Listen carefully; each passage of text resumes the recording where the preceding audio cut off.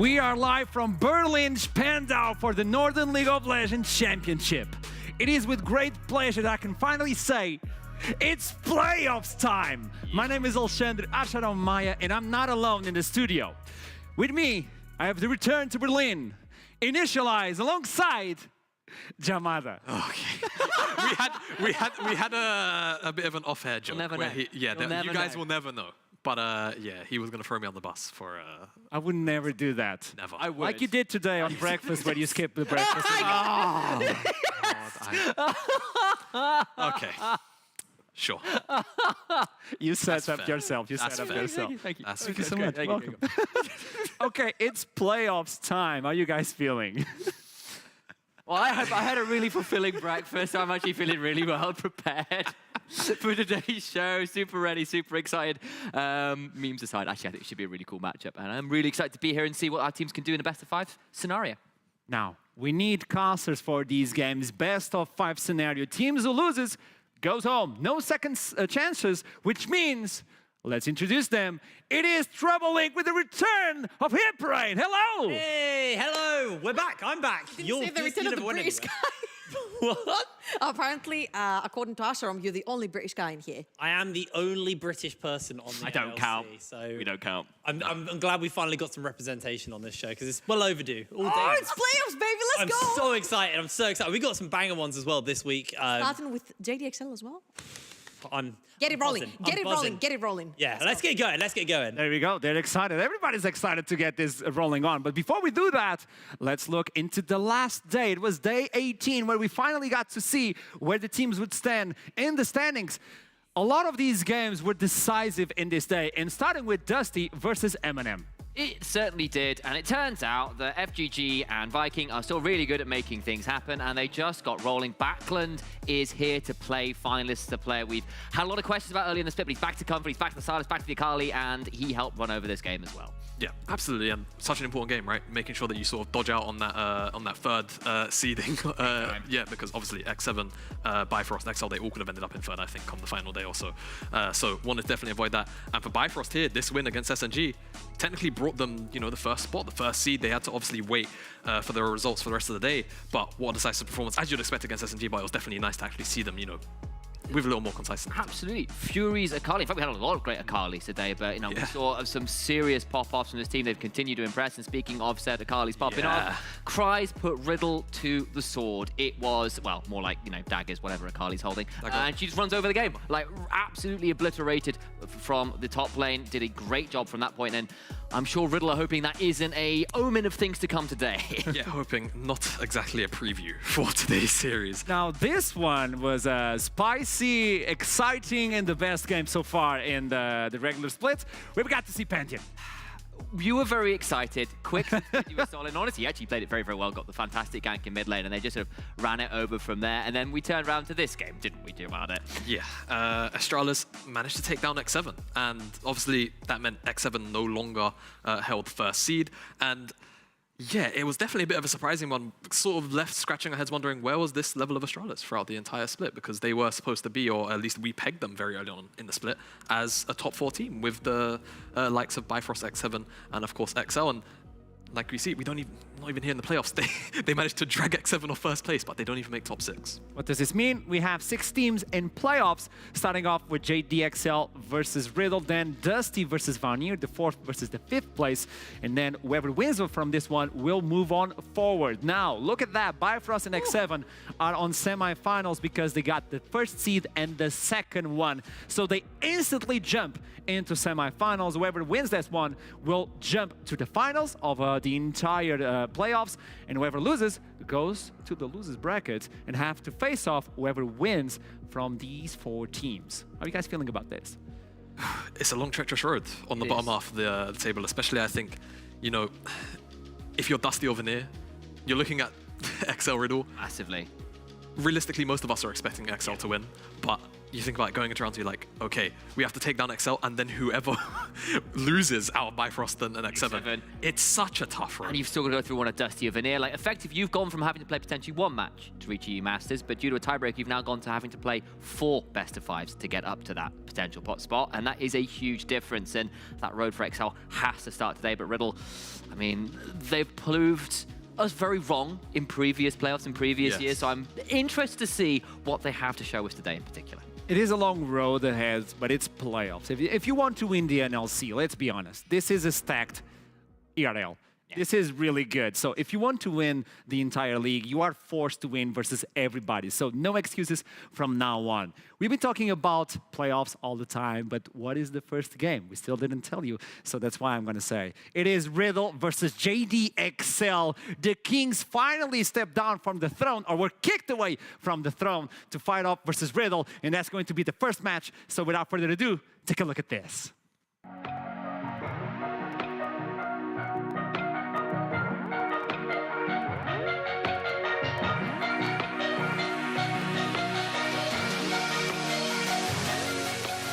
Riddle is on the upper bracket of the teams that are tied at 7 wins. Like, somebody, yes, absolutely pops off. But my biggest worry for them is one individual in the mid lane on JDXL. A little bit close to yet another kill for M&S. He's, I think Avenel's playing with fire here. No, he's dead. Surely he's gone. Another solo kill. Another solo kill for M&S. But the weeping as M&S is still playing Haunter. No! Not again! It's 3 solo What kills. is this? You can't keep doing this. He is a solo kill machine. It's the solo kill machine M&S. My God, there's blood everywhere. Look at the teleport behind. Fatachan needs to be afraid. That's Alif coming in, but it's not a Mega Gnar. And that means Viking in a dangerous position. But the baby cage is good. It prevents Slowq from getting a bit further in. In goes MC, gets a massive chunk onto Backland. And look at Kex running down the rest. It's a triple onto Fatachan, who survived everything else and somehow, some way. Also, they are 500 goals shy of that. Oh, you want this? We'll get a call the fourth quarter. It's a 3v1. Kryze might be in trouble here. Does get knocked up and about to turn it around. Azator. Whoa! No! What? Do not get a kill in a 1v4 like that, Kryze. He just did.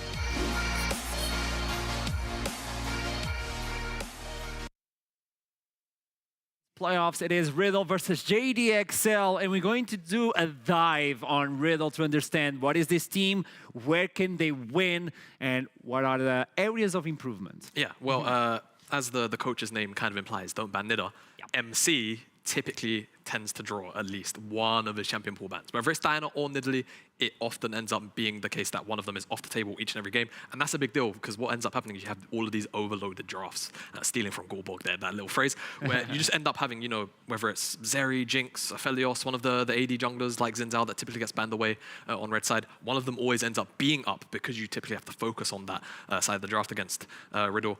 Every player can carry as well. It's not just MC, it's not just about Slowq. It can be about Kex sometimes, and it definitely could be about Firejohn in those mid-game team fights where if he goes unchecked, he tends to do a lot. And like we say, clutch factor, right?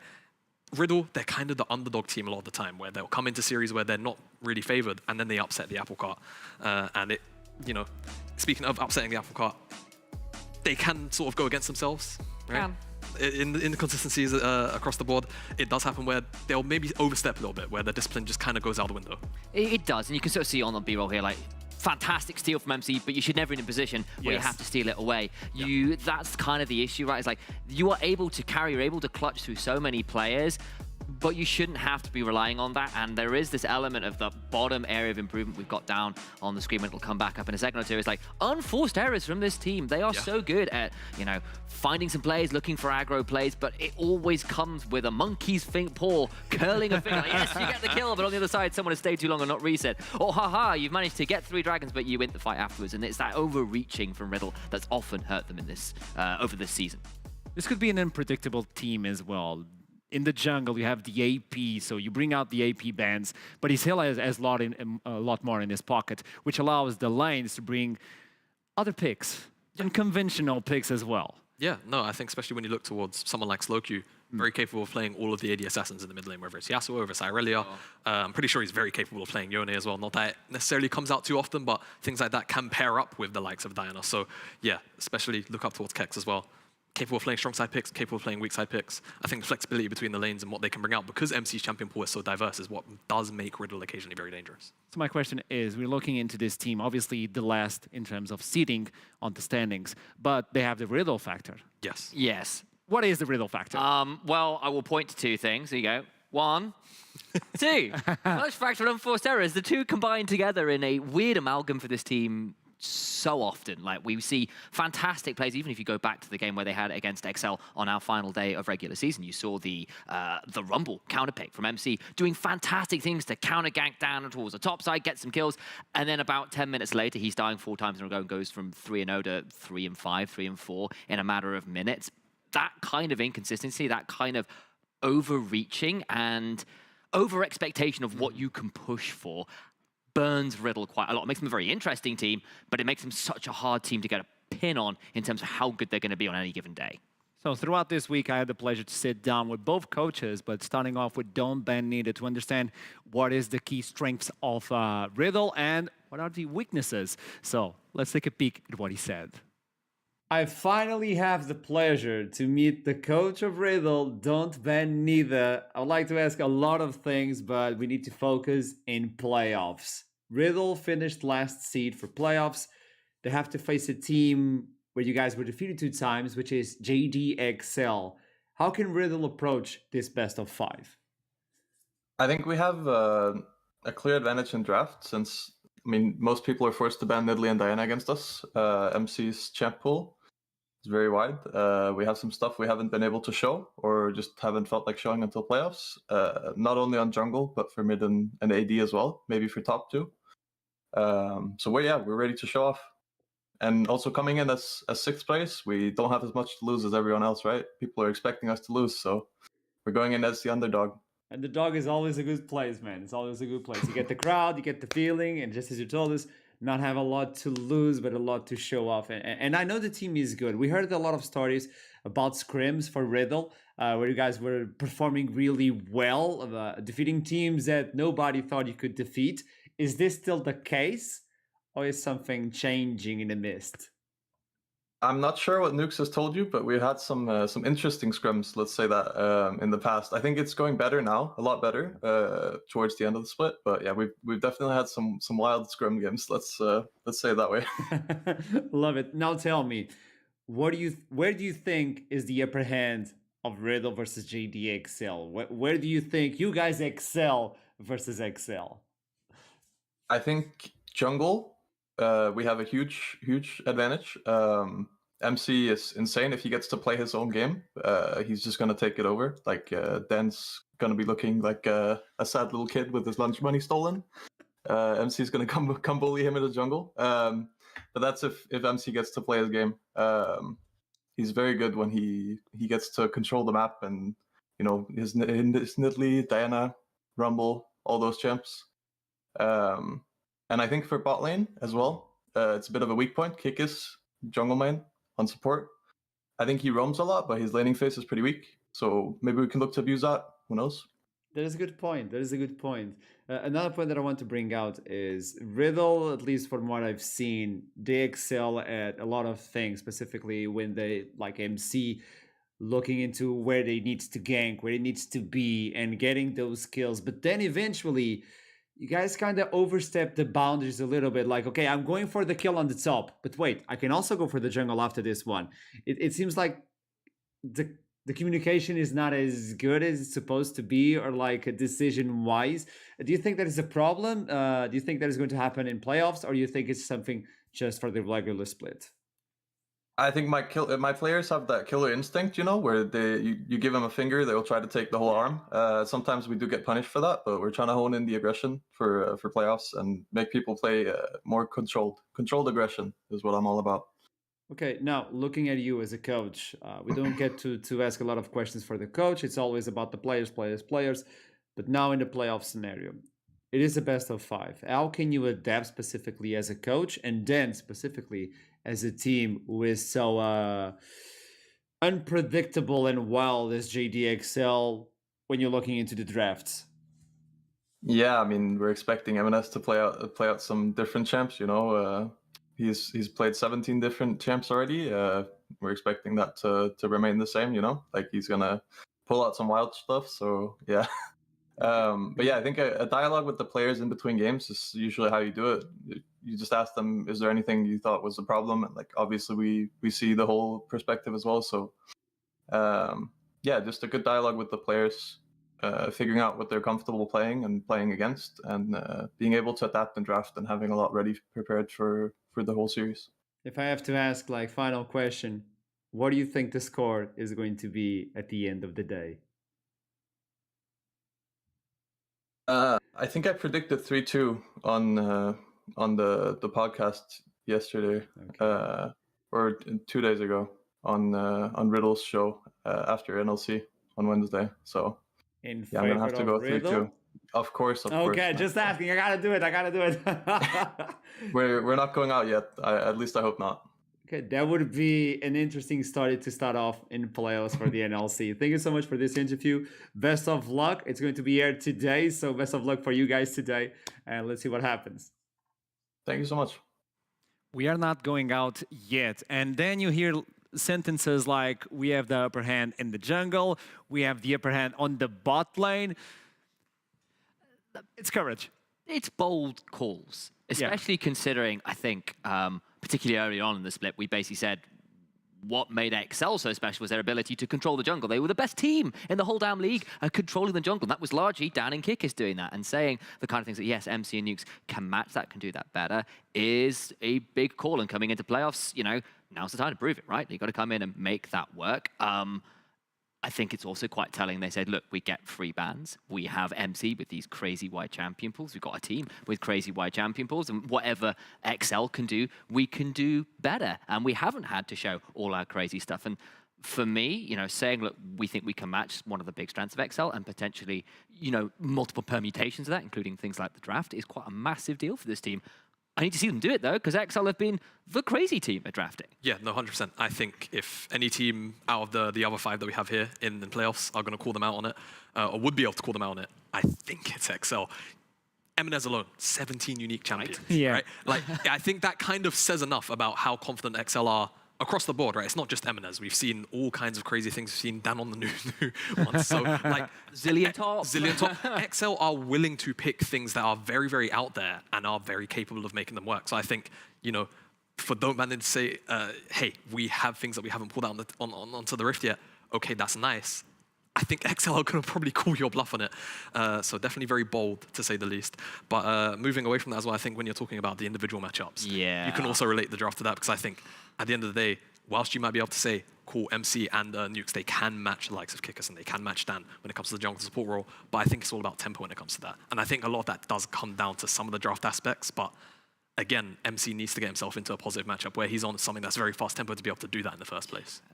I appreciate the confidence, right? Yes. I appreciate seeing these guys saying, look, we can do this. And it shows in the gameplay as well, right? Like, these are Riddle is a team that is actually only behind XL and X7 in terms of their jungle control, in terms of the lane controls. That's basically how many minions on average you're getting compared to your opponents. So just like control of the map, control of fundamentals is pretty good from this team. And you can see the confidence there. But it comes back to bite them so often. You heard even like Don't Ban Nilla there basically say, look, we're a team that goes for that finger and then tries to take the whole damn arm. That is risky. It can get you punished, and it often does for Riddle. Yeah, but that's the thing. If they're self-aware about it, it means that they've at least had the week to effectively prepare, right? And that's kind of the biggest hope for me for Riddle, because we've seen them do very coordinated plays where they actually do hold off and they don't. And it's versus JDXL as well. So unpredictable team. That's a team now we're going to look. There's not a lot to talk about. We've seen this before. We know the positives. We know the areas of improvement as well. And they do falter from time to time. But unpredictability of Riddle versus this one, I don't know. I think we've generally praised the flexibility and the creativeness. Just sometimes they've done it in spite of what their opponent's doing, and that's called them out. But the thing is, they do that alongside great jungle control, which set up the impeccable team fighting, and then they've just got M&S and Cries who do unspeakable things to their opponents. Yeah, I think there's a level of diminishing return to it, right? Like, there's a certain level of how crazy can we really go with the drafts? And sometimes that does go too far. But I think that's the cool thing about the best of fives, right? You have the opportunity to go too far at least once. And I think knowing Torok, knowing XL, and how they've played so far this split, they're probably going to do it at least once. And I think it's going to give them the room to then be flexible and continue to be creative, as stated on the areas of improvement, to work on it in the middle of the series. So that's what's going to be very scary, I think, for Riddle. Adaptation is something that we didn't talk about throughout the entire split because it was best of one, best of one. Now best of five is going to be tremendous for the coaches as well. This is why I also sat down with Torok, the coach from JDXL, to understand what is behind the screen for this team. And we're talking about a coach who's actually getting his picks on SKT T1, by the way. I'm just saying, Zach was picked, Kaisa as well. I'm just saying, so let's hear about it from Torok. Welcome, everybody. Now we get to talk with Torok from JDXL. He's the coach, the mad lad, the Heimerdinger of the NLC. Welcome to this interview. Thank you. So, you guys get to play Riddle in the first round of the best of five scenarios playoffs. Why did you pick Riddle specifically? Well, I heard Nukes talking in his interview, and I had 5 minutes to select side, and he was said something along the lines of, "Please don't let us play against JDXL again." Like out of all the top three, we don't want to see JDXL. And I mean, aside from the fact they were also the 6th place team, it was just too funny not to pick them. So yeah, I mean, we had to go for Riddle in that sense. For the memes, to start off in the best of five scenario. This is the first time we get to see JDXL in the best of five as well. How is the team adapting and actually playing in the best of five? What is different for JDXL in the best of five instead of a best of one? Well, best of fives have a lot of different factors that best of ones just don't include. I think the fact that it's much more a game of mental fortitude, of being able to adapt, of being able to show off drafting, to show off how good you are as a team over like multiple games is also something which is really interesting for us. Of course, we've never played a best of five as a team ourselves, so we don't know exactly how it'll be until we get into the thick of things. But I think what we can say is that we are a team that's more than capable over a best of five of taking 3 games off anyone. So in that sense, we have, or at least I have a lot of confidence to say that we can win any best of five we place ourselves in. The question is, can we stay together as a team over a long series where potentially we don't take the first or second game? Because we play heavily on confidence, we play very much around skill checking, making sure that we're challenging our opponents, right? And you never know how a team like that, if we go into a best of five, lose the first 2 games, are we going to be a team that turns around and reverse sweeps, or are we a team that doesn't, right? So I think that's definitely an interesting part of it, but generally very confident going into best of fives. I think it'll show a lot of our strengths, hopefully, over our weaknesses. Love it. And statistically, you guys are one of the best teams in NLC. You almost secured the 2nd seed throughout the entire regular split, and out of nowhere, you're forced to go to the 3rd seed. I gotta do it. I gotta do it. How is the mentality? I see there's a little thing going on there, but how is the mentality of the team going into this best of five scenario? I'm down bad, man. Like, imagine I'm fist fighting for first the entire split, and then in the last week, I do everything I can. I win both my games, and then we still finish 3rd. I mean, simply put, we should have beaten Vanir or Australis earlier in the split. We could have taken wins off X7. So I don't really mind that we're in this spot, because at the end of the day, it's like our own flaws that put us here, right? But it's definitely frustrating to go out on 3rd after what I'd say was a strong regular split from us, but and obviously due to tiebreaker rules. So it was very close and down to the wire. And I think we just got to prove that we can be one of the best teams in playoffs rather than the regular season. I mean, we get to see more of JDXL. If you guys go towards like the bracket, we get to see more of JDXL. And I want to know now this specifically, looking into the best of five. What can we expect from this game versus Riddle? Where do you think JDXL excels Riddle? Complete destruction. Every single lane, we're just going to come in. War is going to be declared on every single member of Riddle's lineup in laning phase, and let's see if Riddle are able to survive, right? Like that is the goal, to come in and just show that we are a team that is playing at peak League of Legends, and we're able to come in and completely dismantle Riddle and whatever NLC team is put in front of us until we reach the final. Because you know, Riddle are a good team. We've played them a couple of times in regular season, of course, right? And I think they've shown that they have clear strengths when it comes to like bot lane laning phase, when it comes to slow queue playing off jungle and things like this, right? But they have to be able to match up to us on a skill level. And both times we played them, Eminez has had like a 70 CS lead on mid, 80 CS lead on mid. Kryze was opening up on top side as well in both of our games versus them. So I think the question is can Riddle stand up to our solo lanes? And if that doesn't happen, then we'll be in a good spot. Okay. Final question is, what do you think the score in the end will be? Give me your predictions. 3-1 to us. Okay, 3-1. Okay. I'll give Riddle a game. You'll give them a game. Let's see if that's what happens or if the bullet is going to bite you guys. I don't know what's going to happen, but best of luck. And let's see what's happened in Monday, today, by the way. So thank you so much for the interview, Torak, and I'll see you soon. Thank you very much. I fear no man, but that scares me. I got to say, I was paired with him in solo queue, and he played Nico AD carry. His mentality, is our LS, I spent a less. I mean, the statement that sticks out to me was basically we're declaring war on the lanes. It's going to be complete destruction. And then later on, it's basically, look, I don't think they can stand up to our solo lanes. It's effectively what they came down to. And M&S and Kryze are going to crush them. And I appreciate that level of confidence. I appreciate the fact that historically it kind of proven true even as recently as the last game. And that probably is the question, all things said and done, actually, for the side of Riddle. Can you stand up to M&S and Kryze and not fall 70 CS down in mid lane and 3 kills down in top lane? If that does happen, you're in for a horrible time in this best of 5. Yeah, I actually do want to say, I think it's interesting, though, that Torok kind of, I don't want to say ignores, but doesn't mention the bottom lane. Because I think for Fighter and Nukes, again, Fighter in the mid game, we've seen it happen quite a few times throughout the split, where he goes unchecked, and then he just goes absolutely crazy in the mid-game team fights. And we've seen XL, I think, the times that they have slipped up and they have forward in games where they've dropped him during the regular season, it's been because of a little bit of miscoordination in the mid-game in those team fights. So whilst it's all well and good saying Kryze, Eminez, they are going to smash solo lanes, maybe it does come to fruition, but if it doesn't, what happens if you've not punished the bottom lane of 5G on the nukes? That's my question, really. My question is mentality. Yeah. How is this going to affect the best of 5? Because it's only best of 1. And the only time we've seen Eminez falter, it was versus Timt, X7, LeBlanc, second game that he picked the champion. And it affected the entire game as well. That was something that we were watching, we were analyzing, and I can see this. I want to look into mentalities of both teams as well. We know Riddle went through a bad phase, obviously, but JDXL started slipping at the end of the split, and they lost a few points that Torok pointed out. Okay, it's our fault, we went to 3rd seed. Sure. But looking into the best of 5.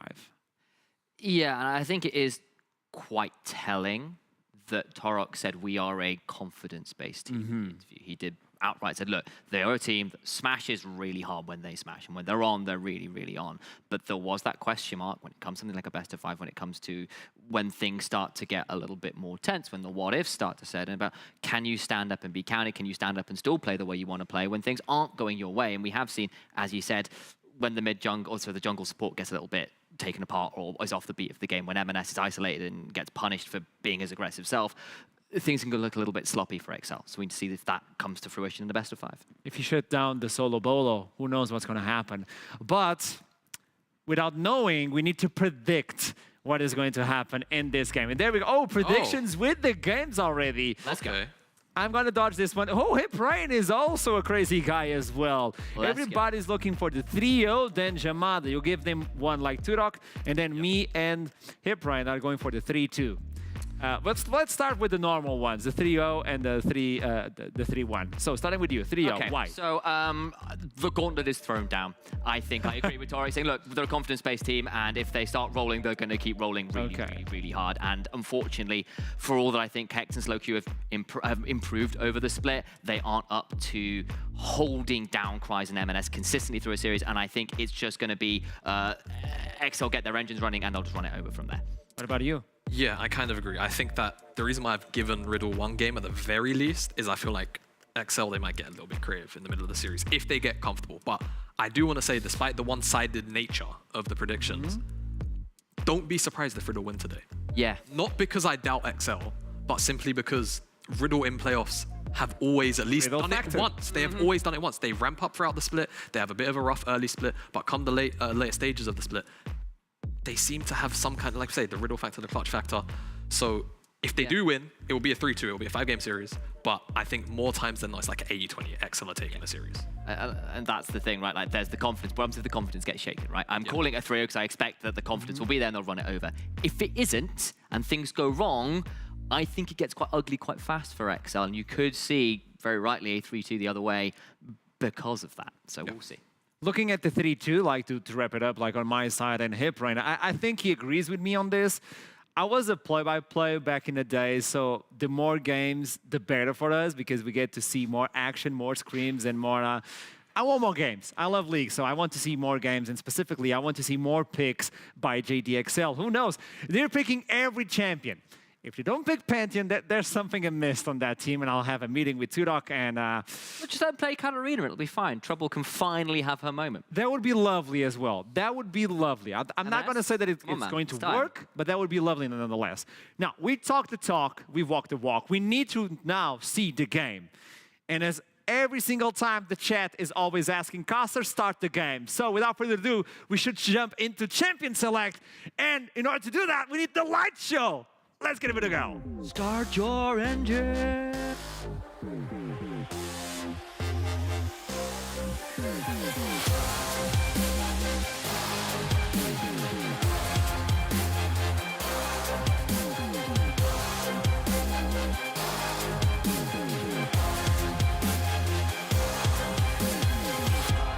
Welcome back. No seconds to lose. We jump into Champion Select. Ooh. What are you guys feeling? Obviously, needily. Okay.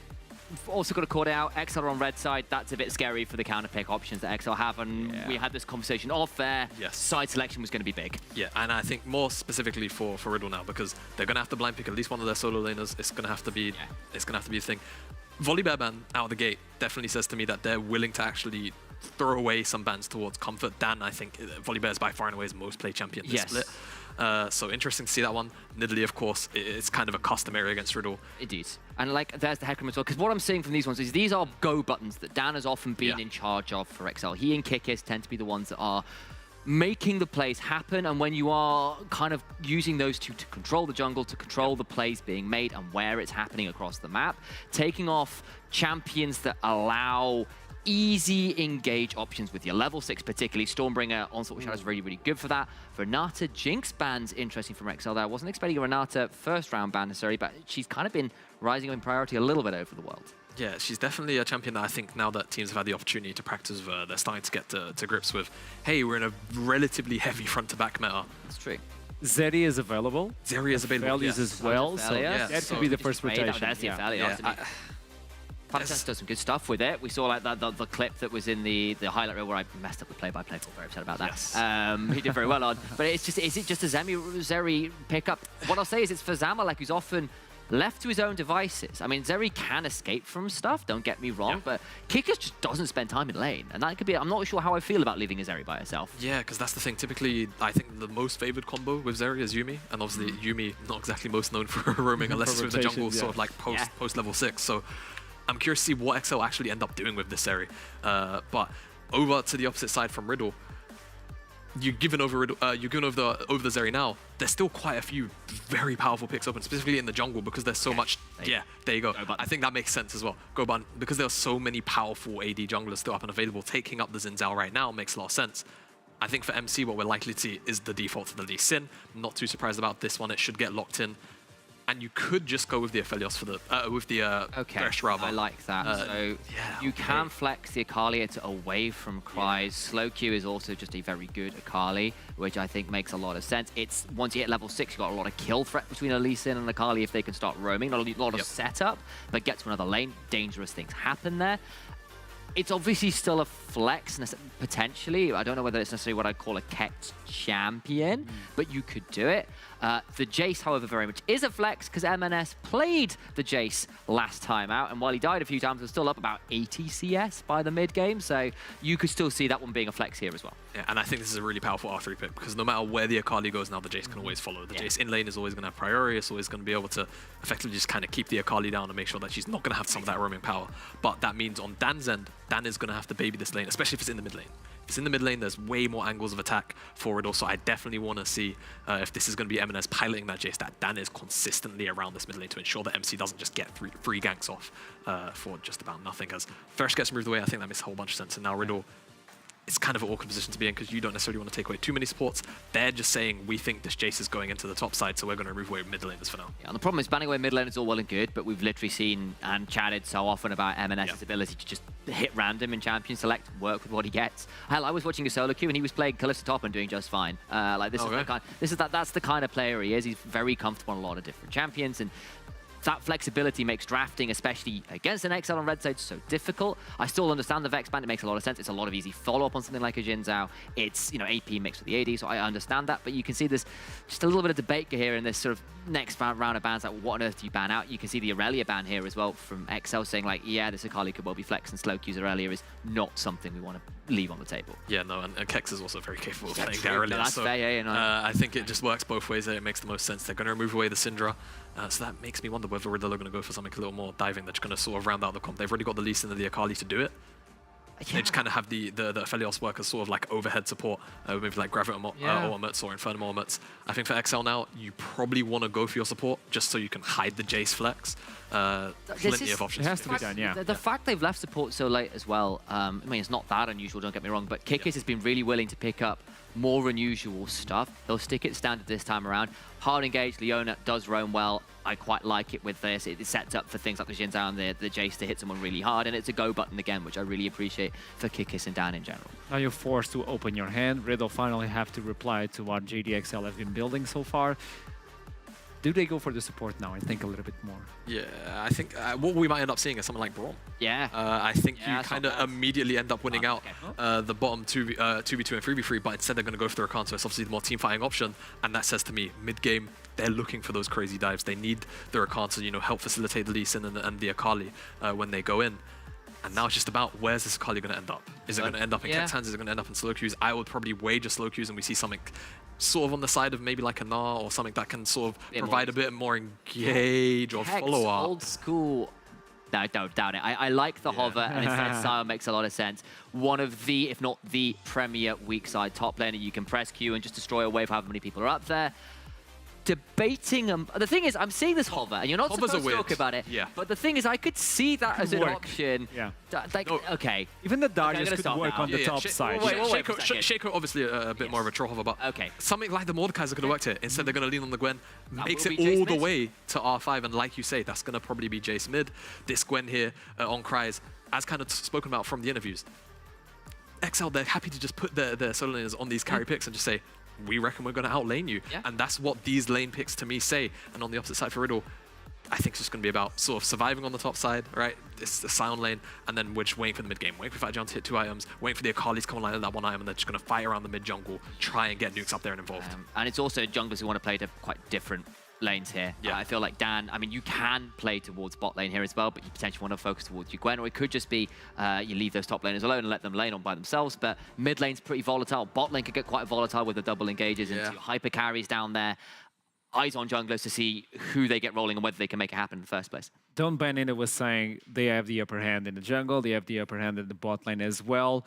And on the other side, just as you told us, you have to prove it. You have to look at JDXL and you have to take it away. This is the first game of a best of 5, the first game of playoffs. So without further ado, it's time to send it to the casters for Hibrain alongside Tribalink.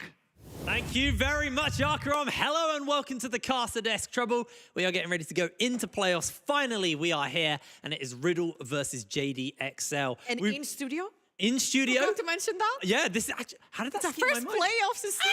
I was so excited. I didn't know you could go that high. I can go higher. Not going to do it though, because I don't want to shatter people's ears. So, Riddle versus XL. Obviously, a lot of people kind of leaning a little bit towards XL. Slightly. Just slightly. Obviously, they are a team who we have high expectations for. They're a very storied organization within the NLC and the leagues that came before it. But Riddle, they're here. What are we thinking? Me and you talked a little bit about these about the champ selectors we were getting into the game.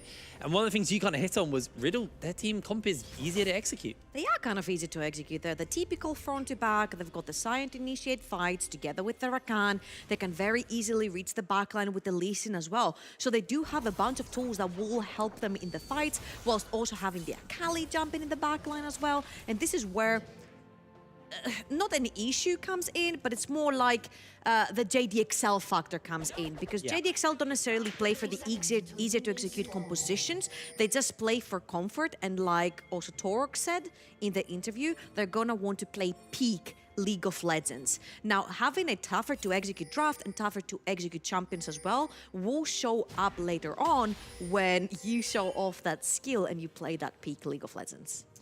Well, we are through on to the Rift for our first game. You can see our momentum meter along the bottom of the top of the bar, top of the screen, sorry. Our analysts will actually be sitting in the green room and leaning towards where they think the momentum is going. Obviously, we can argue against it if we like, but for anybody who's new to the broadcast or maybe new to League of Legends, gives you a little understanding of momentum right here for XL. Who's got the momentum. Yeah, here we go, XL.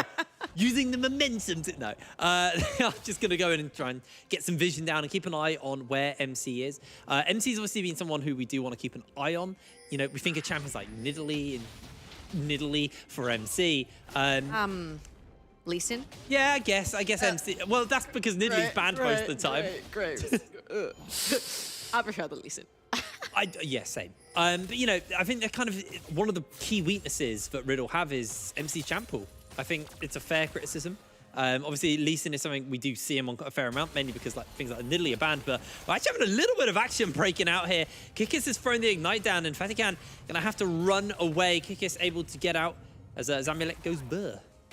Yeah, it's a little bit of a trade in the bot lane, just to try and see if you can pick up an Ignite, if you can pick up a Cleanse, if you can pick up any Summoner, because you do have a pretty aggressive jungler from the side of Riddle. You can make things happen, even level 3, because you have so much set up down the bot lane, especially with the Rakan.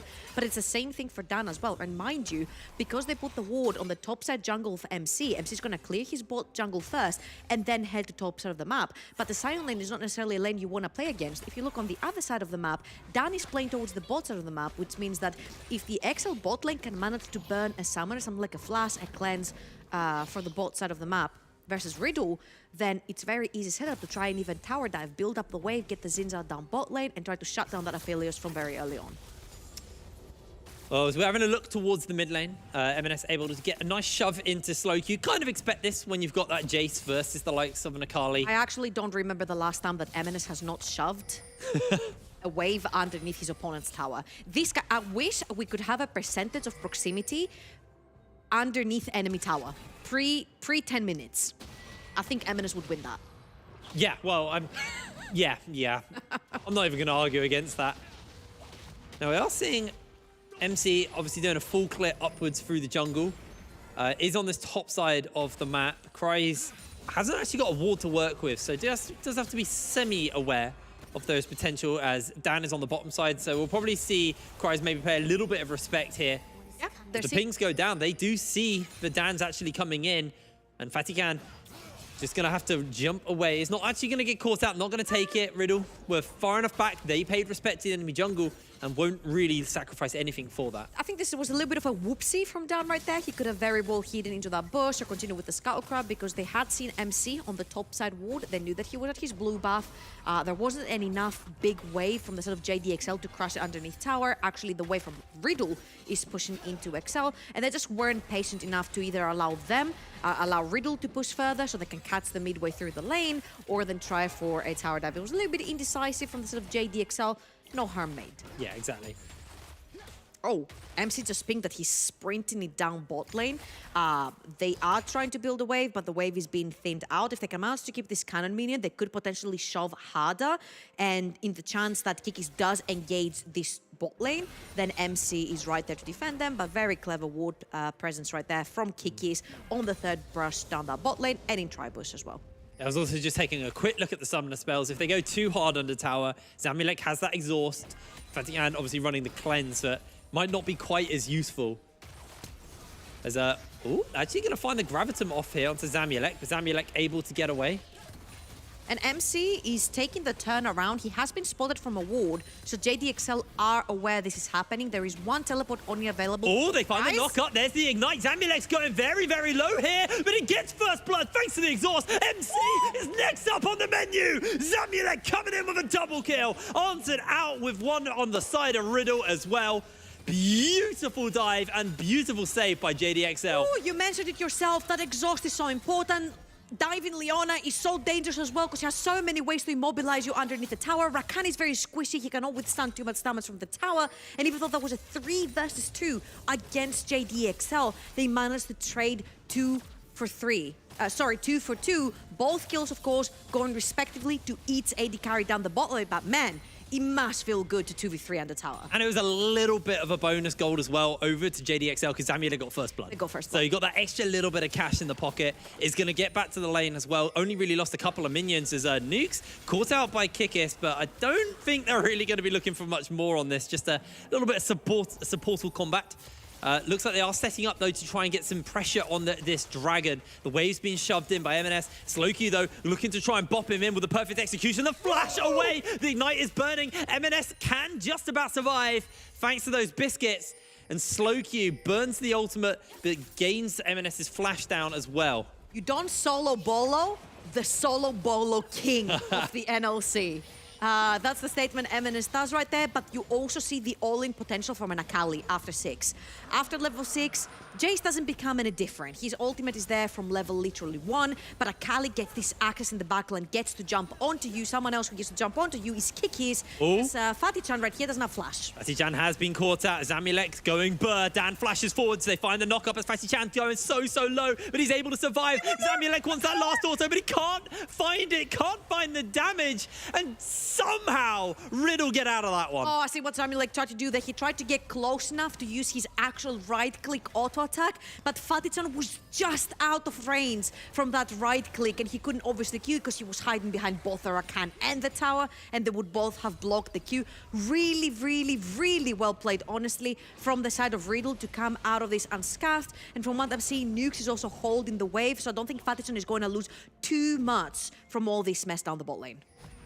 Nice wave here is a little bit too thin for a dive onto Kryze, so Kryze going to be pretty comfortable underneath his tower here as Kex is just looking to shove this one in fairly heavily. Does look like the pings, though, are towards what this Rift Tail will be spawning up momentarily, so we'll probably start to see some attention shift towards there. Zamulek actually is pathing down towards the bottom They both side, are. so not going for that. So this is pretty characteristic of both of these teams. They will not usually rotate their AD carries towards the top side of the map to take the Herald. A team that really does that is Dusty, so keep your eyes on that for Wednesday's playoffs, because Dusty does rotate the entire team up Herald, but both of these teams will usually take the support towards the top side of the map. And now the question is, usually when these swaps happen around 8 minutes, one of the two supports will usually have just about hit level 6, and the other one will not. Usually the one that will sit mostly around mid lane and steal some XP off of the mid laner will have that level 6, whilst the other support that has actually recalled later doesn't have the luxury of stealing some more XP from a lane and then moving to Herald and then move straight to Herald. Now, of course, you see Kikis in the mid lane. He's trying to soak up some of that XP. Hasn't necessarily hit level 6 yet, but you see how the entirety of JDXL is hovering towards the bot side of the map where Zamulek is. MC is actually stealing away the blue buffer in this meanwhile, so is also in the area. Over the wall Kikis goes. MC actually continuing to try and counter jungle. Will spot out Kikis, finds the kickback as Nukes has come in. Don't think they actually expect Dan to be there, so that's the kick down from MC. Nothing really gained or lost at all there. That is a little bit weird. That was a pretty good movement from the side of Riddle. They see that everyone is around mid lane, so MC gets a pretty easy pathing into the lane, into Dan's jungle, steals away the blue buff, and of course, when you have a Zeri with a bounty on her, you expect some sort of build-up of the wave to happen, some sort of maybe dive to happen to try and shut the Zeri down before the flash comes up and available. So I think that was a whoopsie from XL there to not expect that MC would be around. Of course, M&S is absolutely bullying away slow. Ooh. That was a quick Q, but he dodged it. M&S actually could go melee here and probably kill him, although Slowq has the perfect execution and the ignite, so I think M&S quite happy just to take the plates, get some bonus gold in his pocket, and now with that pressure they've been able to accrue for themselves in the mid lane, and with the fact that the kick's down on MC, JDXL being very comfortable just to move into this jungle and take away this Rift Herald. This is the second objective for them. MC just a little bit too slow to the punch. That's also a great point of discussion as well. The pressure generated in the mid lane over and over. I'm gonna hold it for a second. He doesn't necessarily have Gravitum, and there's Flash on Zamilek, so I don't think this will be hitting. Yeah, there we go. So the pressure in the mid lane for XL. We know that MNS is the solo bolo king of the NLC. The amount of pressure that this guy is able to exert every single game is immense. Now imagine a lane that's always a priority, that always has priority. Imagine a laner that's always able to move first and is also much more fed than his opponent mid laner. That means you give the jungler so much opportunity and so much freedom to act however they want on the map. And usually Dan is a person that if you give them that power in his hands and that much freedom, he's gonna tear the opponent jungler apart. Now this has not necessarily happened yet, but that's because XL don't have to rush. They have an ever-scaling Gwen on the tops of the map that's not necessarily been threatened because it's playing against the Sion. You've got a scaling tank in the likes of Zinza. You've got MNS who's already being fed. He's going to hurt that much more later on. And we have seen what Xeris can do in the very late game where they shred open entire team fights. So they don't have to necessarily pick up the pace because later on,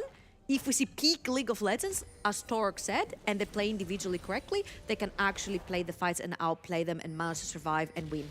Yeah. Kikis is honestly just doing a great job here, just walking around, spotting out where MC is on the map, catches the nukes, knows that he was heading bot side, didn't actually see the reset, just feeding constant information over. With the fact that no MC's down there, this allows Dan, well, currently all coming back from base, but if Dan was on the map, we'd be able to, you know, try and make a play around that. Whether he just wants to lean onto the other side of the map, as MNS constantly has pressure, which is allowing Kikis just to be this moving ward for the side of JDXL. And Zamilek is fine. This is Xeris. Xeris so mobile, so hard to pin in place that Zamilek quite happy just able to stand next to that wall and just jump away if needs be. They're going to use the Herald to take first tower here. And that's actually not going to be in range to be able to get the local gold from it. But that will be the gold given over to Dan. It's 40 CS up. It's fine. Give some gold to your jungler. Exactly. Just yeah. So this is great stuff from XL. I think this is actually peak League of Legends. We expected it to be a bloodbath just because XL are like, if we play peak, we're better than them. Skill-wise, yes, absolutely, sure, you could be. But the thing is that they're not being greedy right now. They're playing correct. They're playing to the T. They're taking every advantage first on the map, and then they translate it into an objective, and then they might translate it into a kill. So they don't take unnecessary risks. Talking about risks. Oh, they are looking to jump on Kikis. Kikis loses a lot of health. There's the Gravitum onto 3, though. Absolutely beautiful as in comes MC. Finds himself the kill. Zamilek still trying to find a little bit of additional damage for the side of JDXL as MNES comes in, gets the shock blast onto 2. Not enough to stick any more damage down as MNES is not going to get hit by the train. Kex able just to zone them away, but this will be a dragon over the side of Riddle. Able to work their way in. That was just smart pinchering. Yeah, you cursed them. Oh no. Let's actually see what happened here then. So the thing here is that they thought that Eminence was moving first, but Eminence is actually not moving first, and he gets cut off by slow Q right there. Imagine that Akali always has kill pressure onto the J. So the second that slow Q is there first, that means Eminence is there second, which means his shock blasts won't land until the party is over. And that's what actually happened. Really beautiful Gravitum Moonlight Vigil as well from Fatih-chan. MC finishes the deal. You don't have Smite, you don't have access into the Dragon Pit. That means the Dragon goes to the side of Riddle. Really well played stuff right there. Kikis overextends for literally 1 second and gets instantly punished. But he will take the wolf for that. That was the revenge of the support that just got massacred. Oh no, it was actually my bad. It was actually Dan that died.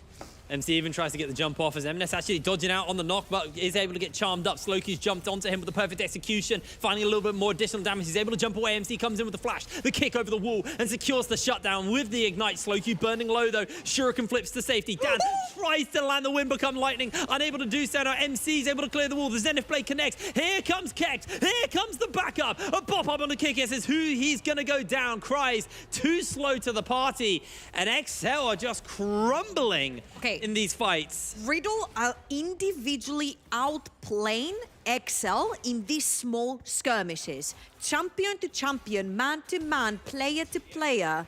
They are absolutely dismantling XL in those skirmishes. But a big but. When these happen, XL always takes something in return. Whether it's a mid lane tower, whether it's a bot lane tower, whether it's a Rift Herald. And they have gotten these advantages on the map, which is why you see still, whilst XL are losing these fights, they're about 1,500 gold ahead at this point. So even though something's happening on one side of the map, some XL member is gathering something else on the other side to equalize it. But again, the listen is working. 100% kill participation for MC. He has found great kicks, he has found great Qs, he has found great participation in every single fight, he has started things for his team, and that's exactly what you need. If Slowq and MC work together to reach the backline and catch Samulek off guard, this could be the end of a team fight for JDXL. It was definitely a bit of a questionable fight for XL, but, you know, like you said, they were able to gain stuff. You've now got the Triforce finished up onto Zamulek. Building towards that second item, that's kind of like the major spike. Well, not the major spike, but a big spike. Interesting. You go for that. Rocket Belt instead of the Rift Maker for Slowq. Trying to get that backline access is so important, especially since you mentioned how mobile also Zeri is. Being able to have that slight dash forward to reach for that last Q, that last auto with the passive, is going to be very important. I really like the approach from Slowq here. Yeah, I actually do think that's a very nice pickup here as Kex. Has to be a little bit careful. Dan is going to jump in. Got the free talent strike. He's very beefy. But can't find the knock-up. And like you said, he is a beefy boy. This wave's not really that big, so probably not going to go for a dive here. But they do have a Rift Herald spawned up. And if we look at the map right now, Slowq does have teleport available as Kex. That tickles. I mean, that was a tickle, definitely. MNS able just to get a light trade-off and avoid actually taking any damage himself. But currently it is the fight for the mid lane priority. MC able to pick up the Rift Crab, so it has got the vision around the Rift Herald area to work with. And I wonder if JDXL just decide not to even go for this now. Okay, I am getting slightly worried right here because I see a lot of movement and a lot of proactivity from the side of Riddle, and you could argue that that's what their champions do. You've got an Akali who wants to fight, you've got Elise, you've got to make the early game plays, but I'm sitting here 17 minutes into the game and I'm looking at Dan, and it's like 0-1-0. The only things that have gone for the side of XL have been structures so far and towers, whilst fights are being won on the other side of the map from the side of Riddle. And now that this Rift Herald has gone down, you can actually use this as a tool for the next dragon if you're Riddle and try to stack the map. Put it down in the mid lane, potentially try to take that tower or even bot lane that's almost going down, and then try to transition that into the river. All right, let's see what Riddle decides to do with that Rift Herald. I would like to see it mid, I think. Especially with the fact you got the dragon coming up in 30 seconds. I'm seeing two champions heading towards the top side of the map. It is both Slowq and Kex heading towards the top side of the map. And I'm a little bit confused because dragon is coming up and Slowq does have the teleport, but Kex has straighted because he has the spellbook for the exhaust. Now he's going to back. I don't know if they thought that there was a fight going on and they just rotated everything top. But as you see, like, Kex is just not backing off. He's pressing B, then he's staying, he's pressing B, he's staying. He's on the top side of the map. There's minions that are dying towards the bot side of the map. They're actually going to FF the dragon. Yeah, to me that looked like what they were trying to do because he's cancelled another reset and Slowq's sitting on that pink ward.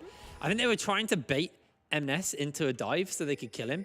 They've got MC on this side of the map with the Rift Herald, and MNS just hasn't shown for a while. We'll be aware of at least one of their positionings right now. Going for the reset, he's just going to give the tower up. It doesn't matter. His team are getting the dragon. He's not going to die for a very obvious dive. He's just going to back off, give up this tower. His team have already started to reset. As you see, Kikis is coming forward. So they're going to get this tower, but the second one should be thwarted here. As they have the manpower, they have the backup here. Okay, it's a trade. It's a tower for a dragon. It could have been better. It could have been mid lane pressure into Rift Herald, into dragon, and then you can potentially take two neutral objectives. Sorry, you can take tower and then neutral objective as well. But the fact that Riddle do have the vision towards the top side of the map, and that's the only thing they could see, and that's the only members of XL they could see, they had to take the side towards the top side of the map to try and cover them, but then they were losing vision towards the bot side of the map, which is the dragon. So two dragons right now for XL. I think Riddle need to start getting ready for the next dragon and need to understand they need to fight that, or it's going to be Soul for the side of XL. And yes, you can argue that Cloud Soul is not the best you can get, but especially when you're squishy and you can run away and you can keep your distance with that extra movement speed, is just... I feel that Zeri is quite happy with a Cloud Soul. Yeah, exactly. A champ's already quick enough, going to be even quicker if they can get that. Or zoomies. Going to be a zoomy girl. XL, though, just looking to get some pressure here within this jungle. They're actually doing a pretty good job of kind of just muscling their way in, placing down the vision, forcing them back. And this is actually just getting Cries, who's going to now head to that bot side and get set up with that wave. JDXL, they had the shove. You got the Tiamat, you got the Triforce onto Zamulek. So it's making pretty short work of these waves at this point. I'm just worried right here because I feel like XL is just winning on macro again. Yeah. You've got MNS literally taking tops of the map. He thinks he's getting flanked. TP is out. He's safe, but he's taking the tower. Cries. I mean, Cries is just dead. Slowku just actually clowned on him. What? He did take the tower for that, though. So every single time... Sorry, the tower was already down. Tower was already dead. Okay, so he didn't take anything for that. So it's a trade for a tower and a kill. You take those. Yes, Slowku gets really fat and fed at this point. He's becoming a really big Akali.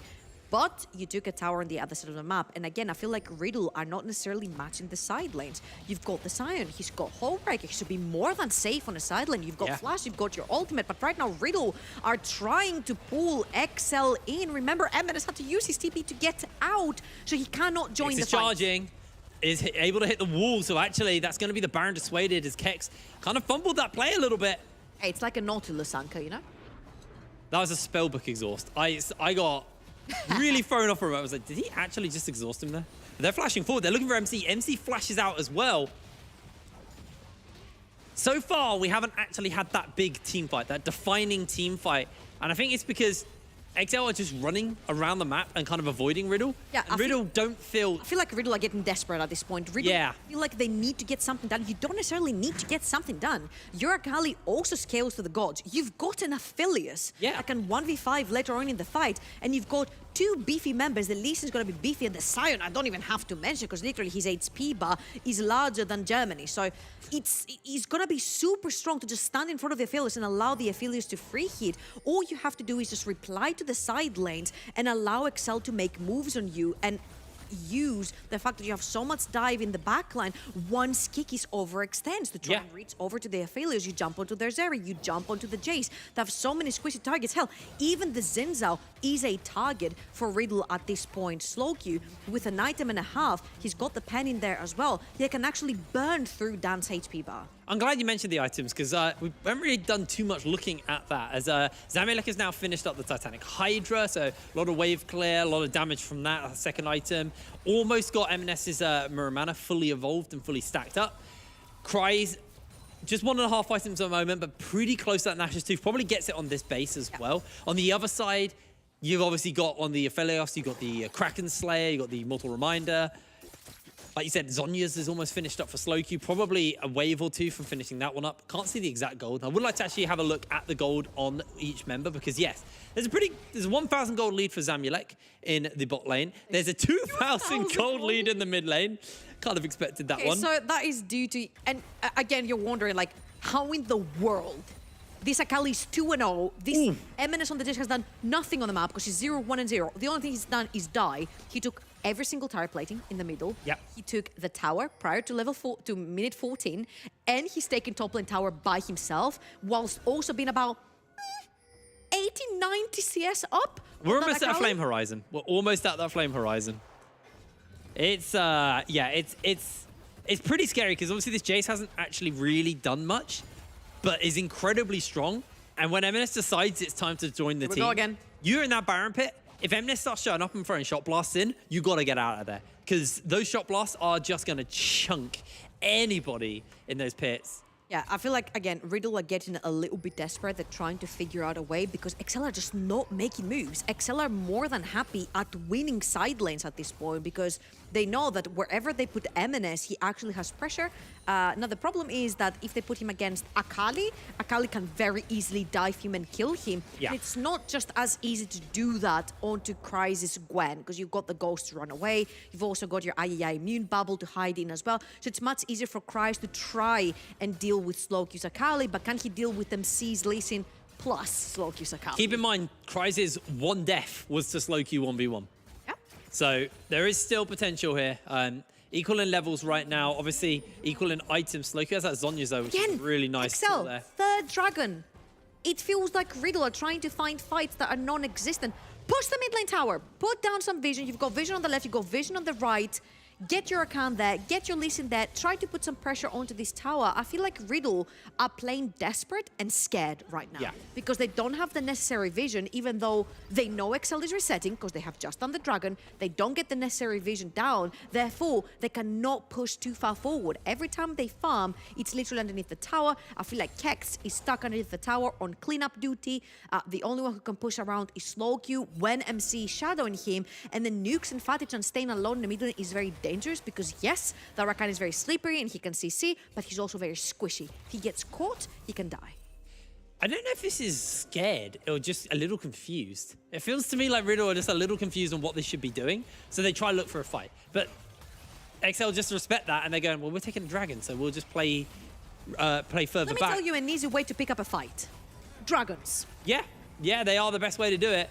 And Ness coming in for the shot blast over the wall, not going to be able to find it. This tower taking a little bit of damage, but it's still very healthy. You see how difficult it is? When you're catching XL on a reset, for example, if you give them the dragon and you try to trade for that mid lane tower, it's very easy to do so because not a lot of members of XL are actually defending this tower. Now that the entirety of the cavalry is just literally waiting underneath tier 1, it's just so easy for Kikis to try and get a pick, but they're going in. Oh, and Ness able to flash away, dodging out on absolutely everything. Teleports are coming in. They're trying to find the backup. The slow does land from Zamulek. They jump onto MNES with MC with a kick. Dan slides in, gets the Crescent Guard off. Zamulek untouched and unloading damage onto the Riddle members. MC, he's going to get caught out. The Solar Flare goes a little bit wide, but now Kex has been jumped onto, and he is going to get cut down. XL, find 2. Nukes gets chunked, and the Needlework does all of the work they need to find the third kill. XL absolutely stomp Riddle. Yeah, that was very well played from XL. Riddle tried to break XL apart into 2 battlefields, but that did not favor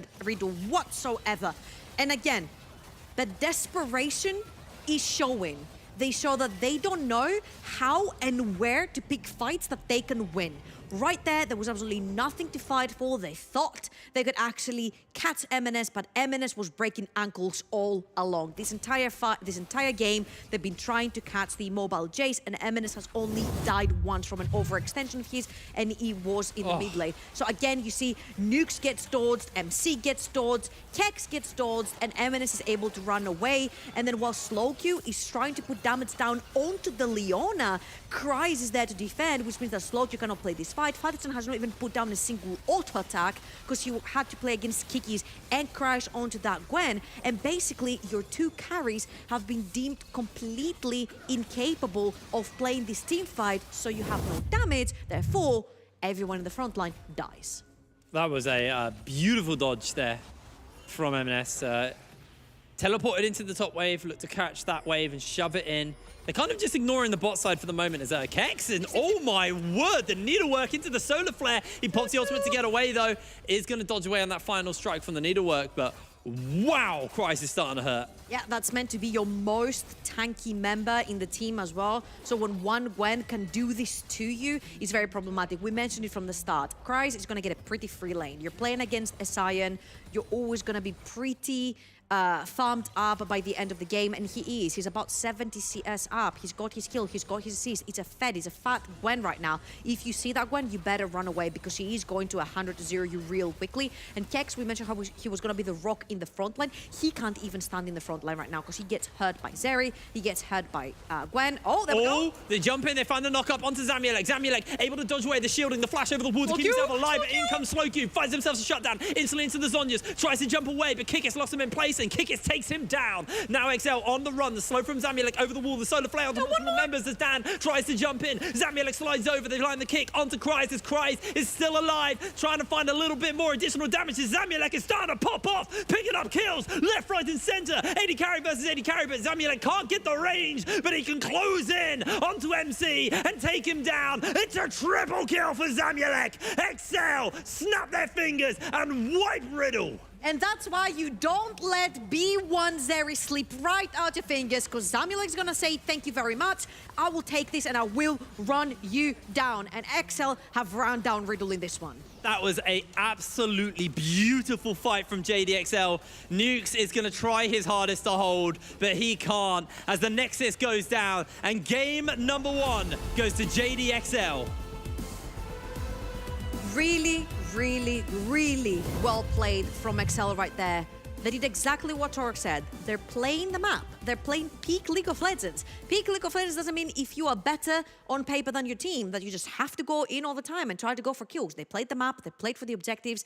Every time there was a fight happening, there was a tower going down on the other side of the map. Yeah. And then after that, they just use all the vision that they have accumulated for themselves. They kept pushing it in. And every time Riddle overstepped for an advantage, they just completely shut them down. So that was very clean. It felt a little bit to me like Riddle were lost.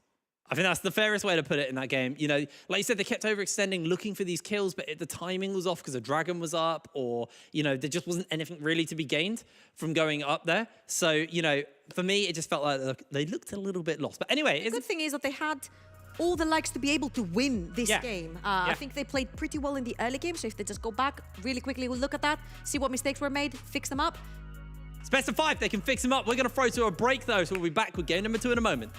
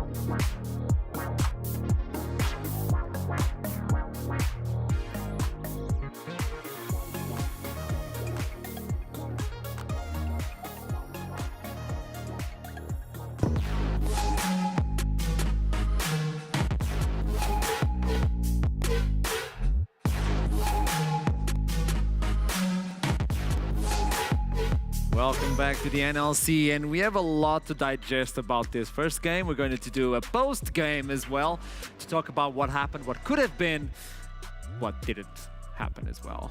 I set down some very simple rules. Okay. All right. That was mainly, don't fall back. Used to hold for a minute because I muted myself. You muted yourself. Oh, there you go. There you go, you're back. I Tell us about I followed it. instructions and muted myself in the green room and then didn't unmute myself afterwards. Let's try it again. I followed some simple instructions on my end to unmute myself, so well done for me. But I also asked Riddle to follow some simple instructions. It was very simple. Don't fall 60 CS behind in lane. Yes. Both solo lanes fell down horrible amounts by mid-game. Yeah, but I think that was why in the draft I called out why Jace was such an important pick, I think. Because at the end of the day, whether it was in Kryze's hands, whether it was in Eminez's hands, it's always going to keep the Akali down. And it done that. Even though, like Trouble said, it didn't really necessarily achieve much sort of like tangibly, but the fact that it had stopped the snowball in the mid lane and the fact that eventually they just kind of started using Eminez as a bit of a cross-map tool as well. And that was the big thing. Talking about cross-maps, actually. Whenever a play was happening, whether it was Riddle being proactive, which was not very common in this game, whether it was actually XL being proactive, XL always had the cross map set up. So if something didn't happen on their side of the map that they necessarily wanted, well, they're always taking gold on the opposite side. Riddle were always falling behind in all of these plays, and I think that was the differentiating factor and why we slowly saw the gold lead creep, even though the kill difference really there wasn't too much in it. I do believe we have some sort of images to follow up with all the conversation we're bringing. And this is the idea. They brought in the kills. They brought in the aggression. But you were telling me it was telegraphed. It was, and this is kind of step one. Was like, okay, we've got the Zeri and the Leona shoved under tower. Let's go for a dive. And it ends up in a 2-for-2, where Zamalek gets first blood and actually gets both kills. And yes, obviously, the return is Fadachan also gets some kills, which spares the blushes. But that is messy. It costs summoners, and it is at the cost of Dan getting free time, M&S and Kryze getting free time in lanes where they were getting plates and big CS leads. And that kind of sloppiness really cost them. No, and it cost them heavily, and I think it mostly shows kind of in this play, once eventually Zamalek's online 2 items. We've spoken about the discipline of Riddle quite a bit today, and I feel like throughout the course of the split, this is one of those moments where they just had to let the play go. I think they really wanted Zamalek a little bit too hard here, and it not only does it cost them the Baron, it ends up costing them the game in the same sequence of play. And like, I get it. It's a ruthless instinct. It's a go button. It's try and get something happening, especially because you could see the game slipping away from you. But when you end up in positions like this, where M&S baits you all and try and dive, MC flashes in, finally gets a kill, but it's still not that clean. And then over this one, they do actually outplay this one, because Dan obviously misplays a little bit trying to go for the flash. Audacious charge doesn't quite make it happen. They do get some kills back. And you can sort of see some of the reactive play, some of the skirmishing. These guys have got mechanics, they've got the hands, you can match to an extent on that. But it's the extras, it's the additionals, it's what you're doing on the rest of the map, it's how your lane assignments are going, it's how are you distributing CS, how are you ensuring you can get to CS, how are you making sure that when you go for plays like the one that cost them the Baron, that your team is together and your AD carry's not going to get zoned off for like literally 20-30 seconds of that play. That really hurts Riddle. I think most importantly, Riddle need backup plans when they're going for plays on the map, because it feels like they're only focusing on one area and they're not really, you know, if they're making a play on the bottom side, they're not really paying too much attention towards the mid lane, towards the top side, what's happening on the opposite sides of the map. I think they only did it once when Kex roamed down, he had teleport, so they were very wary of the top side of the map, so they ensured that Kryze doesn't just immediately trade sort of 2 plays, 3 plays for the bottom side play. They need to do more of that to ensure that they're not bleeding resources too heavily. I think that's the crucial thing here, because I think mechanically, in this game, they did fine. Yeah. I think the fundamentals were definitely there. So little for slow queue. Exactly. Like the fundamentals and the mechanics are there. That's what we know about Riddle. But I think it's still kind of the bigger picture stuff in the mid game, where again, it's the team play side of things. XL, when they're on form, when they're firing on all cylinders, they are, I would argue, the most cohesive team. It's a bit of a bold statement, yes, I know, but that's the kind of XL that we saw in this game here. And if Riddle can't necessarily match up to that, even in the slightest, then the mechanics, the fundamentals that they do have, it's not going to matter. They're just going to get run over. League of Legends is much more than getting kills. Let's be honest. If you're an LPL fan, obviously I'm an you're Evelyn like, player, so I completely disagree. There you go. Most of people, like most of League of Legends players, are like, okay, I need to at least get 20 kills to win the game. And then you look at LCK, and you understand it's more about objectives. And JDXL were playing for the objectives. They're playing for how can we secure this game without fighting until we get online, just as you pointed out. So Riddle need to adapt now. This is a best of 5. It's not you lose 1, you go home. No, it's a best of 5, and Don Ben Nida told us that he has a lot of plans. So it's time to bring those plans out as we go in for the second game of the day. So don't miss a single beat. We're going to toss it to a break, and we'll be right back for the second Champion Select of the day. I'll see you soon.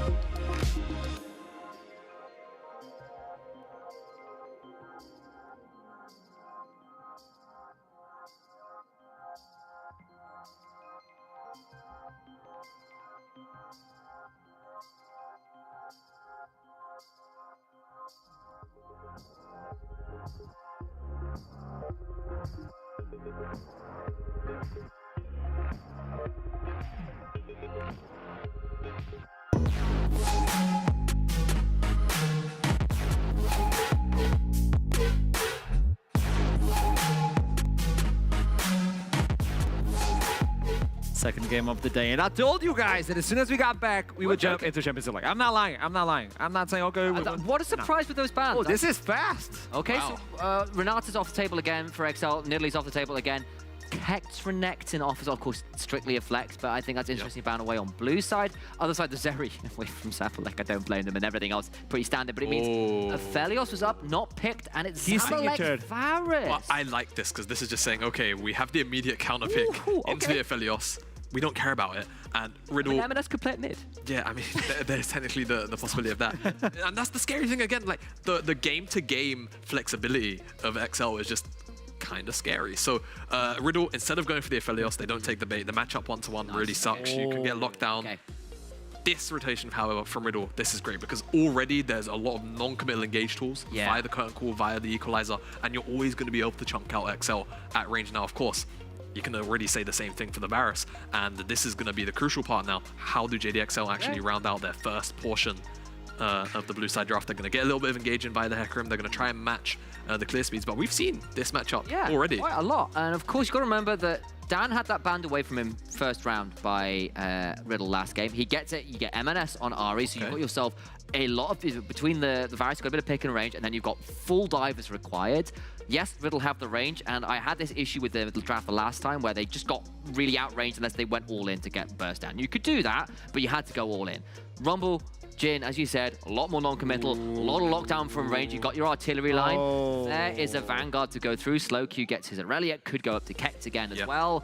But... interesting first three from both sides. This is why MC is so valuable as a jungle with the AP mages in the jungle. There we go. Now we get to see the Aurelia. As you told us, it is a flex, so we still don't know, but it's pointing out to be one. Yeah, and now this is where, at least to me, the support priority gets really interesting. Yes. Leona comes off the table.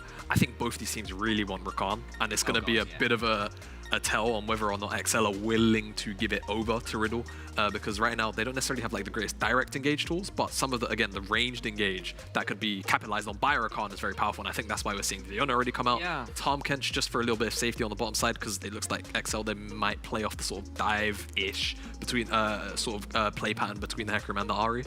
And now Riddle, Thresh is still there. If they want to move away something like the Nautilus, that's also an option. Anything that can really sort of be a bit of a nuisance when it comes to eventually diving in. I think that's what they're looking at here. I wonder whether Zillion gets taken off the table here as well. Yeah, I think JDXL have thrown some priority to that. You've actually got a Hecarim and an Ahri. Great call. There you go. Would have really loved that. I think taking that off makes a lot of sense. It's another one of those semi-high priority picks that's kind of flexible for XL in particular. Not off table from Kex. They are really trying to make sure that Kex has a difficult time blind picking here or having easy options. Nautilus makes a lot of sense. Someone to follow up with the Aurelia, lock people down on the red carpet, which MC is bringing. I like how Riddle's comp plays, but I mean, it's not like XL are feeling that sad about it either. And if Kikis picks a Blitzcrank, I will be very happy. Yeah, I don't think we're getting Blitz, Sam. I'm sorry. I don't know. This is a team that's done some... Go on.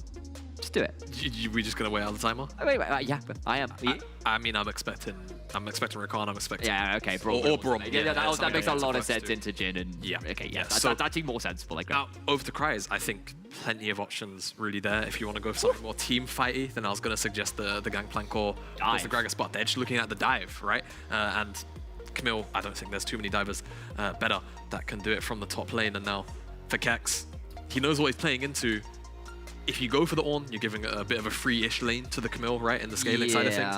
But you're also providing that overhead. Again, a lot of non-committal engage. That would be the complete opposite of non-committal engage, as we're just hovering through a lot of these tank options, sort of engage, supplemental picks. I like it. Shen comes through, and honestly, yeah, I don't mind, because now this is a lane that can actually match the Camille in lane 1-to-1. Kex could even go for the Flash Ignite. He can drop the teleport. He doesn't actually even necessarily need it, and then you could really put the Camille in the dirt 1 versus 1. And again, if we've got some of these diving members coming through, having that Stand United as a sort of backup plan is always going to be great. And again, XL's composition, it wants to dive as well. So having the flexibility of saying, okay, we can play it offensively with Stand United or defensively, I think that's a really great way to round out your topside match. And it does a lot of what Riddle probably need from this draft. And you can see with the Braum pick, XL don't want to play with bot side. No. The way that Riddle have drafted is saying, look, we tried to make the bot lane dive work out last game. It didn't work. This time you hit level 6. Equalizer, Stand United, throw the Aurelia down there. Everyone goes in. We burn them all from range, kill everybody down there. I think it's a pretty straightforward play pattern from Riddle, but I quite like it. But on the other hand, it's not like XL don't have their own play patterns. It just depends which side of the map gets snowballing quicker, because I think it goes from 0 to 50 real fast in this game. We need to look into the farm again. Are they going to stand behind just as we saw in the previous one, or are they going to match up versus JDXL? Questions that need to be answered, and in order to do so, we need to toss it to the casters. Hit Brian in trouble. Thank you very much, Arkarom. Honestly, our desk, they are such a group of fitties, aren't they? They all are. You freeze up. No, I did. So anyway, this game. Jamada's doing it, actually. Look at him. He's a cutie. Anyway, so XL, the first game was very decisive. And it wasn't decisive just because they like hard stomped them. They just out macroed Riddle. It was just a very clean game. They knew how to play their side lanes. They were taking the advantage of the map. Their vision was clean. They were only working with vision. I think MNS outplayed a lot of the ganks thrown his way as well. He only died once in a 3 versus 2 scenario. I think that was clean League of Legends from the side of XL. And right now I am again worried because XL have gotten a bunch of the champions that they really like to play. Zamilek on his Varus has 1v9 plenty of times with this champion earlier in the regular split. Dan has got his Hecarim. Imagine the Ahri plus Hecarim setup after level 6, how they can dive into the backline, how they can reach members from the side of Riddle. 30 seconds But here it comes. MC on AP junglers, none other than his Rumble. And why I really like how MC pairs up with SlowQ is because SlowQ has a bunch of AD champions in his champion pool, from the Yasuos to the Yones to the Aurelias to the Cup. Everything you want him to play mid AD, he will play it, which complements MC's AP champion pool really, really well. Yeah, no, this is one of the greatest things is when you have someone capable of playing these AD mids, it really enables the jungler just to be able to flex around their pool. And, you know, we hit on how in the last game, how MC's jam pool was fairly slim. So having the ability to, you know, have things like this rumble and then knowing that, you know, you're not going to kind of handicap yourself by taking an AP mid laner. I really like this, actually. Talking about handicapping yourself, Rumble is a champion that doesn't necessarily have any setup to provide any lanes. He's like an AP Graves. He walks into your lane and tries to put down as much damage as possible until someone dies. Now look at every single lane from the side of Riddle. Top lane, you've got setup because you've got the Shen. You've got the taunt, you've got the flash taunt, you've got the Aurelia, she's also got a stun. You look both side of the map, you've got a Nautilus, you've got so much CC, so much setup on every single lane that MC can actually pick and choose wherever he wants to go and who you want to punish. Now, if we're looking from the perspective of Riddle, I definitely want to punish MNS before level 6, because after level 6, it's really hard to catch the Fox with the 3 dashes that she does get. So maybe we could be looking for like a full clear into a back, into maybe a mid lane dive, because early on, Ari will push into you because it's the melee versus ranged matchup. So Aurelia is going to suffer a little bit. Kex just gets that level 2, gets the lovely trade off there with the taunt into the Q damage, and Kryze can't really do much about that, but just kind of eat that trade, but has now hit level 2 themselves. As Slowq actually finds the stun off onto MNS, doesn't actually commit. That was very slick by Slowq. Gets the passive charged up as well, and this is on those points where... That's how I play Katarina as well, by the way. What, just aggressive? No, just really sleek. Oh, okay. You sure about that? Go on. No,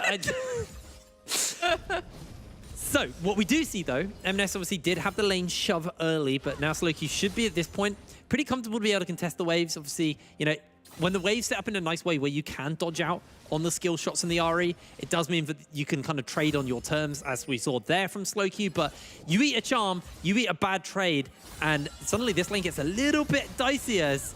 There you go, Slowq goes for the flawless duet, misses out and has to That's step where away. it becomes a little bit difficult for Slowq right here, because you're in a very vulnerable situation. You've shoved in an entire wave, you're melee, you're very immobile in the early stages of the game.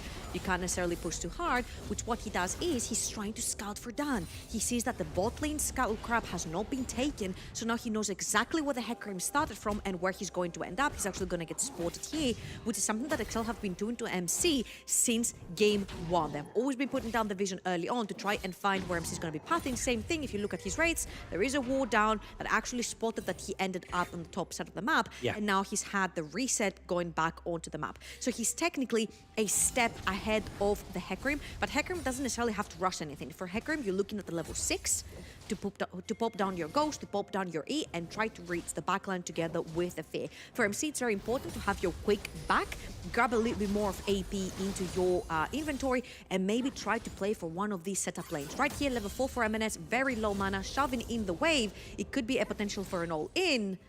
And MC, he's sort of wrapping around. He's going to his Gromp, and again, beautiful ward by the XL bot lane is going to spot him for another time. Having this read on MC is so crucial, because, like you said, you need the setup to make the Rumble ganks work. And, you know, you can't just... It's not like any normal jungler or any jungler that has their own kind of built-in ability to close gaps or find crowd control. It's all about being able to, you know, be set up. You can't just walk in. And having the vision and knowing where MC is on the map means whoever he's around, they can just step back and go, okay, there's nothing he can do. And MC... I believe... that is the perfect timing right here, because the wave is pushing for MNS. He's level 5, doesn't have the dash available, so if Slowq lands a stun... Oh, he does. He's jumping in. Slowq hasn't got the mana to work with, and MNS gets charmed, flashes away to safety. His top laner is coming down, though, and Riddle trying to find a little bit more damage. He lands it. He finds first blood. MC able to find the kill onto MNS. I thought he was out for a brief moment there, but he wasn't. Very well done. What did we say? You have to punish MNS before he hits level 6 on the Ari, before he has all the dashes available to him. Really great punish right there. They catch MNS on the transition, trying to crush 2 waves underneath Slowq's tower so he can keep him occupied, so he can have a free back. But that is not the case. And remember, MNS is also playing Ignite, doesn't have teleport, which means he's not going to instantly be back in lane. Doesn't lose much because Slowq TP's back into lane and is able to push in the wave. But there's 1 kill for MC's Rumble, and that is also 1 stack on his Dark Harvest. Now he's heading towards the top side of the map, where Kryze is the suspect under ganking potential here. Kryze does have the flash and the hook shot, so it's a little bit harder, especially when you don't have that carpet to work with. The Kex now got level 6. That's something we do need to keep our eyes on, because that Stan United could be very, very scary to turn a fight around. As just going for a light trade onto Kryze. Is actually going to be able to block out the second part of the queue with the Shroud. Lovely stuff for him. Look at that yet again, though. Kiki's first on the map, the first to reset from the side of the bot lane. So he is shadowing Dan around the map towards the top side of the map. Again, MC, I feel like, especially when he's playing his AP junglers, his bread and butter champions, he's so quick to act inside the jungle. It's like the extension of his hand. Whenever he's playing mid lane, whenever he's playing the Rumble, you see that he'll put down the ganks without falling behind in momentum, without falling behind in farm, and that is exactly the case right here. He's ahead of the Hecarim, he's put down a gank. Oh, they landed it! They've got everything they need as well. Kex is going to get bot back, but they can pin him in place with the Hextech Ultimatum if need be. They're going to hold those spells, though, as he flashes away to safety. Kex gets out. The Hextech Ultimatum wasn't pulled. Oh, Kex survives. He played this so beautifully because he knew Kryze had no mana to use it. And hold on. Bot lane. Yeah, he has the equalizer. He's going to put it down. The carpet's on everyone. They're trying to pin him in place, unable to do so. Fadigan doesn't have it, but they get the taunt off. Not going to be able to find it. The flash, the arrow, the damage from Zamulek comes in. An absolute chad of a play. Trading 1-for-1. Zamulek. So you have to translate this into something, because Kryze is getting free pressure up the tops of the map. He's getting free play towards the tops of the map. Zamulek manages to trade 1-for-1 in a 4 versus 2 situation down the bot lane for XL. Really, really well played by the XL AD carry right there. Pulls forward one last auto, procs the Q as well. Beautiful stuff right there from Zamulek. So right now, I think Riddle need to transition that into a turret plating, at least in the bottom of the map, and a dragon for it to be worth Kex burning his ultimate down the bottom of the map. As you can see, the dragon is still standing. Yeah. It did not go down, and there's 2 tire platings missing from the top lane tower, which means, well, everybody was busy trading 1-for-1 in a 4 versus 2 in favor of Riddle. Kryze was actually feeding his Camille. Yes, and that's a scary fact. That's a scary thing to think about, although Shen is a champion who can somewhat deal with her as we move later in. Just if you're on it with the W, then you can block the second half of the Q, then obviously it does help with those trades, but I wouldn't say it's a lane that you ever particularly win as you get later into the game. You can just stem the bleeding and hope the rest of your team can find something else. Okay, this is a little bit problematic for Riddle, and again, they're quite late to the play. So they transitioned Fatichan in the tops of the map, but Nukes is hanging around the mid side of the map. That means that Fatichan cannot touch that wave towards the top side of the map, so he's missing out on XP, he's missing out on gold until the wave is pushed towards him. And because Kex had to burn early his TP to get back to lane because he got ganked, and his ultimate to get down bot lane to save that bot lane fight, he doesn't have anything to actually enter that fight. Zamulek all along down bot lane, he does have the ultimate available, which means if Kex oversteps, he could get stuck in those chains. Well, the equalizer goes down, the chains land, and that should be Zamulek out of there.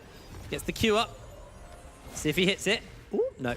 MC's able to dodge away, but now XL, they're looking to dive. They've got the ability to go for this. Dan can just go in for a big old fear. Hook shot, pinned in place, knocked up. Fatty Chan can't do anything, and Nukes is all on his lonesome as he'll be taken down. Kryze finds the kill. The charge out by Dan. And Slowkey just a little bit too slow to the play. And now MNES is in the area. Kex, though, getting a lot of damage put into him. If Zamulek can get an empowered Q off, Kex might go down, but is able to dash away. It's just all very confusing, because while this is going down, Riddle think that XL is probably going to go for the Dragon because they won the bot lane fight, but this is not the case. Actually, XL go towards the top side of the map. They take the Herald and they dive Riddle's bot lane. And again, you definitely, if you want to swap them, you probably definitely want to put them around the Rift Herald. That's if you are actually contesting it. Now the top lane is stuck on the top side of the map, and there's a very angry Hecarim, level 7 on Dan, dives in with the E first. Of course, Jane is the one that's going to go down first, and then very well played by Kryze, drops the aggro right there. Dan also has the ultimate to get out when he gets the aggro.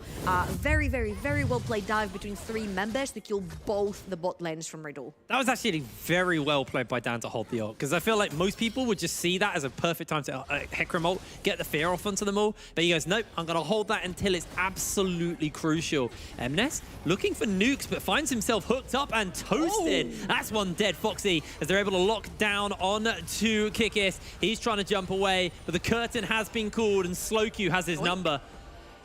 Stolen away with the Blade Surge is now Dan. Not in particularly the greatest position. He's trying to get to his AD carry to keep him alive. Hasn't got the Onslaught of Shadows available yet. And Zamulek should just be able to move out from this one. Although dodging out is going to get hit, going to get knocked in place. The chains are not even going to do anything for him. That's just an easy kill. So disgusting to play against Nautilus Rumble because we mentioned how Rumble doesn't have any tools to pin you down in place, even though he does so much damage. And right now he's 4 kills in. He's almost got his rocket belt available to him as well. But nukes with the Q, the passive, the ultimate, the slow, he has so much crowd control in his kit as a Nautilus that he can keep people pinned down without even having to use the ultimate. We saw what happened to MNS, he melted away. We saw what happened to Zamulek, melted away. There is so many stacks of Dark Harvest that are going to the side of MC, and especially when he actually completes his rocket belt here, he's going to be hurting so bad. And we're going to see Dan just throw the Herald down here in the mid lane. MNES should be able to get a plate or two. Teleport coming in from Slowq. Just accept him, but this tower's probably gonzo. Kikis off in the walls, off in the shadows, let's say. It's birds. It's birds. Trying to find a kill on. They get Slowq. Slowq jumps forward, gets exhausted. Nukes eats into the wall with the hook, and Slowq able to just about dodge out, but MNES now charging away as the death charge lands onto him. Kikis eats the hook, and MC is making his way forward. The carpet has been laid down, and MNES is cooked. Slowq able to find the kills. He's resetting through the minions, can't find the snare, can't find the lockdown. And Riddle just find a nice punish onto the mid laner for XL. 3 deaths for MNES. Riddle is chaining their CC so beautifully. They allow one to run out, then they put another one on top, then they wait for that to run out, then they put another one on top, so nobody escapes the red carpet from MC, and now they're having their side Zamulek. Rocket Bolt is available to reach. The curtain has been called. He is in so much trouble. He's dodged 1, but he's dodged 2. He can't dodge the 3rd. And Fatijan able to find the kill, but he did a lot to MC. That was closer than maybe it needed to be. It was a valiant try. MC did not want to get close enough to the tower to get stunned, rooted underneath the tower with the Chain of Corruption. That's why they allowed Fatijan to throw away the bullets first. But now Keks might be in trouble. He has the flash. He has the got ultimate is down. Gets away for the moment. It's like you said, holding that flash, able to flash out. Cries is slowed. Cries can't chase. Keks just about gets out from that one. No Onslaught of Shadows, although Keks just has to be a little careful because MC speed running it top. Cries does not have any mana available to him. They cannot continue with this dive because they know Riddle is back up on the map. And I'll take one point that you mentioned. MNS has died 3 times. Yeah. In game 1, we mentioned how life is easy as a jungler when your mid laner is solo balling everyone, when he has permanent priority, when he has permanent push, when he's the first one to move into a fight or into an invade. This is absolutely not the case. We mentioned at the start of this game that if they shut down MNS pre-level 6, if they manage to kill him pre-level 6, it's going to be smooth sailing for the side of Riddle.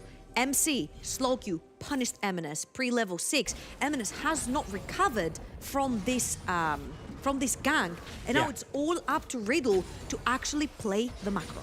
So we're approaching that 15-minute mark. I'm not getting the ability to speak because Kikis has been caught, has to burn the ultimate, which is really bad because if you look at the top left of your screen, there is a dragon spawning in 22 seconds, and the items already in favor of Riddle. You've got the Blade of the Ruin King on Slowq, you've got the Gale Force onto Fatikan, you've got the Proto Belt onto MC. The carries don't have anything. MNES hasn't finished up the Luden's Echo, the Duskblade hasn't been finished up for Zamulek, and Riddle just... They're going to be able to pick this one up for free because XL, they don't even have the Braum ultimate now. That's a big disengaging tool down, and it's just going to result with them losing this second dragon of the map. They will be able to pick a tower up in the top side, but Fatikan should just be able to answer out bot side. So net gain still in Riddle's favor. And honestly, these were the expectations we had for Riddle after game 1. We're like, you had a pretty good draft, you had a pretty good early game, you pushed your advantages earlier on, but then you couldn't translate because you got choked, out macroed by XL.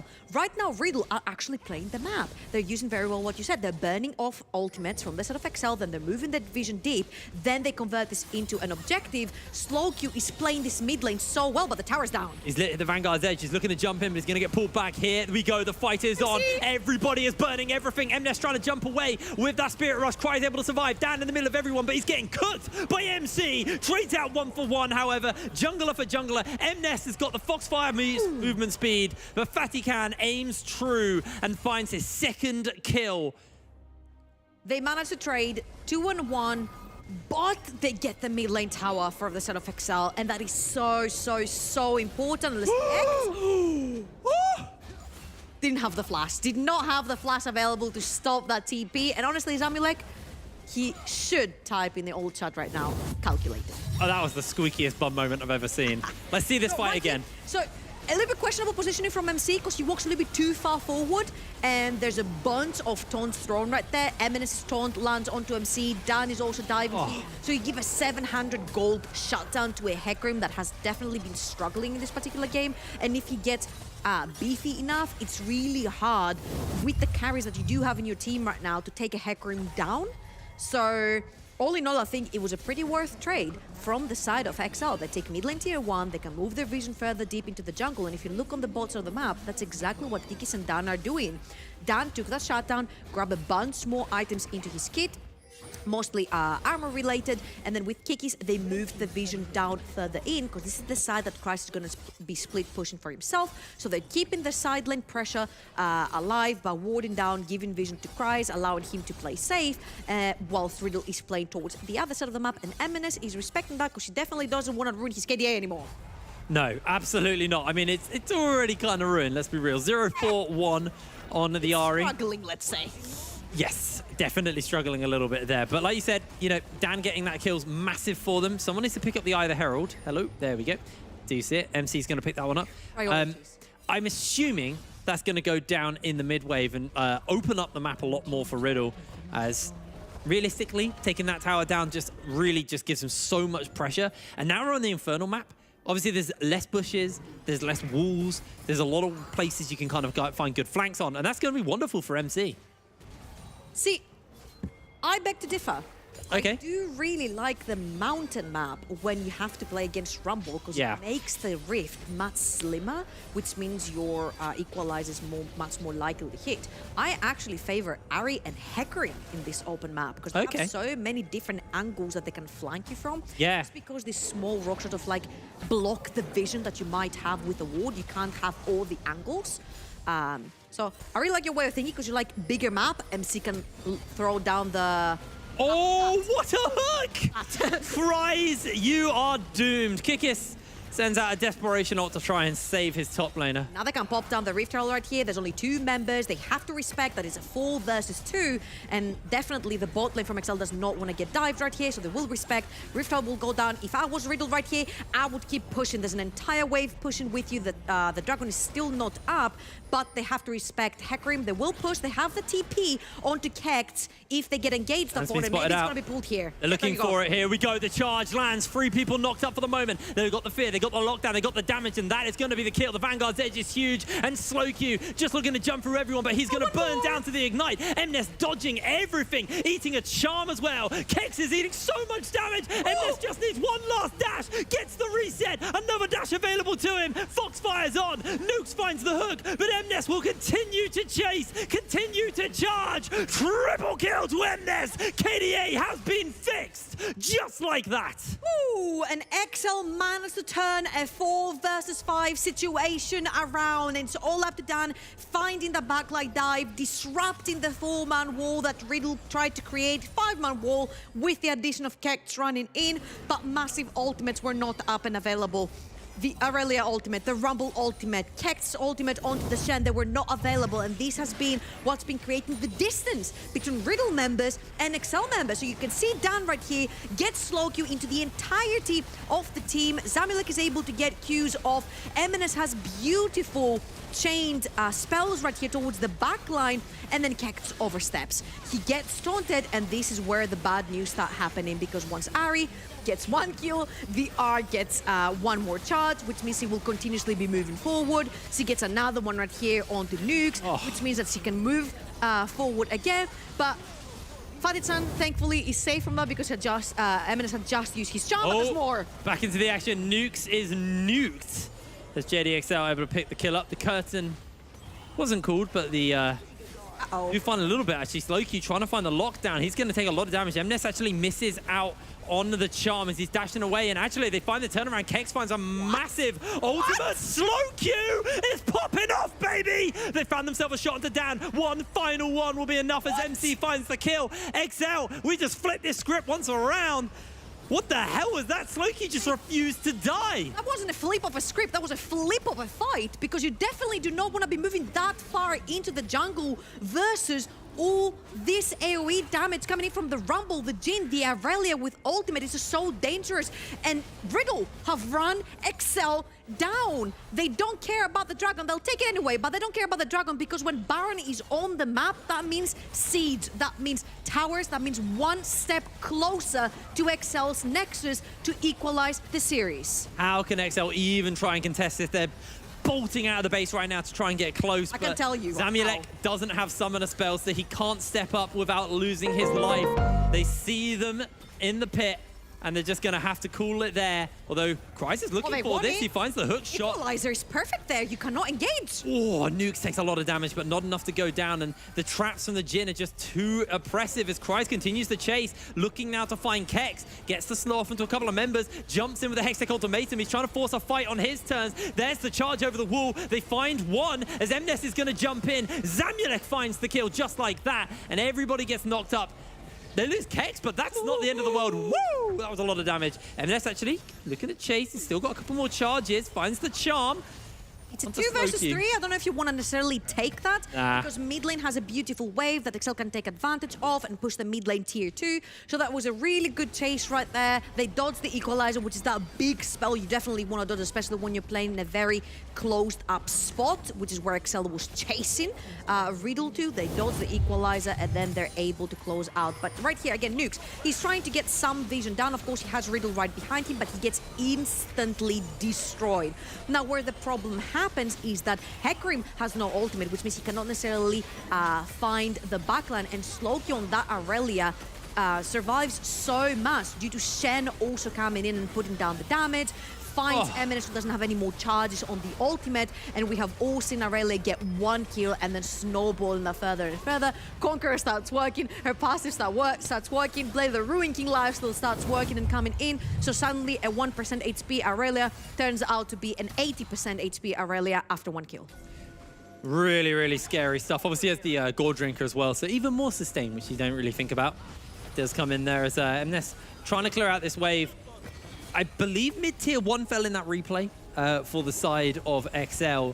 But I think that's all they've really been able to gain so far with this Baron.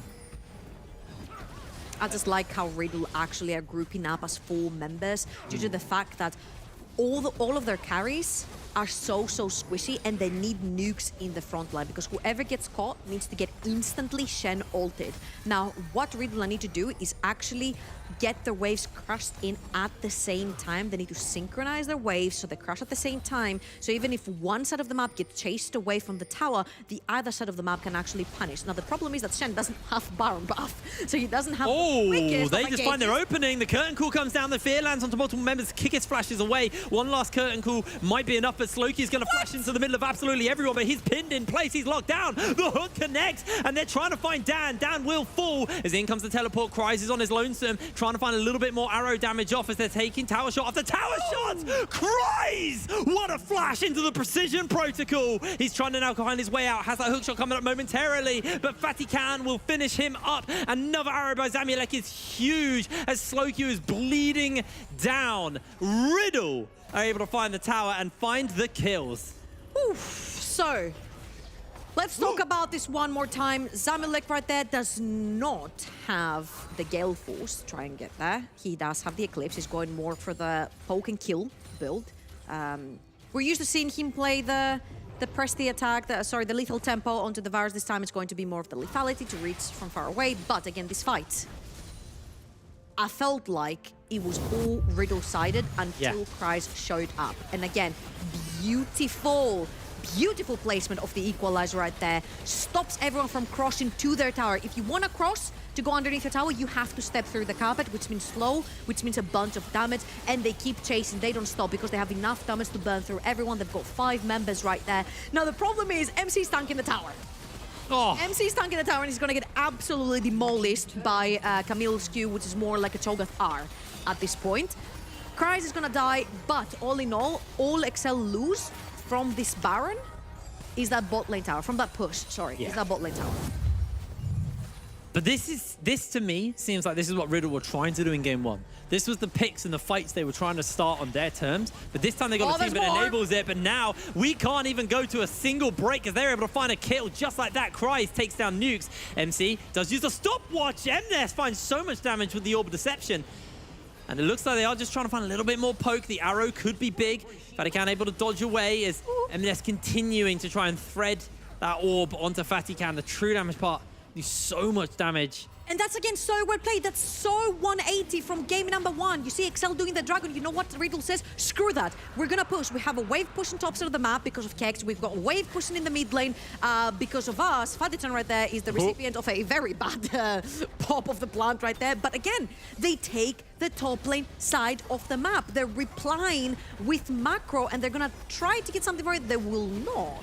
Oh, they're going to look for it, though. Cries is taking a lot of damage in response. The Charm's going to work a Charm, and Zamulek with a piercing arrow picks up the kill. They're looking for Fatican, who flashes over the wall, but Slowq forces the stopwatch out. Slowq in place for the moment, finds himself the Vanguard's edge, buying a bit of space as he jumps in. He finds one. The curtain call's doing work. Slowq just about able to survive as Dan moving out with a sliver of health. These fights are getting so scrappy, they're getting so close, Trouble. Oh my god, I love the composition from Riddle. I love it so much because you've got so much range and so much damage from range with the carpet going down and with the curtain call being open that it provides so much room for the Aurelia and the Shen to play around these fights. They can dash wherever they want because XL has to dodge carpets, they have to dodge bullets coming in from Fatichan, they have to dodge so many things whilst also fighting face to face with a Shen and an Aurelia. I'm just falling absolutely in love every time Riddle pull out the Rumble. You know that this is going to happen, and it's been working wonders for them. And right now they're going for Baron number 2.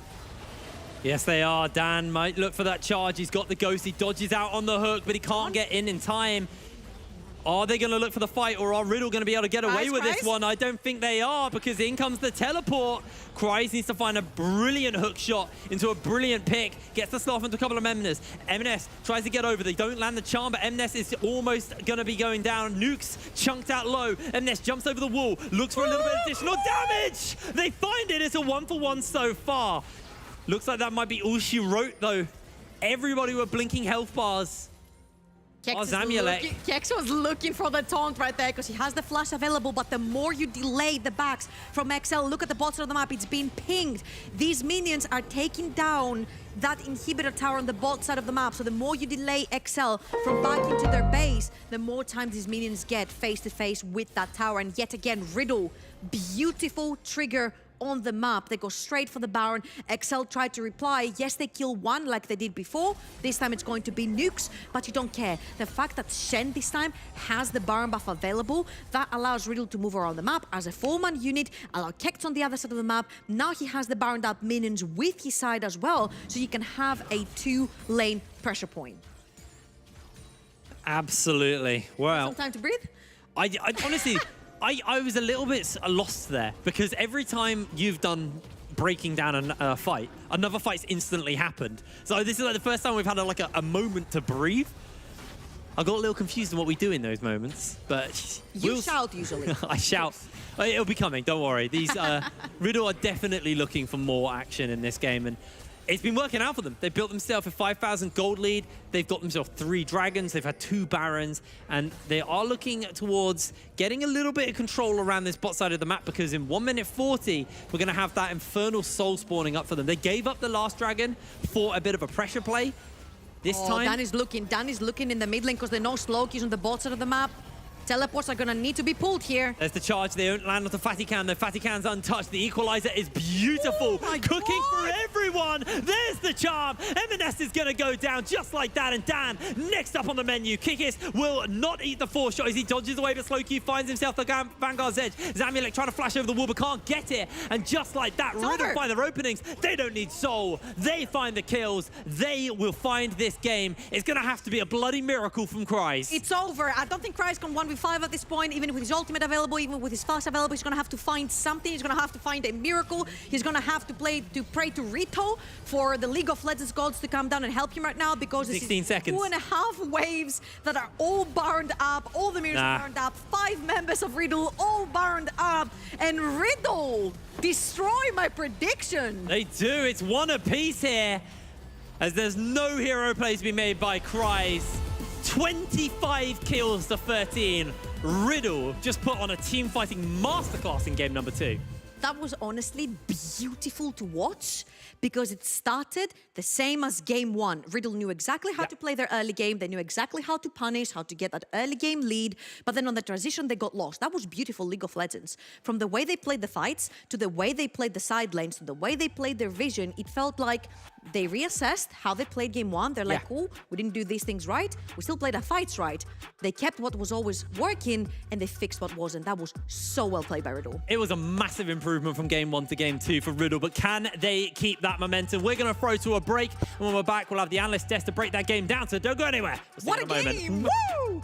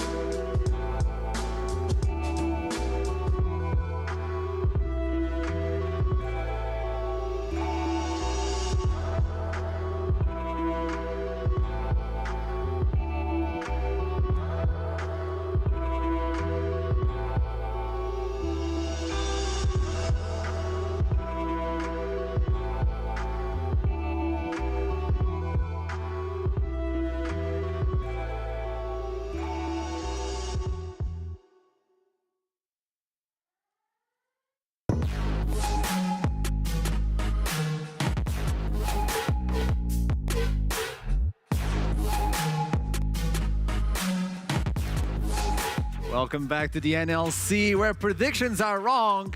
Except for Not mine. yet. Yours Yeah, except Hours, Well, okay? hours, could yeah. still be alive. That's true. There you go.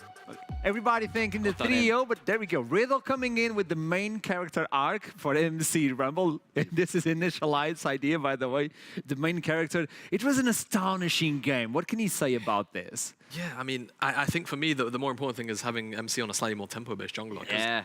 So many times in that game, I felt like he got one play off, and then he was able to chain play into play into play in the mid game. And I think that, or like sort of the early to mid game transition, I think is the more accurate way of putting it. And it just provided so much pressure for Riddle. And I think the other difference between first game, this game, cross maps. It was very clear that Riddle actually had a strong side of the map this time. They were actually playing in towards the bottom side. They were making sure they were pinning Zamalek down. They didn't care too much about the top side. And I think, crucially, Kex played a very, very strong game of Shen in terms of just playing weak side, making sure he wasn't dropping too many resources. And even if he did, it didn't end up mattering because Riddle was so good on their side of the map. Yeah, and I think there's also something you said for draft was just easier to play on that. Oh, Like, 100%. you have Rumble Equalizer, which when MC's kind of reading the map as well as he is, it's a semi-global, especially once you get it on low enough cooldown. You're going to be able to respond from a very long way away to follow up on people diving on you. And it's a dive comp from XL. You've got the Shen, is a global, can follow up super easily. And that meant that every time XL wanted to look for a play, the reactive play from Riddle was very, very strong. And we saw that even in the first game. Their reactive play, their skirmishing, when you saw XL looking for stuff, was pretty good. It was the proactive stuff we had more issues with. But when you can base your draft towards making your reactive plays even better, when you've got a comp that has a better range to play around, and especially when you come into playoffs, it's a lot easier to play around longer range comps, but you don't have to all in and hope. That was a lot easier this game. Sloke, you had a great game with the Aurelia to boot it all off. Exactly, yeah. The moment MC manages to go on that one sequence of play where he catches MNS and Kikis going to try and contest Vision in the river, he gets a kill onto MNS, roams through jungle, gets a kill on Kikis, roams bot, gets a kill down there as well, and suddenly you got a 4-0-1 Rumble for MC, and he gets to run off from there. And that series of good lethal plays with great reactive play patterns in your draft worked out so well for Riddle. And we do have plays that you were talking about. We have a few specific plays that we have ready to show you, to understand what happened. The MC factor and slow queue as well. This was a really well done dive by JDXL. They timed this perfectly. They found the weakness. Okay, the bot lane has nothing to protect themselves. There's no Stand United as well. Shen didn't have the TP as well, so really well read. The idea of using the Akram ultimate just to put himself into safety, well done by JDXL. And this was one of the few times where they shine. Yeah, exactly. But this is, again, obviously the replay's passed now, but you could see it was going well for the bottom side of Riddle anyway. They were already cross-mapping that play. That's XL responding, and that was the difference here. And again, harping on the draft, right? Some of the return tools that were available. XL time and time again, they tried to dive forward with the Hecarim, with the Ahri, with the Ron, with the Camille. If they overreached and they couldn't actually lock anybody down, which was constantly happening, this is one of the few fights where it actually went quite in the favor of XL. The return, right? The Rumble, the curtain call, the open back up into the retreat of XL is what crucially kind of shut down this side time and time again. This is one of those moments where, for me, Riddle actually overstepped, and then at this point, Baron obviously in pocket. Yeah, and you could kind of see what XL's comp was meant to do. Yes. Lots of chase down, lots of ran down, all well and good. But when you get some people so far ahead and you throw the door the wrong way here, Kickers, the little mistakes, the ability to just go from a long way away, follow up with the Jin curtain call meant that, yes, you can run people down, but if you're not killing the first person, the turnaround is so disgusting. That is the crucial thing here for me, because whilst XL's comp obviously does a good job of what it's doing, the damage just wasn't there. Thematically, it makes a whole bunch of sense. Everybody's going in. Yes, you have the Braum. You can argue that always wants to go backwards in most cases. But outside to play towards top. Yeah, but exactly. But that is, you understand why it's there. The comp makes sense, but unfortunately, like Sam said here, if you can't find that first kill, that first lockdown onto a target, which I think most of the time you really need Cries there to do it, felt like it just falls apart because the turnaround is just way too powerful, like we saw from basically every member of Riddle at one point or another. So many survivability tools, whether it's the Zhonya's out of the Rumble, whether it's the W out of the Irelia. It's just too difficult anyway, in general, to lock down and kill these members because they have so much healing, so much shielding, so much stasis. It was a perfect composition to bait in JDXL. Little bit It of that, seems like Riddle are hungry for victory. They're hungry to push forward into playoffs and take JDXL out of this. I mean, we were about to get JDXL at 2nd seed. They were forced to 3rd seed, and they're being forced away from playoffs. What's gonna happen? I don't know, but that's why we're gonna toss it to a break, and I'll be right back with the 3rd game of the day. So stick around.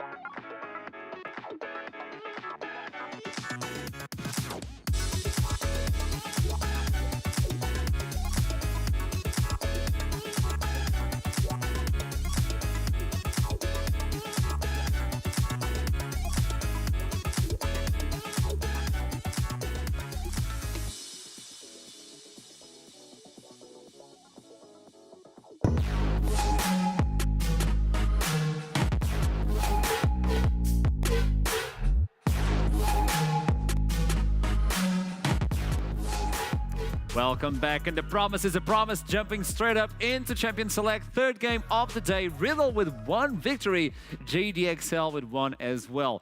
Nidalee is banned. Do we take away more AP junglers? Probably. I mean, like, you're on red side, bluntly. You get that's more counter picks for XL. They're feeling a lot happier at that front. I think they got a little bit... I think the draft ended up being a bit difficult for them, and they weren't expecting to go into what they were, and that cost them a little bit. They overdived, they fell behind, meant they didn't have the burst they needed, and that means that they're just going to get rid of the Rumble. Yep. I don't blame them. I think that's not necessarily... If you're feeling like, look, that was the key linchpin, because honestly, they played okay into the Shen, they punished it early, but MC's like ability to turn up in every damn lane, every single time, hurt them so many times. I don't blame them. Yen is available, though. It's MC. Yeah, but Diana's a little bit... You've had more practice playing against Diana. Rumbles are ways out of the meta. Rumble is a very different style of champion, so I don't hate it on that front. Yeah, so let's see here, because Riddle, they dropped their LeBlanc ban on game 2 when they were on red side. They maintain it this time. They ban away the Volibear. I'm trying to remember off the top of my head what the third ban was before. Hecarim. Was it Hecarim? So yeah, Hecarim's up. Jinx is gone. That makes a lot of sense. We're just going to see a Varus Aphelios trade? Now, Zeri's available. Zeri's gone. So here's the thing. What do you think? After seeing XL obviously leave the Aphelios up and then go for the Varus, it was very clear that they wanted Riddle to be on this Aphelios in game 2. So now that they've actually gone for it here in game 3, beat me to the point. Like, I would expect them to just go for the Varus because they wanted that matchup in the first place. This used to be an old counter into Aphelios before the nerfs came, but it's not. That was more for poke Varus, don't get me wrong, but you can play it, you've got a long range, you can kind of counter his healing early on with the like level 1 start on the arrow, or the Hail of Arrows. Down on the Viego, interesting choice to pick that early, but it scales well. It's pretty good into diving options, but that's a bit of a flex in play style from XL, if nothing else. A lot of ways away from the dive, per se. Yeah, I mean, I'm going to be honest, I wouldn't mind seeing Diana Yasuo come out. Yeah, dive up, and it would be great combo for MC and Loki. Yeah, I'm down. Or even, just going dive, something like Hecarim earlier, I think it works well for Riddle. Either way, right? Any kind of combination of dive, I think you're fine. Even if you end up having Kex on something a little more unorthodox, maybe even out the damage profile, I think would have been okay. But this still works along the same lines of what I was thinking, right? You've got the Karma now to buff up the Hecarim, you're going to be diving in with that Hecarim, and you have, of course, the Aphelios for overhead as always. And we still don't know where the Karma will go. So, I mean, I think they have flexes to solo lanes before. I believe it was Slowq who did that one time, if I recall my NLC history correctly this split. I might have to double check that one when we're off air, but like, I think it makes a lot of sense. Honestly, it buffs up the Hecarim, that's great. Honestly, that suggests to me as well that Dan was expecting the Hecarim pickups to go for the Viego, which is kind of quite good into something like that. Yeah. You kill the first dive when you turn it around with their own body. It's kind of a bit grim and morbid, stealing someone's body and running at them. But hey, what are you going to do? That's potentially both bot lanes and both junglers locked in, with the assumption Karma goes down to join Fadachan's Aphelios, but that's not a guarantee, as we were saying. So both sides wanting to save those solo laners for whatever counter picks they can get, I guess. And that makes some sense as well. Attention obviously now will go to the top. We still don't know if Karma is going to be a top laner, and they should focus on that, both teams, because mid lane, you're not allowed to ban mid lane. You have Eminez on one side, so it's unbannable. And on the other side, I think Slowq is also a good one at approaching. There we go. Riddle banned out the Aurelia themselves. They want to give that one over, and actually the Shen's just off the table because they're saying, okay, that's another option that Kex has shown he's willing to play. It always comes out of playoffs as well, Shen. Always, without fail. Someone picks it. Yeah, I think Camille now is high priority between both of these. Renekton possibly as well. Renekton could come out, yeah. I think with the way the bans have fallen now with Aurelia off the table on the top side, both of these guys, I think you could lean into it, even here blind if you wanted to, as JDXL, but we'll see, because I expect it will be Kryze's pick. But no, they pivot onto the Orianna, which I think is a neat takeaway as well from what Riddle could have maybe gone for. Maybe that also says to me that they don't think that Slowq has anything that's going to make the Orianna's life hell anymore. And honestly, with the Aurelia off the table and the Akali as well, I think those are two of the ones that can make her life a bit difficult come level 6. I mean, honestly, level 3 or something for the Aurelia as well, because obviously Floor's duet stuff is an ability. So I guess the question is what to do. Okay, it will be the Karma mid, so they go for Leona, and then what do they want to blind pick top? Unless they're going something completely mental here, because Renata was left open, that's true. Yeah, no, I don't think it was anything wild like that, unfortunately. Spell Thief's top lane, it's not quite playable these days, unfortunately. Don't worry. How can you use that word? I know, but Nukes, he likes a lot of Janna, so he's just hovering it. I'm expecting something Teamfire in it. You already have the Hecarim there. Okay. Oh, we're going to get the Karma Flex up all the way to the top lane instead, so this is Riddle running a bit of a variation of what JDXL were just running. So this is going to be a pretty, I don't know, a weird game to track to see whether or not Riddle actually can execute on some of the things that maybe XL couldn't in the previous game. But here now, top lane pick, you kind of have freedom of, hey, we know it's Karma. We can pick a hyper-scaling pick that doesn't really get punished. Okay. And yeah, Tryndamere is exactly that. You need to be good with your tethers. You need Yeah. to be really good at timing your tethers to make sure you keep your distance. And obviously with Defiance, you give yourself a fairly decent speed up, but that likely will be Ghost Flash. Yeah. You probably play a lot more top lane than I do because I avoid the role Yeah, sure. like the plague. Do you think about running Ghost yourself on the Karma, or do you just have to go like Spellbook? No, yeah, Spellbook. I think that would be the best bet. Obviously, Gotta be an you do like going, obviously Ares is the first one that comes to mind. A lot of the top lane savants as well, of course, like Grasp of the Undying. But I would expect Spellbook just so you can swap over, but it won't necessarily be. I don't expect it to be a volatile lane. I just expect it to be one where Kryze just gets the free scale. And obviously, Karma wants to not be there eventually. yes, exactly. You want to just go and group up with the team as soon as you possibly can.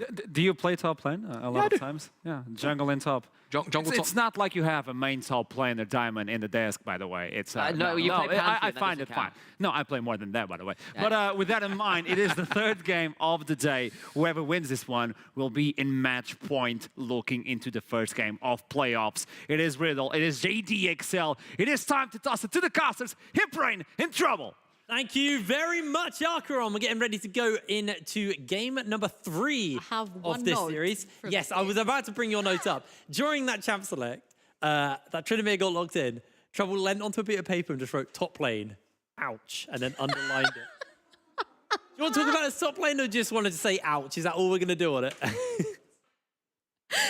It feels like, so we usually talk about like champions like Graves, for example, that really does struggle into this matchup. Graves has a dash, Graves has an ultimate that can also be used as a backwards dash to like leap away from the Tryndamere.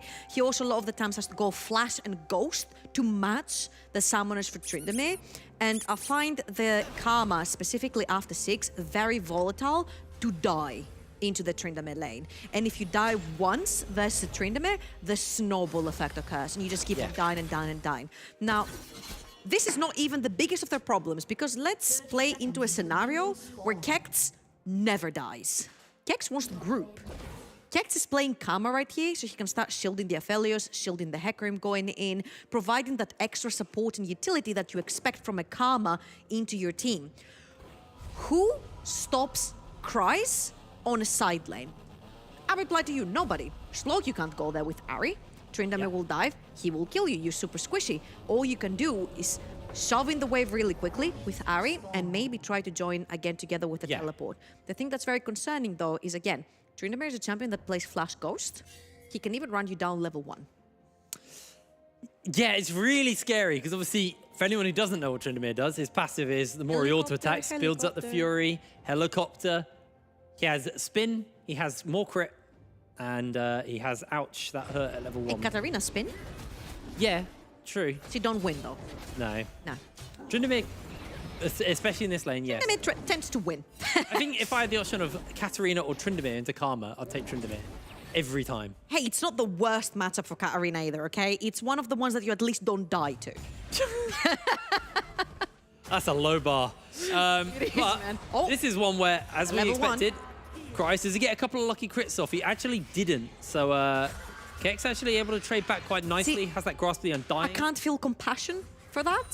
The unlucky he didn't get the crits, level 1. I just cannot feel the compassion. Ah, Well, you know, a shame. if true. you get like 1 or 2 crits in the It's auto attack true. trade here, This that's is- a kill. This is especially why you want to play with Ghost against these very squishy top laners, right? Because even level 1, if you hit a bunch of lucky crits, like you mentioned, you can actually run them down with Ghost and force a flash. And once the flash has been forced, you have your own flash to all in yet again. So Kex needs to play this lane completely neutral, needs to make sure that he will always have the W available and even Mantra W available for that extra heal and then the route to try and stay away and also keep Tryndamere at arm's length. This is actually what Initialize hit on the desk. He said, you know, you got to be on it with the W, because if you don't play this W right, this lane can be really, really rough. Is he on the chain actually here? I'm also loving the fact that it's a Grasp Karma, so Kex is throwing in the auto attacks until he has the heal to try and sustain back up. I like this actually. I mean, this was something Jamada hit on as well on the desk was, you know, Unsealed Spellbook or Grasp is kind of what they were expecting. Yep. This is, you know, the I'm still gonna try. I'm still gonna try and fight you as much as possible. And Kryze is actually getting mega bullied here, although this lane's fairly long. So if Kryze gets angry, which he doesn't, could look to chase into him, but I think the wave's too big. It is fairly long, but this is 1.5 waves that has been stuck down. MC is on the Heck Rim. Kryze does have, of course, Ghost and Flash available, but he needs to respect the fact that he has seen the Heck Rim top side of the map. And it's not necessarily that you want to dive and kill the Tryndamere, it's the fact that you want to set him behind so he can't dive you.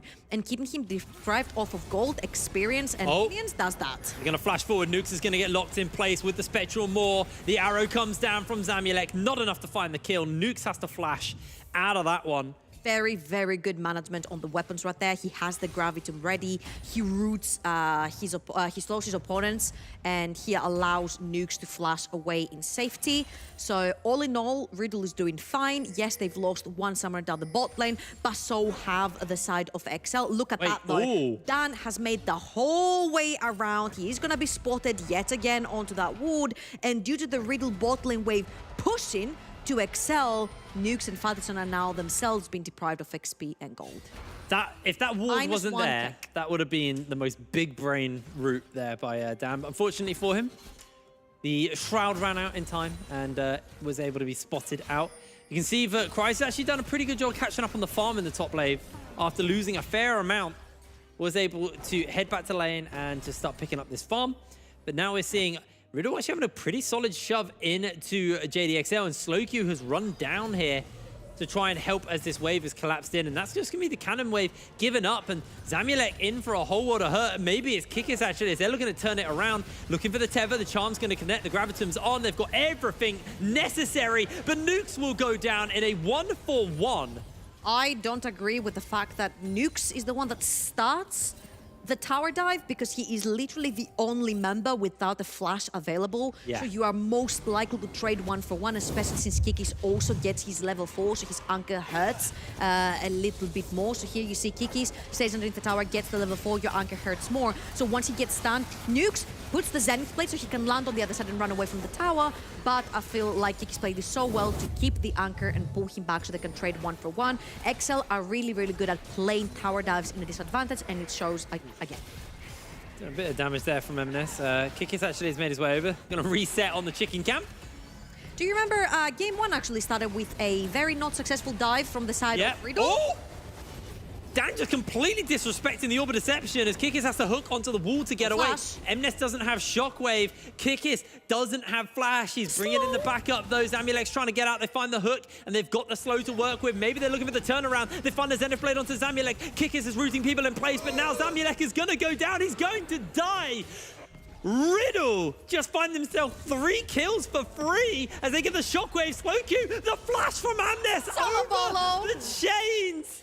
Oh, that is beautiful. And if you thought that the M&S was not going to get a solo bolo on the Orianna, you're damn wrong. You guessed wrong. Yes, he got put down very early in the previous game, but right now he managed to get the solo bolo. I don't know if he's going to survive this ambush, though. I think he might be in for a whole world of trouble. Able to dodge away on a fair amount there. They don't actually have the solar Blair. I can't even say the name. It doesn't matter. He's dead. I spent that entire time trying to say Flare. Okay, all in all, this is a great trade, obviously, for the set of Riddle. They managed to find the 2 kills. Hecarim and Leona are a very deadly duo due to the fact that the passive from Leona does extra damage when you hit the target as well. Plus, Leona does a lot of base damage in general with her entire kit, and she really does hurt. And of course, Hecarim hurts as well. The fact that this Hecarim is getting ahead in this fight, it is so, in this game, it's so crucial because he's going to get beefy. Saying that, I might have sneak peeked the Sheen in his build, but right here, Dan obviously overextends, gets hit by the CC right there, and then XL are gonna get run over. Kikis tries to run back to his ADC, but his ADC does not have flash available to him. And again, Leona together with Hecarim do hurt a lot. You see that damage. He has to push a cleanse right there from the side of Zamulek, and he's still not going to survive. Back into the mid lane, M&S with one more solo bolo. Slowq obviously not respecting the mana bar of M&S right there, and M&S managed to get the kill. In return, fast forward a few seconds, even after that, M&S ends up going down to MC. Again, back to what I was saying. This is not going to be a tank Hecarim. I'm not sure I agree with that, because you are together with the Leona, the two members that are going to be diving forward, and there is a bunch of damage on the side of XL. You've got the Tryndamere, especially when he goes into the ultimate and you can't kill him, he's able to put down a lot of damage. Viego, that loves champions dying towards him, and the problem is once you dive towards him, if you're too squishy and he takes your form, then he can run down your team in return, and then you've got Orianna and Varus, who are very your base heavy carries in the team. So not sure if that's a Trinity Force or a Sandra, but I felt like a chem tank could be the solution to a lot of your problems. Well, if we actually just kind of zoom back and take a look at this game, we can see for Riddle, they've got the gold lead. They're pretty happily in control right now. They are now finally looking for that kill onto Kex. Kryze trying to see if he can find the tether, but it's going to be Dan. So Kryze can run him down, has the ultimate necessary if he needs to pop it. He's going to have to pop it. The flash comes out. Kryze should not live. He just about makes it. That was way too close. Oh, Kex played this so well. Oh, there's more. My word, there's chains. Nukes is flashing, able to dodge away.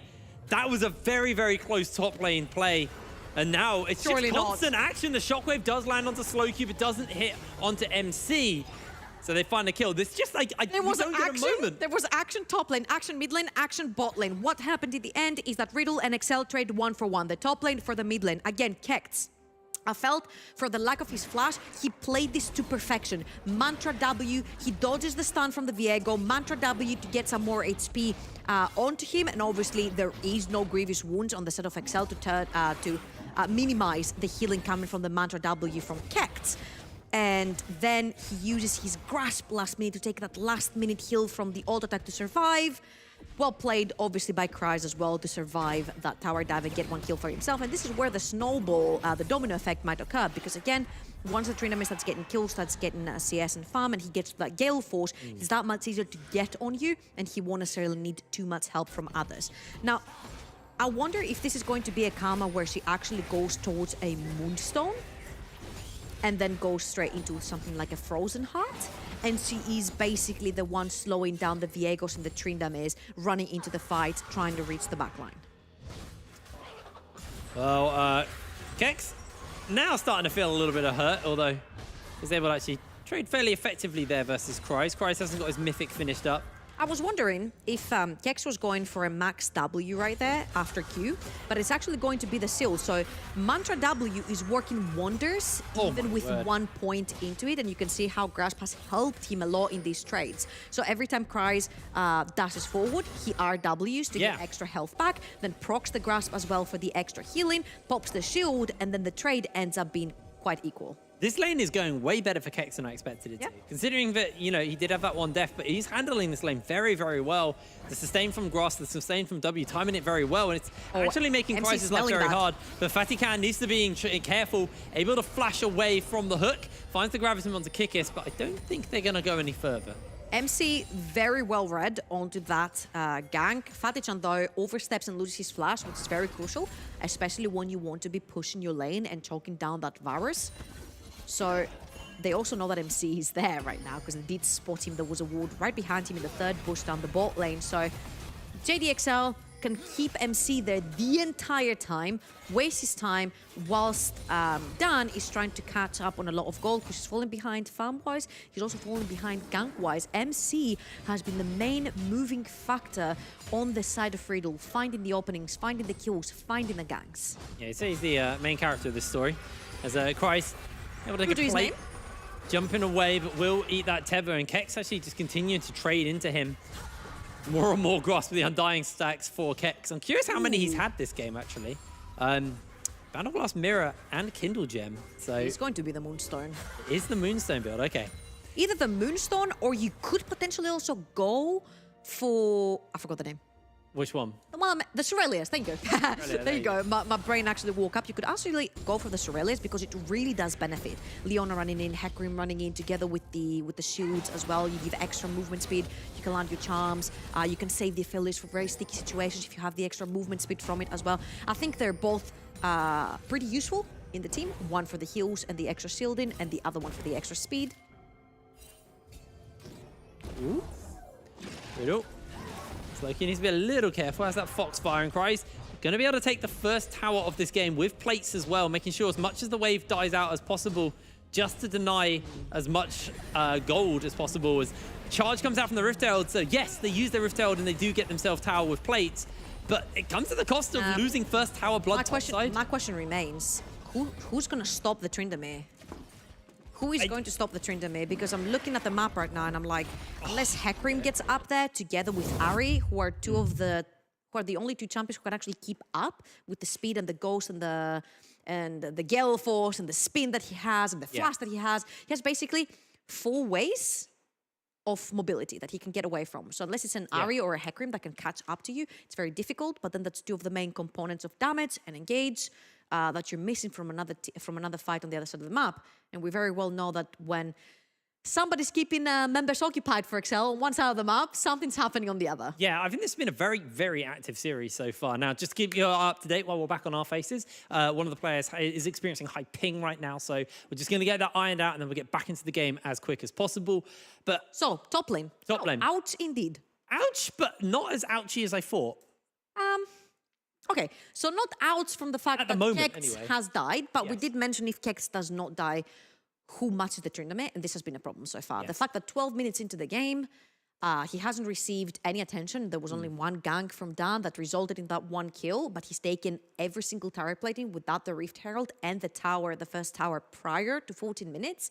It is huge. It tells a lot about the champion. It tells a lot about the strength that he has right now and how difficult it will be to stop him. You want to try and fight him, then XL is going to take Dragon on the other side and towers. They bought themselves time by not, hardcore losing top lane, but you are right. There is a problem where there will be a point in this game where you're going to hardcore lose top lane. Is going to be a real problem, and if they leave it unchecked, it's just going to take your base. So it's on them to figure out that. But on the rest of the map, that's where we need to pay attention, because you're stemming the bleeding, but what are you gaining? They've gained themselves, I believe, 2 dragons, if I'm right at the moment, maybe 1. I actually didn't check before we went into the break. They've taken the bot lane tower, they've taken a herald. So it's not like they're not doing anything. It's if you're stemming the bleeding, you've got to make sure that you're causing problems elsewhere, so that Tryndamere can't be a problem in the side lanes. And at the moment, I think they're doing an okay job of it. It's definitely not as fast-paced as Game 2, but Riddle definitely are finding fights on their terms, which I think was the big problem between this and Game 1. Game 1, they were looking for fights, and XL just walked away. They weren't giving it to them. But this time,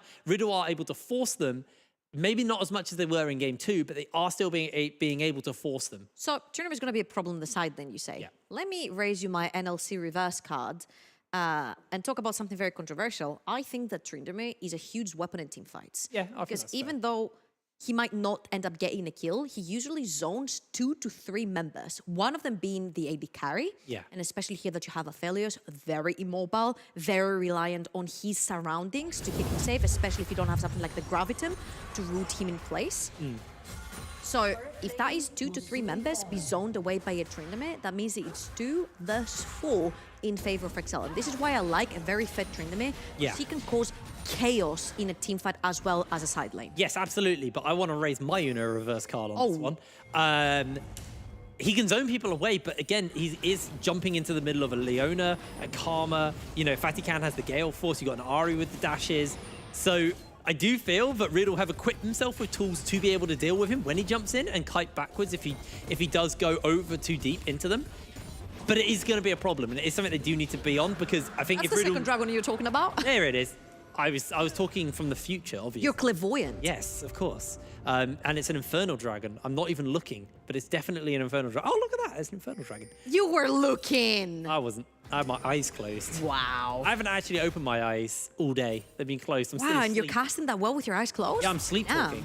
I'm actually better asleep than I am awake, apparently. It's our second Infernal, actually, of this series, and both times, XL have had the Varus, a champion who absolutely adores the Infernal Soul, but hasn't actually been able to get his hands on it. So here's what I've been wanting to see. How does slow Q's Ahri match into the Tryndamere? Because we mentioned it from the start, if anyone is going to match up against the Tryndamere is the Ahri, due to the fact that she has sort of fast wave play. If she has what Nemera really loves, which is the Luden's Echo for a little bit more pop. MC sees the chance right there, done a little bit extended to Shadow Cries, of course, crashing in that wave.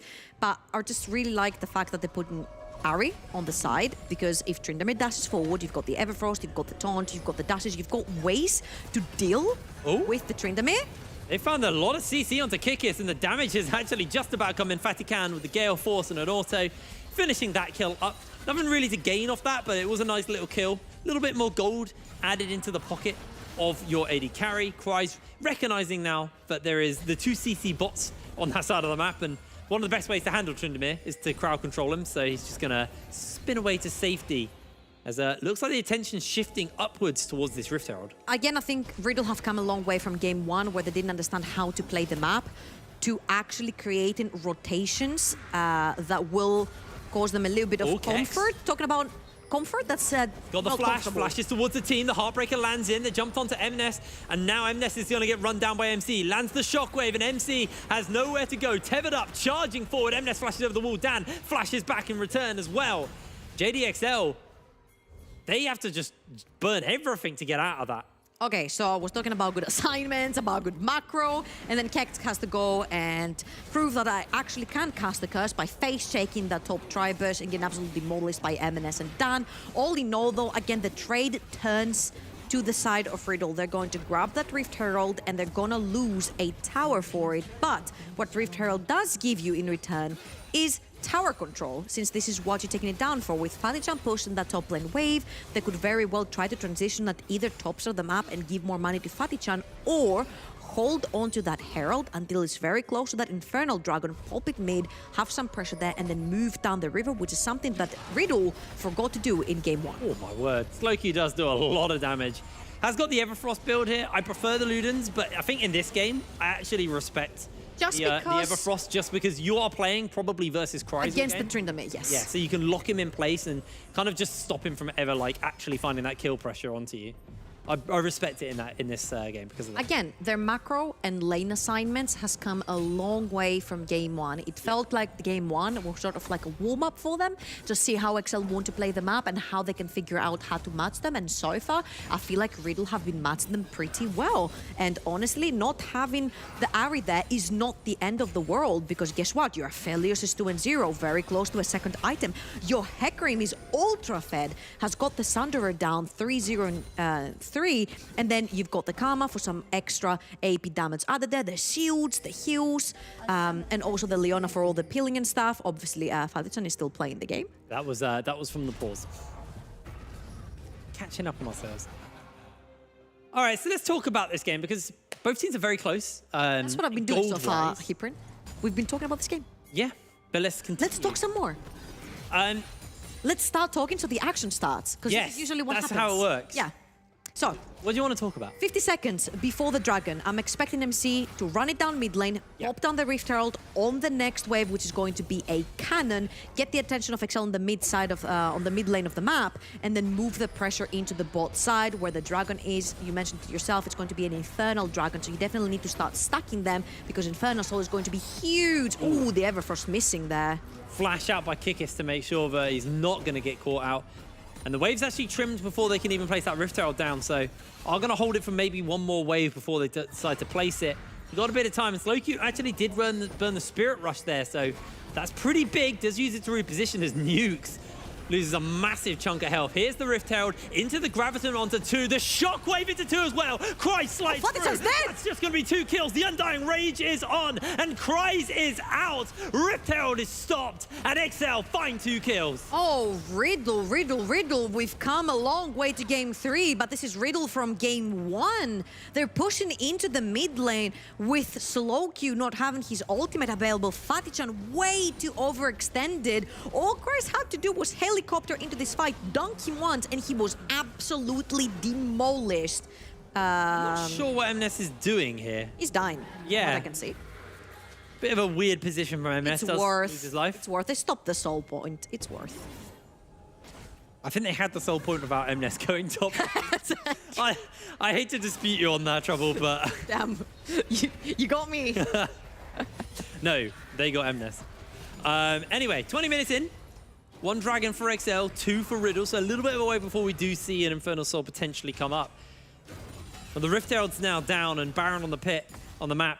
Might be a little bit harder to actually see them turn into a Baron.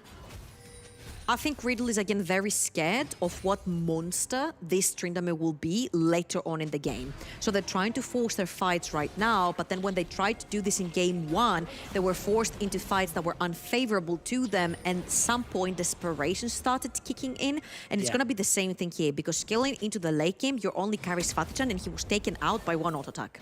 Yes. Of the Tryndamere, which was very lucky, as you said, for it to be a crit, but it was a crit. And if that happens with more items that are crit-based, when he does have all the crit percentage that he needs to crit every single hit, Durafel is going to be in a lot of trouble. Talking about criticals and hits, 5 members of XL are going to be beating down on this Baron. Riddle is right there. This could be the fight they're looking for. This could be a big solar flare into the charge, catching onto 2 carries. Cleanse gets used already. Riddle trying to find their opportunity to get in this pit. 2,000 health in. There's the Infernum. The damage is on. Slowcue flashes forward, locks one in place, gets the reset, gets the charm. Gonna get himself a double kill with the Foxfire as well. And XL are wiped. Dan charged onto, and he's taken down. It's only Cryz standing. Riddle, come alive and take out 4. Can Cryz find more? He can't. Riddle absolutely walk over XL. This XL composition loves people running at them. This is why you pick the Viego, because you want people to start engaging you. You've got the Shockwave, you've got everything you need. Fatison, please do not die solo to the Baron, thank you very much.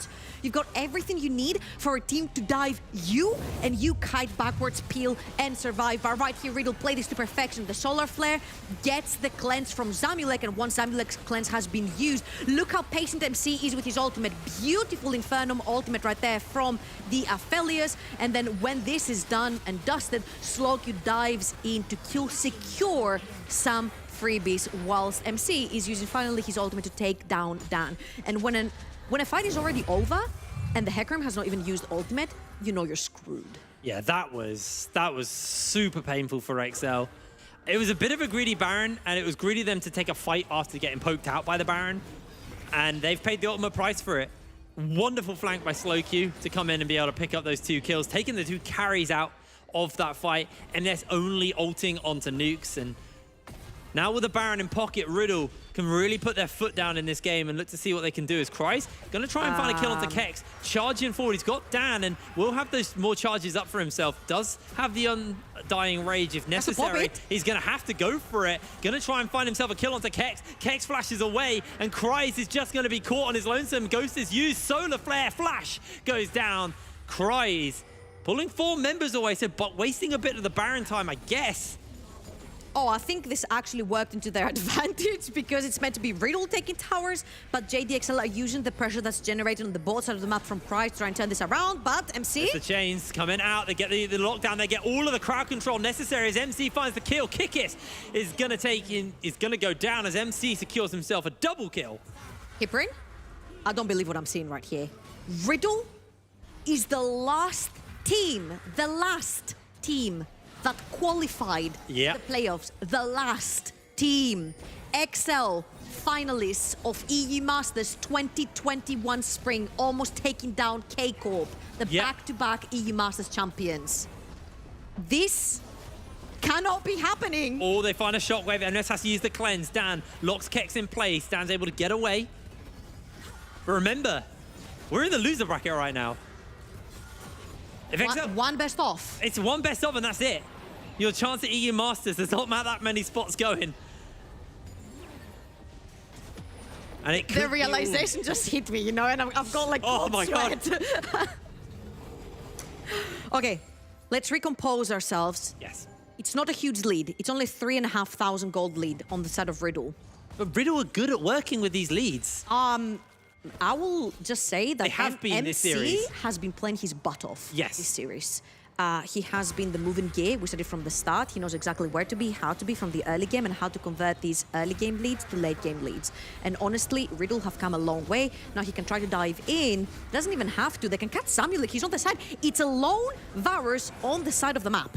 He doesn't have Flash, he only has Cleanse as well. If they find the hook on to MC. MC jumps away for the moment. The depth charge is coming in. The arrow is going to go down. They look for the chains. The chains go wide. Here comes Slowq, assassinating down on the sideline. And Fatty Cannon jumps in. Caught out by the shockwave for the moment as Kick is trying to get a bit more bonus damage down. MC into the Baron. Cries, buying time for his team. Gonna lose his life and lose the Baron. Slowq finds the shutdown. Riddle are just taking team fight after team fight in this game. Soul point, baby, and it's gonna be infernal. You can definitely tell that this is Riddle's game to lose. 4,000 gold in the lead right now for the 6th team.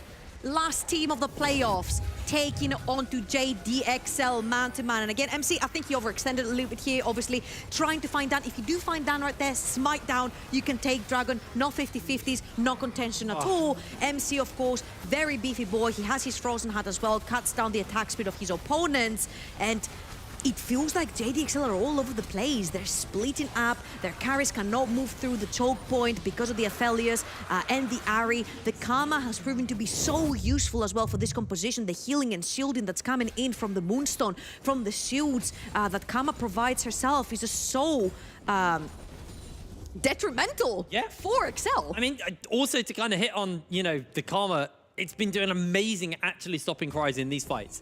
He can't get onto the targets he wants to because he has to work his way through Leona, through the Karma. The shielding, the peeling, the tethers, the CC, it just makes Cries' life impossible. He has a Gale Force, he has spins, he has the Navari Quick Blades, but even with all that cooldown reduction, he can't get on top of people, and it's really starting to be detrimental for Cries here.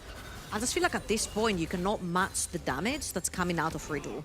Because the Hecarim is ultra-fed, and his basic damage is going to be huge as well. Then you've got Ahri having 3 items at this point, and burning through shields due to the Shadow Flame as well. Orianna loves shielding.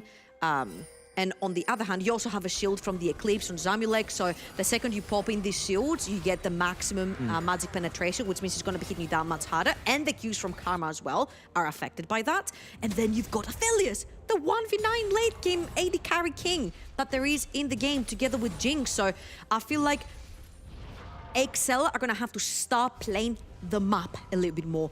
Use your Tryndamere on the side lane. Try to get these dives. But then again, Riddle, so clever. They're always putting Slowq on the side where Cries is. So diving the Ahri is just never a possibility because you can never catch up. It's getting really, really hard here. Instantly back, went onto the other side of the map completely, even though Baron is spawning for the set of Excel. It's like, I'm going to throw my teammates right there and try to make a Hail Mary for the bot side of the map. But bot side of the map still has a tier 2 standing. So it wouldn't be worth it if you get a tier 2 for a Baron. Also, keep in mind, they find a hook onto Kex. He's going to eat the chains. He can eat all the damage. Zamulek finds him. Here comes Cries. They've got the Graviton. They're trying to chase on for a little bit more. Chasing forward. Look at the damage. Cries with the Undying Rage. Just needs the spin. The shockwaves are huge. And Cries coming up here on the Tryndamere. Finds a double kill. JDXL find the picks that they need. The CC doesn't come through. And XL just turned a dire situation on its head. They keep the game alive for them. Most importantly, we mentioned how Cries found it really difficult on the side lane. Now with the Baroned up minions, now with the stacked wave of Baroned up minions, Slowq is not going to find it as easy to clear that one up. So they do get some side lane pressure. They can actually start pushing like this with Cries onto one side, and then the whole rest core of the full man that they have for Excel on the other side of the map, or even mid lane. They have to synchronize the waves, push them all at the same time. MC and Slowq always together on that. They could potentially catch Cries right there, but they don't know where everyone else is. They do have now intel, but it's a little bit too late now that they see the 2 members. So he's terrifying, by the way. He's got an Infinity Edge now. Very crucially, you see that the catch Kex. We said how problematic all this shielding and healing and peeling, you mentioned it, how problematic that was for Excel. You take the shields and the peels away from the Aphelios, that's a 2-hit. Aphelios gone from the Tryndamere. 2 dunks, he's completely out. Cries goes in, helicopters out, see you later. They get the Baron, and now they can start sieging. Absolutely beautiful from Cries there. And even more beautiful from Zamulek, able to find probably the most important person with his chains. He's got Flash, he's got Cleanse, he's got chains again. And XL trying to set some pressure up. They find themselves a hook onto Nukes. Not really the most ideal target, but find them inside a nice little hole here, a nice little choke point. As the ultimate comes out from Slowq, does a lot of damage to the members of XL, but not enough to really make it stick, to make it scary. Another arrow comes out from Zamulek as well. Look at the damage he's doing with these. Nukes lose half his health.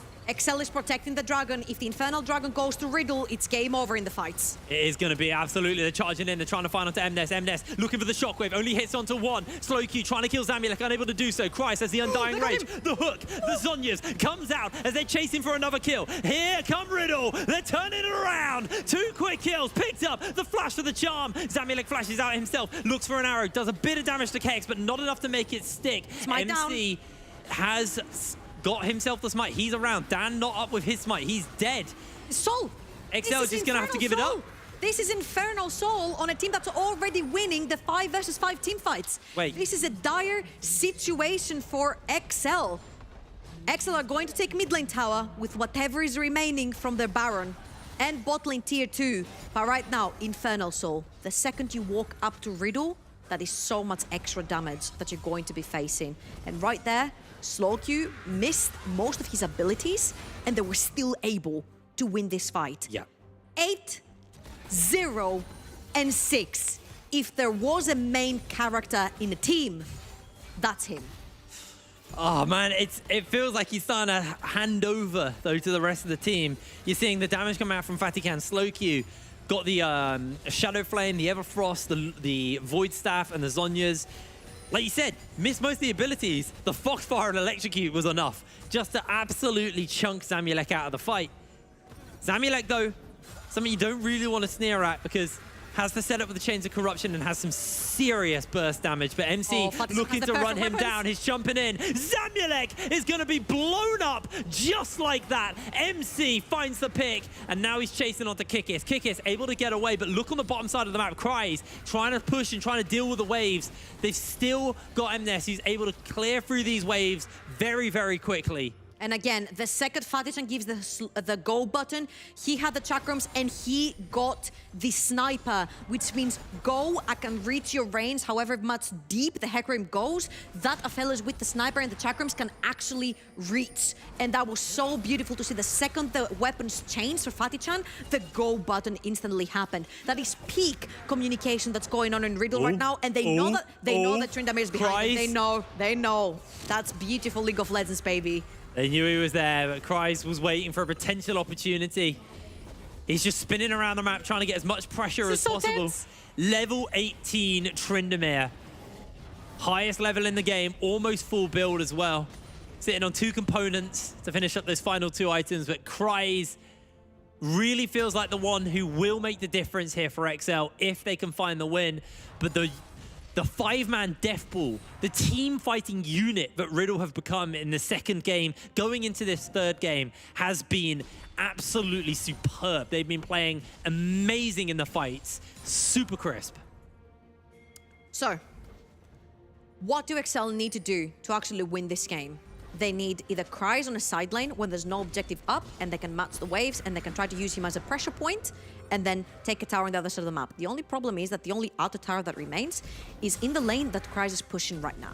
So the rest of the map cannot push too far forward because there is no vision in Riddle's jungle, and Riddle are sneaking about trying to catch someone that oversteps inside the territory, because even though almost every outer tower is down, this is still their territory. This Hecarim is so deadly and so beefy that even if he face checks, there's no way he's gonna go down that quickly. Now the problem is, if Kryze is on his side lane, he doesn't have a TP. He has Flash and Ghost, which is created for him to run down opponents either in his lane or reach a backline in a team fight. You need him in a team fight. Yeah. The only team fight XL has won is when Kryze flashed into the backline, 2-hit Fatichan, and then helicoptered out. And you need this to be replicated in order for XL to win another fight and then possibly get the Baron that's spawning in 10 seconds. And I think the big thing as well is there isn't a person who can take that third wave for XL. So it's a 4-1, and that means XL are basically constantly grouped in the mid lane, and then Cry's kind of just as either top or bot, which means it's very easy for Riddle to rotate. But XL have managed to push this wave in fairly deep and get themselves set up, although MC's looking for the charge, is going to go for it.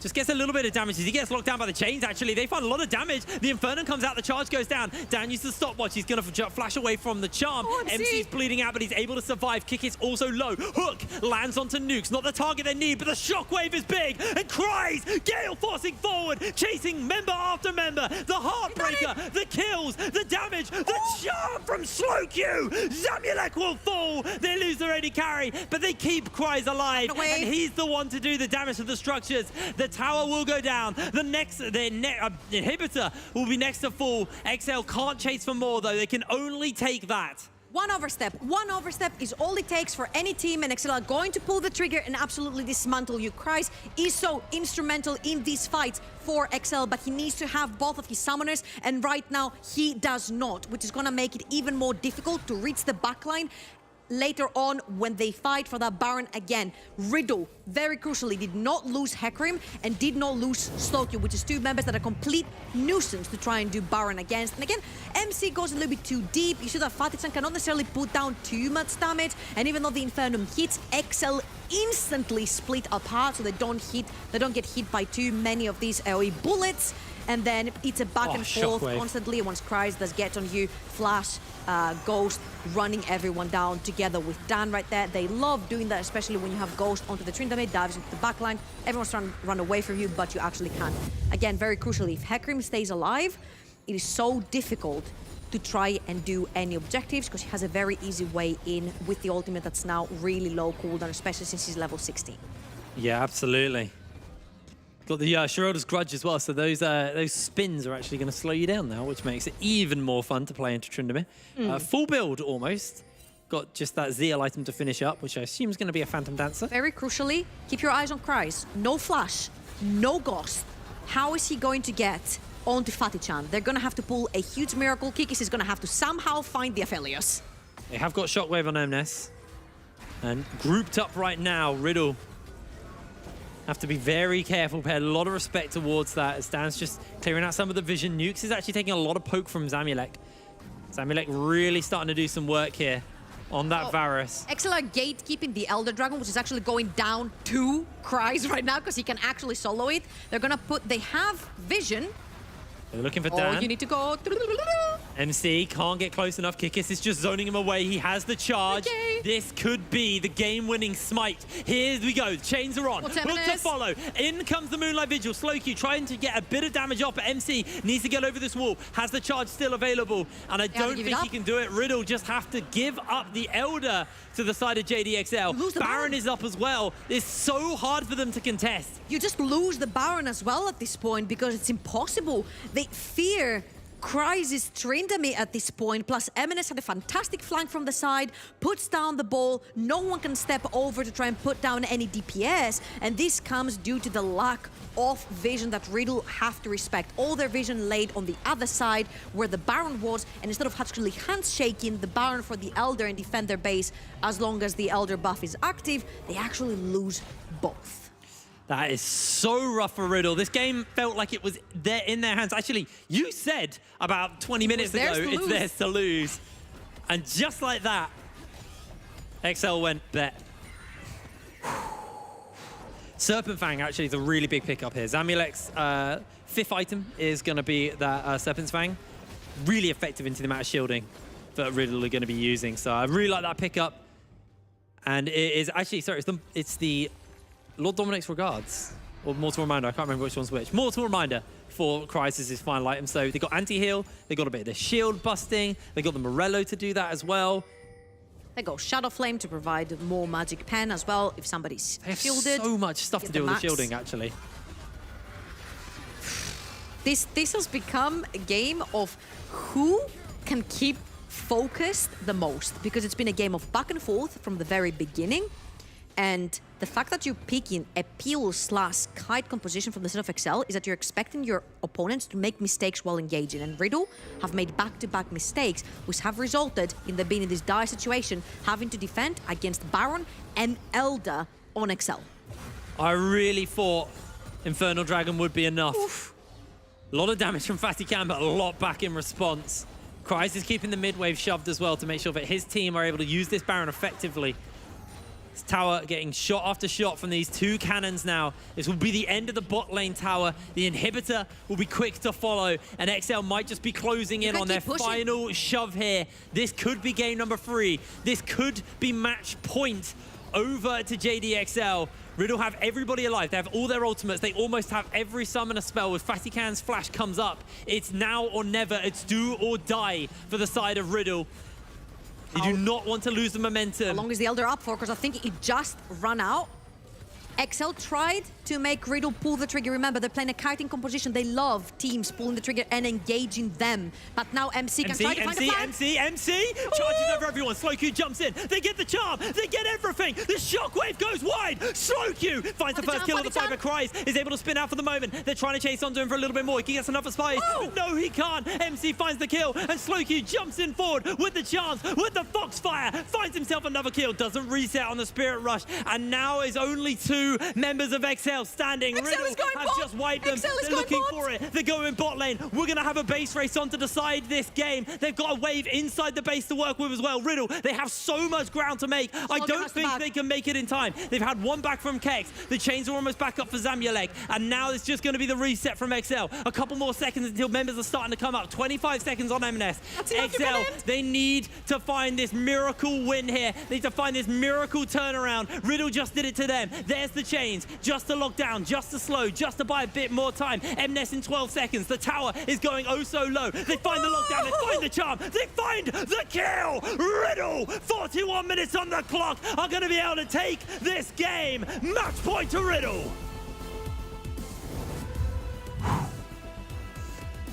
I can't believe what just happened. Every prediction and every analyst and me for going 3-0 XL here. Oh my, I did not ever expect for Riddle to actually show up like this. Give us 4 damn seeds at EU Masters and we're gonna give you a show. I think we're already giving a show trouble. We are gonna throw to a quick break because this show's not over. Riddle 2-1 up. See you in a moment. What?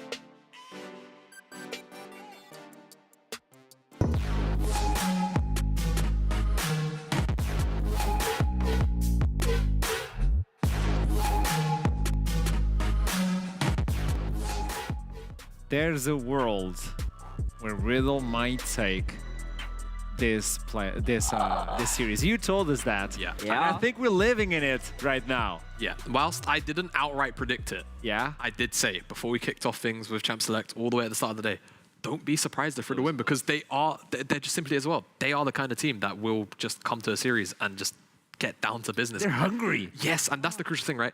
We spoke about things like the clutch factor, Riddle. When you're in a situation, when it comes to the mentality side of things, when you are the underdog, there's no expectations on you. That's exactly what Don't Bandon said.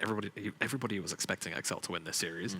You can play with a little more freedom, and it feels like since game 2, that has been the case for, for Riddle. They've been playing with a little more freedom, but they've also reined in some of their weaker points from the regular split. And I think that's the crucial thing at the moment. Yeah, for sure. What about the other factor? I know you want to bring it because I think it's so important right now. Yeah, we heard it in the interview earlier on when Torok was chatting about what he was thinking about XL, and he said, look, we are a confidence, momentum-based team, and he wanted to know what happens when they would down the match point, when they were down the 1-2 is in this case. Are they the kind of team that reverse sweeps, or are they the kind of team that crumbles? And actually, honestly, in that game, they did a really good job of coming back into it, because they were way down. They were down the Infernal Soul. It was looking messy. M&S was kind of been left out to dry. Dan and Kicker seemed a bit lost on the map. They died early on trying to invade onto Raptors. They didn't have the jungle control they used to, and they managed to claw their way back and did an okay job of it, but they still lost the game. They still greedy for the last inhibitor. And I am not seeing the level of clinicality, if that's a word, and I'm not seeing the cohesiveness, the decisiveness, because partly Riddle have been seriously ruthless with their engagement stuff. MC on that Hecker in that game, phenomenal stuff.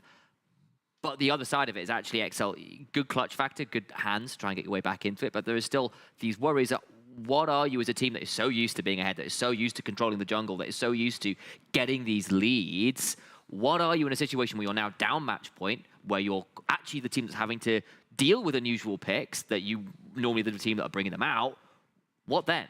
Yeah, because we that's... have, by the way, just to help you on that one as well, we have footage to complement what you guys are talking about and the way they're playing. So move on, and we'll have that footage. And now, the question starts to creep into my mind.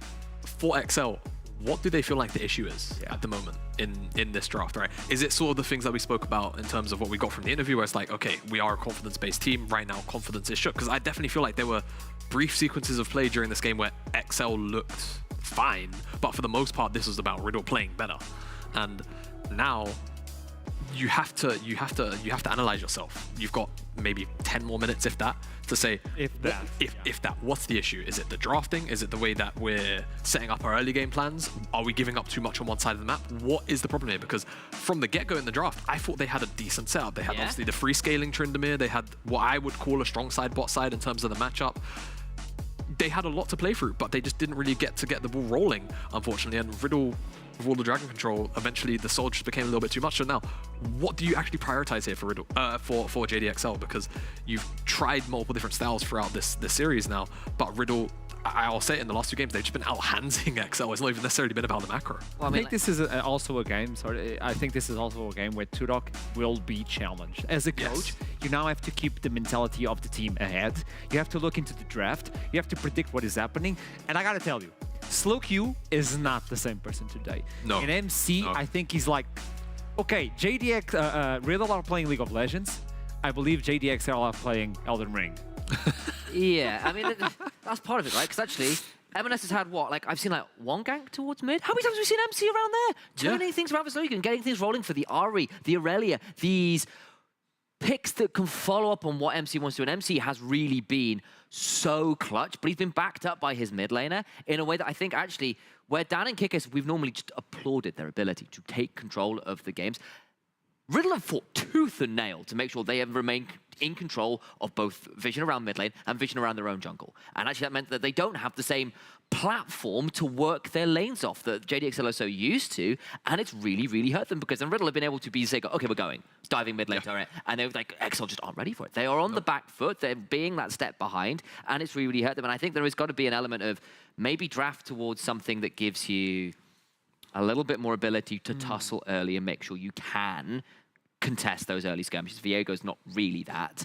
And on top of that, you need to be ready to scramble because you're going to have MC pulling the trigger at every given opportunity. Eloquently put. I think right now, with one game left, potentially, Potentially, yeah. I think just throw everything at the wall. Oh. Everything in the kitchen sink, right? We've spoken about how we were expecting XL to be this very scary best-of-5 team that has a lot of, a very strong ability to adapt in the best-of-5s because of how much flexibility we saw from everybody's champion pools. This is the time it has to come out now, or you're just going to end up basically having a repeat of last year, where you go out in the first round of playoffs. One of the things that I loved at the beginning of the show was you telling me, okay, Riddle thinks they have unpredictability versus JDXL. Prove it. Yeah. They are doing so one game away from kicking away a team that never had any issues to secure themselves into playoffs versus a team were not secured until the last day of regular spring. So this is going to be amazing. This could be potentially the last game of the day. Riddle versus JDXL. We'll toss it to the break, and as soon as we get back, it is Champion Select. It's going to be beautiful.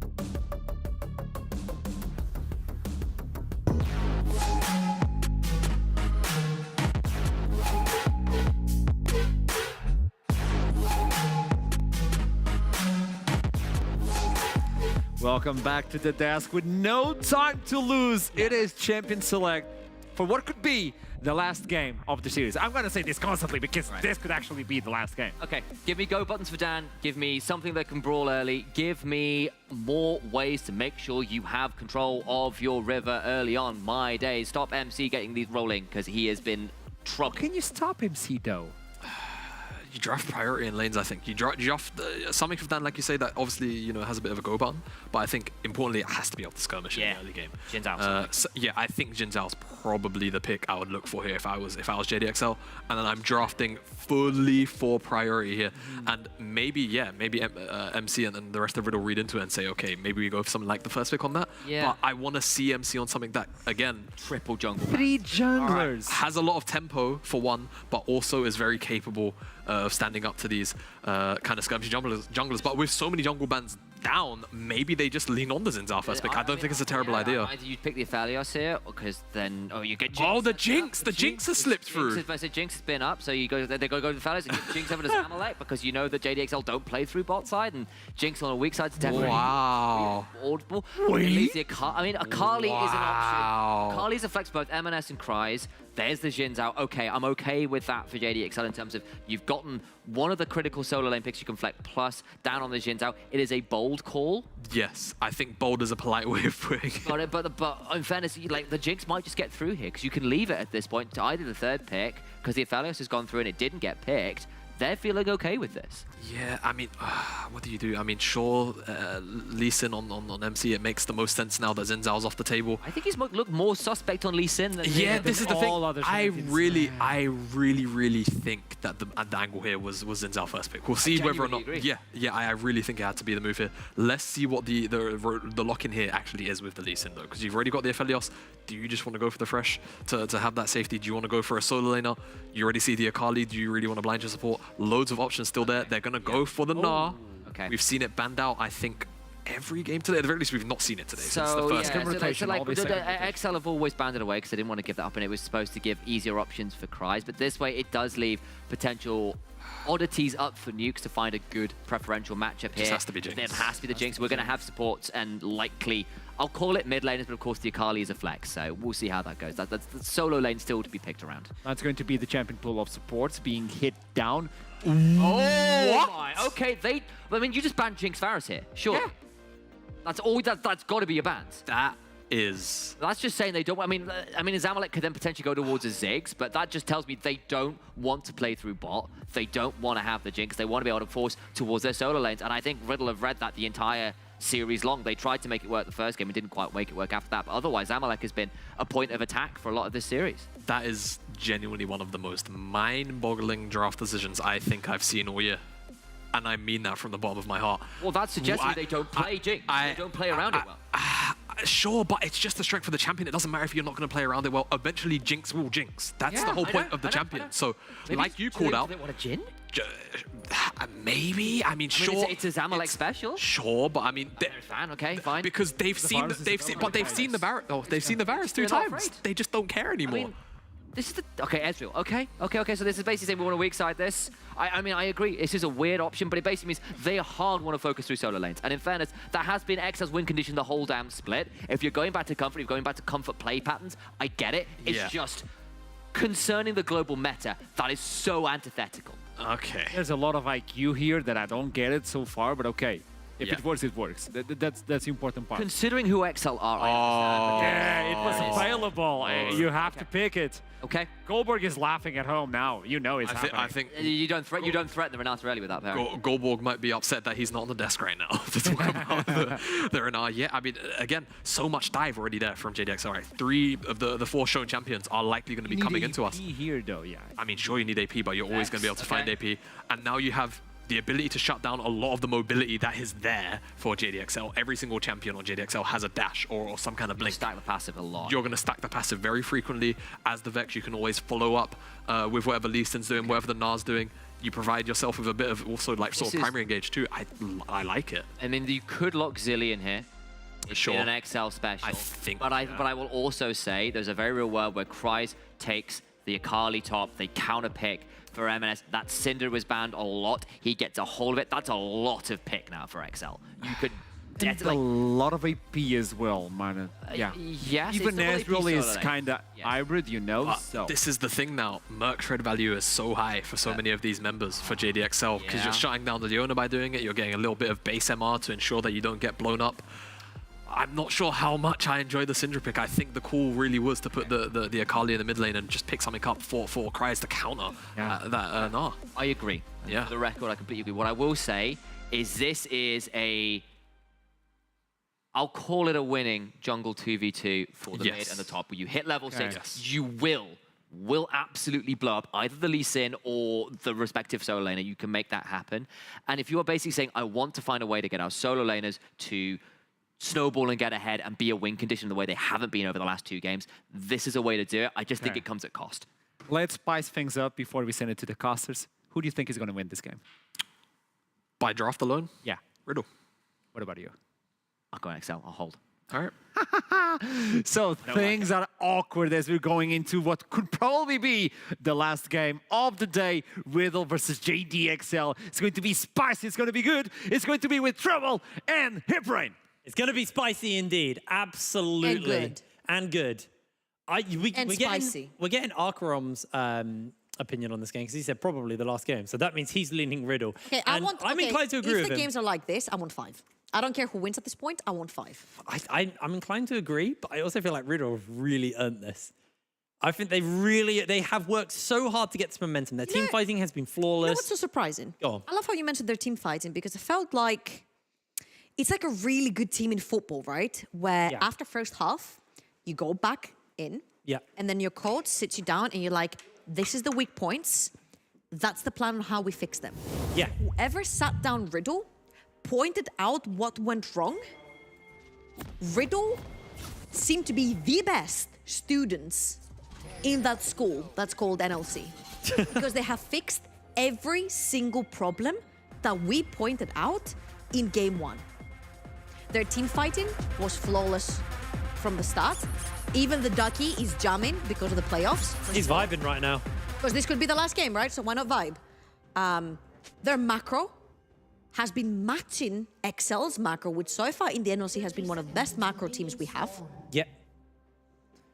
Their decision-making, their rotations, their side lane pressure has been great. The assignments have been great. Basically everything that we condemned them for in game 1 has been thrown out the window. You know what? I condemn Riddle for looking lost in game 1. And now it's XL who have looked lost for the last 2 games. They just have not seemed to have a clear plan. Dan has felt semi-irrelevant, to be honest. He just hasn't really been able to have any impact on the map or in the team fight. I feel like we need to see Dan. Yes. We really need to see Dan because during the regular season, he was absolutely fire. Yeah. He would play the Trundle, he would play the Lee Sin, he'd be in your face, he'd be ganking you, he'd be invading you. And a lot can argue how also MNS is not blowing up like he does a lot of the games also in regular season. Yeah. But for that reason, we have to give props to MC and SlowQ because I feel like they've choked down all the aggression from MNS. No, you're completely right. MNS is just, again, also being a little bit irrelevant. I think the man on your screen right now, MC, has been the standout for me this series. He has really put the games, at least the early games, on his back and bought time and a space for his team to get into it. As Fatikan actually being thrown pretty low here. Nukes burning down to the Ignite, but is able to survive. Fatikan now going to turn a little bit more damage onto Kikis on the tail end of this trade. Has still got the red gun, so he's able to heal up. Nuke's lost a lot of health coming there. down, though. Lucas coming down. He took red and he's sprinting it down. Riddle are not going to expect this because you don't usually skip all camps after red buff. They're waiting. Probably a Hex Flash. There we go. Oh, they're going in. Nukes has the flash, but he's going to go down. First blood to Zamulek. Dan is active on the map. We've seen this pathing from Malrank also in the LEC. You'll take red buff and then sprint it all the way down bot lane. Your opponents don't expect you to be there that early because that means you've skipped literally every camp except the one you start on.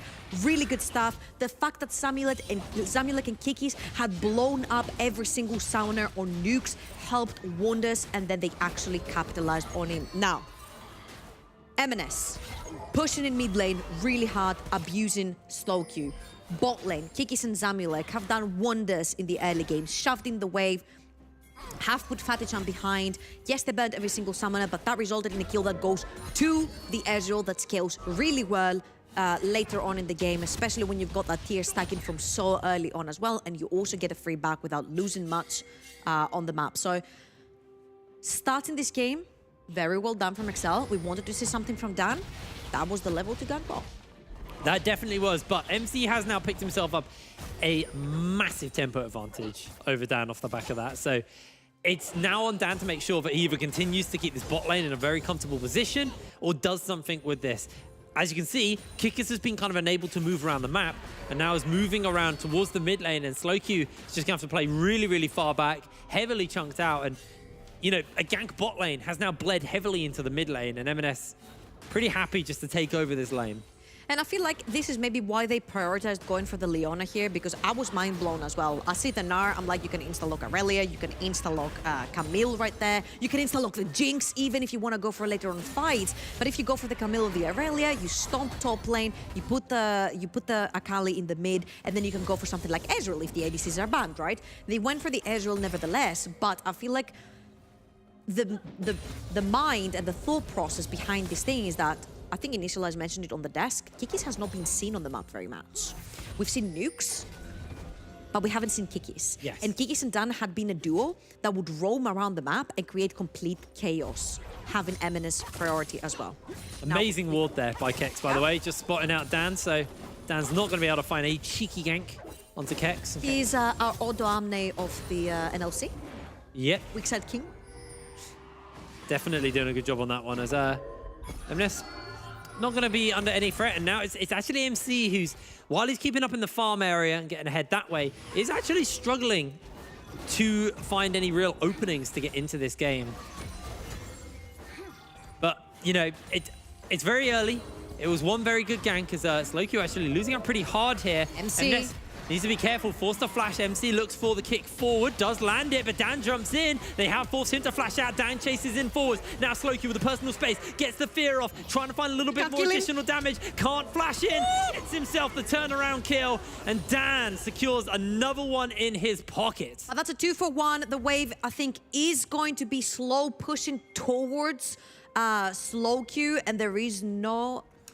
Oh, the minions are so close. They're so close. 1, 2, 3. No, it had 3 caster minions for the side of for the red side. Oh, Fatty Can, you are in for a whole word of hurt. They're going to jump in onto him. He's able to jump out for the moment to slow the exhaust. The damage Kiss is almost going down. Zamulek finds himself 2. JDXL coming up huge. Here comes MC. Can he make a heroic play happen? Can he save the day? Find something for his team? Yes, he can. Kick-Ass goes down. Zamulek might be next up. The Q coming up in a couple of seconds' time, but Zamulek should be able to get out from this one. MC can't find another one. Surely not. Zamulek has been quiet this entire game. We wondered if the Riddle bot lane can match up to the JDXL bot lane that has been stellar so far in the regular split. The exhaust right there, of course, forces Dan out of there, but one more auto from Zygo. The Q! Red team double kill. Unbelievable. Beautiful threaded through the minions. Patichan thought he was safe, but he was just stepping a little bit too far forward outside of minion range, so the Q couldn't find collision on the minion and hit him. Great stuff from Zamulek, and honestly, if you can make an Ezreal look this good, if you can get that far ahead from the get-go, then yeah, screw the Jinx, play Ezreal. I mean, yeah, because we were worried about this pick. We saw the fact that Ezreal was open, and they locked Leona in, of all things. I feel like on that draft, while that draft was happening, Torok was Pepe laughing behind it. He's like, they don't know. Pepe laugh, they don't know. It was also that last pick was actually a really nice little flank from Kikis as well. Able to find that. Now, we do have to talk a little bit about the scaling department, because obviously you do have the Aphelios, and that champion scales incredibly well, but he is going into the likes of Kryze on the Akali, so does have someone who can jump in and kind of take him out of fights. So it's going to be very much down to the positioning in the fights again. Kryze kind of once again falls and finds himself in the position of, I need to be able to find these picks, and actually looking for something onto Kex here. Has the perfect execution, but not going to pull that trigger. Even with the Ignite, Kex, I think, a little bit too close to that Gnar. Means Kryze could get caught out, so you definitely take the trade. You definitely don't want to fight Mega Gnar, especially as Akali, but you can pull him out when he is mid Gnar, especially if you land the E. It's just a very easy way to sort of abuse the range that Nara is creating when you can actually stick on them. But let's go back to what has been happening and what has been happening for XL, because it all started by Zamilek and Kikis abusing the fact that Riddle went for a Nata bot lane. You know what that means? She's very squishy. She has no way of getting away from the Leona because the cleanse is onto the Aphelios. And then Renata is she's trending with a exhaust on her, which means that if you pin her down, you can actually very easily kill her or force summoners. They force the summoners, and Dan has not left bot lane. And for that, the result was 3 kills onto Zamilek. This is an Ezreal, can very easily stay alone down the bot lane and pretty safe, especially when you still have your flash available. Of course, he has to respect the fact that this is not just going to be a 2 versus 1 because they don't see him see, and it could be a dive towards the bot lane. But once, of course, Kikis is very close, he's going to walk forward. He's not going to lose any XP, he's not going to lose any gold. On the plus side, Eminence gets to be the recipient of a lot of early game gold, which we didn't see for the past 2 games. And when Eminence starts falling behind or is even, all of this pressure from XL sort of falls, I wouldn't say apart, but falls a little bit short, especially in the early game. Yeah, absolutely. Well, we've got 2 minutes until the Mountain Drake comes up. This will be the second for Riddle. First for XL if they can go for that. Just taking a quick look at the gold lead. XL have a absolutely gigantic gold lead. And this is the first time since game 1 where XL have been ahead pre-10 minutes. So a really nice pickup for them here. You can see where that gold is. 9,000 of it is currently sitting in the bot lane. And there's a pretty big lead in the mid as well. That kill and assist and just the farm lead that MNES has been able to pick up. Alongside with, I think, a couple of plates, 3 plates. So that'll probably be where a lot of that gold is. Yeah. And I'm just waiting to see what will happen when Riddle actually group for the very first time. Because slow queue on the Vex is going to be very instrumental on how these fights are going to play out. It's going to be the Fear into possibly a taunt from the Renata ultimate, into maybe MC finding a way into the backline, and dependent on what Fatichan is having on him in terms of guns at that point for the Moonlight Vigil. Now, why I think it's very important is to actually have your Na in these fights, because he is the person that's going to be standing at the front, and he's going to be your main initiator as well, of course, with the Mega Na being available to him. Due to the fact of him not having his teleport available, I don't think he's going to be able to join the fight at the next dragon in 1 minute, but XL have permanently been going towards the bottom of the map. Again, very mobile, very juicy targets. Uh-oh, Kryze might be in trouble here. I found him. Slam not into the wall, however, gets the boulder toss. Kex chases a little bit more. MC's coming in. They may just go for the dive. The ward hop over, and MC! That was crisp and clean. That was no questions asked right there, but Fatichan and Nukes, again, so squishy, all alone. Yeah, they're going to jump in. They got the Graviton to work with. The True Shot Barrage comes down. Nukes does throw out a little bit here. Has used his ultimate already. It looks like JDXL quite happy just with that, forcing the summoner spells out of Nukes. Going to be able to pick up at least 1 plate here for Zamilek on the Ezreal. But the resets are going to come in for Riddle. 20 seconds until that Dragon Spot comes up. And they can look to spend people down if they want. Kex doesn't actually have teleport and is making his way towards the top side, interestingly enough. Renata is making me very upset. Not Nukes playing Renata, Renata in general. She's the worst karma, in my opinion. I know people love to watch Renata play, but right here, I feel like one of the moving gears from Riddle was Nukes, roaming the map, creating situations, hooking people, getting them in, stunning them, creating opportunities together with MC. And right here, they have been forced in a situation where Nukes has to perma-stay bot lane. He can't roam, he can't deep ward because he's playing a squishy champion. And when he doesn't have his flash available, he can't overstep his boundaries, which means a lot of this vision is not necessarily going to exist for Riddle to make these aggressive plays they have been playing, they have been making for the past 2 games. So I feel like it's sort of taking down the power of having a Lee Sin as well, because imagine a Nautilus roaming around with you, a Thresh roaming around with you, a Leona roaming around with you. It changes the dynamic of having that Lee Sin plus an engager. To me, what it feels like here is, you know, the teams will more swap sides in the way that their comps are put together. XL, this is a way easier team to execute. You land the solar flare, you got a bit of poke from Zamulek, you got MNS who's able to like burst and shade people out, you got the follow-up from Cries. You know, this team fight is very simplistic in how to pull those triggers and, you know, find those team fight wins. On the side of Riddle, this seems like a team that's way harder to pull off, and ease of execution was what lent very heavily into the power of Riddle's team fighting capabilities in the last 2 games, which they won. So I worry that Riddle will put themselves in a position where they've got a comp that they're going to struggle to play. Yeah, I love how you mentioned that, because don't get me wrong, Renata is absolutely fantastic when somebody's diving into you. What I'm seeing from XL is what you mentioned. You land the Scar of the Week, you land a bunch of poke with Ezreal, and then maybe you can have Akali diving in, maybe you can have a flank, maybe you can have Dan diving in together with Kikis, you know, but mainly you rely on taking people out of the fights by landing down the poke. Right here, you take them out of the river, you establish your vision, and this is what you can do later on with a bunch of Scar of the Weeks from MNS. You can throw down the ultimate and take somebody completely out of the fight. Same thing with Zamulek, so you don't necessarily have to all in with the XL composition, which means that the Renata is not necessarily going to be able to play full force when 5 members are diving into you. Slowq is seriously struggling mid lane as well, which is also a problem, as they have actually found Zamulek here, holding out on the shift. Gonna have to pull it now, jumping in, gets cleared up, gets stunned up. They're trying to find a bit more damage onto Zamulek, but they can't finish up the kill. And just like that, Zamulek is out as the true shot barrage. Not gonna hit onto Slowq. You do burn both the summoners though from Zamulek. You burn the exhaust and you burn the flash. Yes, Ezreal is a very slippery target, but missing the 2 very crucial summoners might make it a little bit easier for MC to dive onto him, for Slowq to get onto him once the ultimate is back up and available, because the Vex ultimate is a pretty low cooldown. As you can see, Slowq just used Yeah, true. It's already halfway gone.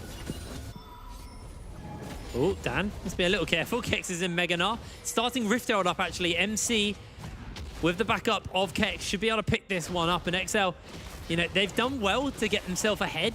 But if Riddle can start to pick little things up like this, they can try and pull that gold lead back, pull themselves back into this game, because God knows they need it. Fatikan so behind on the Aphelios as well, so far behind the curve. He needs to get a whole bunch more gold before he really starts to take over these team fights. Oh, that sucks, man. Okay, he got his Gale Force. I was about to say, back in 15 minutes into the game and not having your mythic item kind of sucks when you're playing against an Ezreal that's going to be completing his second item of the game really, really soon. But at least you've got the Gale Force right now. You can sort of try to connect with somebody who's further away when you have the Vex diving in, MC diving in, Kex diving in.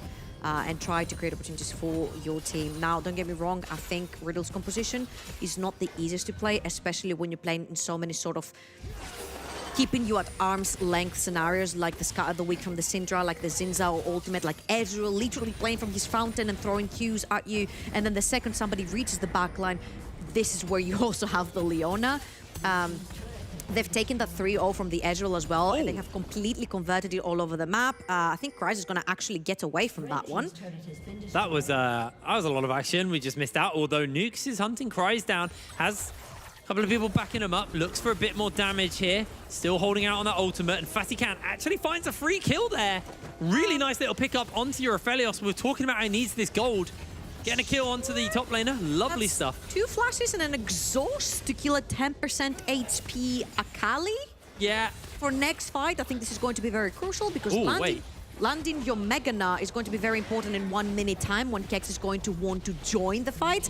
But the really good thing here is that actually Kex manages to trade the 2 towers that were taken. Don't get me wrong, I think the towers that were taken from the side of XL are much more important. Mid lane tier 1 in particular. And again, they have used that Ezreal. They've used the money that they put in Zamulek's Ezreal to take bot lane tower and every single turret plating of that bot lane tower. Well, Zamulek has been playing that bot lane 50% of the time alone. Yeah. Because Kikis has been roaming. They've taken that Ezreal into the mid lane. They've taken that tower, and then they can use that 2-item power spike on the Ezreal with the Essence River to translate it into another dragon and start stacking them up. The nice little pickup onto that tower at least gives Kex a whole bunch of gold to work with. He's rotating towards the bot side of the map. But obviously, the teams want to be contesting for this next dragon. This will be the second one for whichever team gets it. And this series has just been blessed with Infernal Souls, Trouble. I'm just worried here because I'm like, who face checks? Who walks into Fog of War to put down Vision? It is impossible. Yes. MC right now only has a Gold Drinker, and yes, it makes him tanky-ish together with the Hex Drinker, but once they pin you down with Leona and Scatter the Weeks, and you need all these spheres in the face from MNS, I don't think you're going to be tanky for way longer. Riddle are going to take the side route and let the Dragon go, give it to XL. Kex is just about to Mega Knight. I don't think XL want to take that fight. Graviton does land onto Cries, and they get a little bit of damage. Kex is actually about to gnaw out, so this could get real hairy. It's going to force XL just to back away for the moment. Scatter the Weak does just narrowly hit out onto MC. Kikis now needs to be careful. Take a whole bunch of damage here. And Riddle just want to keep this pressure up on the mid lane, but Zamulek and Kikis making their way over. Mnes, the wave clear, has arrived as well. And Riddle not going to be able to find too much. As Fatikan able to Gale Force out from the Solar Flare. And Kex a long way from that Mega Gnar once again. So now XL have the inside track on the mid lane. And they can actually look to pressure onto this tier 2. They have Riddle don't really have the same level of wave XL clear. has mid lane pushing, top lane pushing, bot lane pushing. So as long as they can keep Riddle very busy into their own jungle, the waves will do the work for them. Slowky missed out on the ultimate. Cries is trying to buy a bit of space. There we go. Everybody goes real berserk. With the hostile takeover, not going to be able to do too much here. As Cries, he's a little bit more damaged. As there we go. Dan jumps into Fatikan. They're trying to find the fear, but he gets the kill onto the carry. MC trying to get his way into the fight as well, but unable to do so. Kex about to gnaw out though, so it gets a little hairy for XL. Just take the inside track on that tower and get some chip away onto the tier 2. Again, I wish I could maximize the map right now because bot lane is pushing.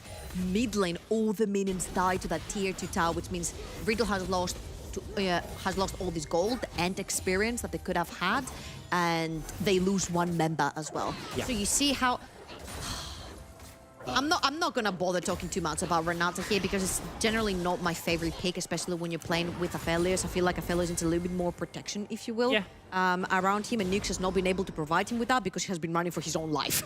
And when you're running for your own life, you cannot necessarily protect your AD carry as well. I think the bot lane has been struggling all in all, and MNS is struggling to get away from that Yordle. Oh, dodges out on a little bit of the damage, forces the flash out. Kex doesn't have flash. So that's now a flashless Syndra, very exposed, very easy to find a kill on in the future. So even though it didn't result in a kill, that's a nice little bit of, that's a nice burn of the summoner spell from Kex. Absolutely. But now, if we remember how XL want to play the game, you technically want to play from very far away. Try to poke with Scatter the Weak, try to poke with your Ezreal, and then force and engage, maybe having the Akali dive in the backline, Dan, as he did on the blue side of the map for MC at his blue buff when they engaged Riddle. So I don't think he's going to be too bothered. Playing in a side lane, that might be a little bit problematic. Kex. Oh, she's out on the Mega Gnar. Now he can look for the bully. Kex nowhere near gnawing out. Jumps away. Here comes Kikis. No flash available to Kex. He's going to try and get a bit of bonus damage out onto Cries, but Cries jumps with the perfect execution. Shuriken flip and a 5-point strike. Well, finish him off. No assists were given that day. True greed play is now Mnes flashless. Has to be a little careful. It's going to try and clear through a little bit, but the Baron's been started because everybody showed on the other side. Teleport coming in from Mnes as well, looking to join up, and now there's a teleport coming in from Slowq. If Slowq can get a good ultimate here, this could buy the time. This could be the big moment. It's going to be so hard because Mnes is just body blocking for the team. They're looking for it. Slowq needs to find an absolute hero play of an ult. Does land onto Zamulek. That's a good target. Can he chase? Will he chase? He is going to chase. He's jumping in, and now he's looking to get a little bit more, but Slowq is instantly exhausted and taken down. Mnes able to find the kill. MC jumps in. Kick is going low, trying to find the solar flare. Oh my lord, MC survives. Somehow makes the play happen, but Zamulek is still around. Zamulek is still strong. MC on the ward, the flash forward into the kick. MC finds the shutdown. Oh my god, what a play. Let's breathe in for a second because so many things happened right there. You said how important it would be for Slowq to land that ultimate. He lands it on a correct target, but Zamulek very, very, very cleverly dashes away from his team when he has been targeted by the Vex ultimate. And I think that saved the entire fight, of course, when we get the replay right there. But all in all, it is going to be a 2-for-2 MC again with the reply kills. And look at here, I want you to look at Slowq top side of the map where the Vex is. He's going to land the ultimate onto Ezreal. Ezreal dashes away from his team so no one else gets feared. MC on the other side of the map is actually chasing Kikis, and that W from the Renata keeps him alive. so he doesn't get to die, gets the Scion ultimate right there, but gets to stay alive. Now, Zamulek is trying to burst MC, but obviously the Q landing, and then also the healing coming through for the Lee Sin manages to cash in the shutdown. Absolutely. I don't think that shutdown is going to be too important right now, because definitely the carries of Riddle need a little bit of love, but if anyone could make do with this gold, it's going to be MC. He's been absolutely instrumental in the last 2 wins of Riddle. Slowq got the fear charged up. Price is on the flank, though. MC will be the one to spot him out with that pink ward. Slowq, though, still waiting in the wings. This dragon will be sole point for the side of JDXL. Riddle wanting to equalize out on that score. Vatican taking a little bit of damage. They're actually going to Gale Force forwards, catch him out with the Gravitum. He lands the Shuriken flip. I didn't see exactly who it hit, but probably not the ideal target. Dragon gets started up for a small moment. Fatichan has really good guns right here. He can play from distance with the sniper. He has the Infernum as well if he needs to use the Moonlight Vigil. Ooh, there we go. A little bit of damage from the Q. Great scatter the weak! Kex! What a play! The Wombo combo is alive! Into the Solar Flare though, but here we go. The fight is on, and Riddle are running away with it as Kryze finds himself 2 kills, but he's taken out like that, and just on a turn on a dime, Riddle lose the fight. They look like they had the win. They look like they had the start, and Nukes is going to lose his life. It is only Kex who's alive as the true shot barrage chips through his health. Kikis trying to find a little bit of time onto this Gnar, but he's not going to give it over. That fight went so right and then so wrong. So fast, Trouble. If there ever was a dreamy Wombo combo situation where you're like, holy, I couldn't take a breath looking at this, that was that one. Kex finds the perfect Mega Gnar into the perfect Vex ult, into the perfect Inferno Moonlight Vigil. It was mind-blowing. We get to see it one more time. Look at Kex's bar. He goes in with the Mega Gnar, stands 3 members right there. Then the Vex ult goes in, finishes 2 people. But Kryze on that Akali absolutely dismantles Riddle. That was awful. They got absolutely slapped. And then Nukes loses his life to Zamulek as well. And it's only Kex who survives. Just the worst case scenario for Riddle in that Dragon Pit. And now 1 off Infernal Soul. Last game, we thought for that Infernal Soul was going to be it. And it wasn't. They did still win, but it wasn't. I think Nukes wishes he could have played Leona so he can get a Solari himself here. Because double AP damage coming in from Kryze, and Eminence's Syndra is just way too much to withstand. And even though Nukes managed to survive in this fight, guess who didn't? His ADC. Oh no, Kex loses Mega as well. He's on his lonesome. The Ignite has been thrown down. Not that Kryze way. lands the flip. Kex jumps out, but it's just a perfectly executed solo kill for Kryze. Everybody roamed over actually there. Eminence teleported into the bot lane. You can't do Baron. This is the problem now. You lost your front line. You need to use the Gnar on the side lane to take the attention of multiple XL people, but taking their attention doesn't mean you die to them. Yes. Taking their attention means you keep them busy so your team can do Baron. Look at the vision. Unfortunately, Fatichan did not even have the right weapon, which is the white weapon with the chakrams. So you can burn down the Baron really, really, really fast. You cannot actually burn down that Baron. And also you have Zamulek who can check with the Trucial Barrage as well if you're doing the Baron from a safe distance.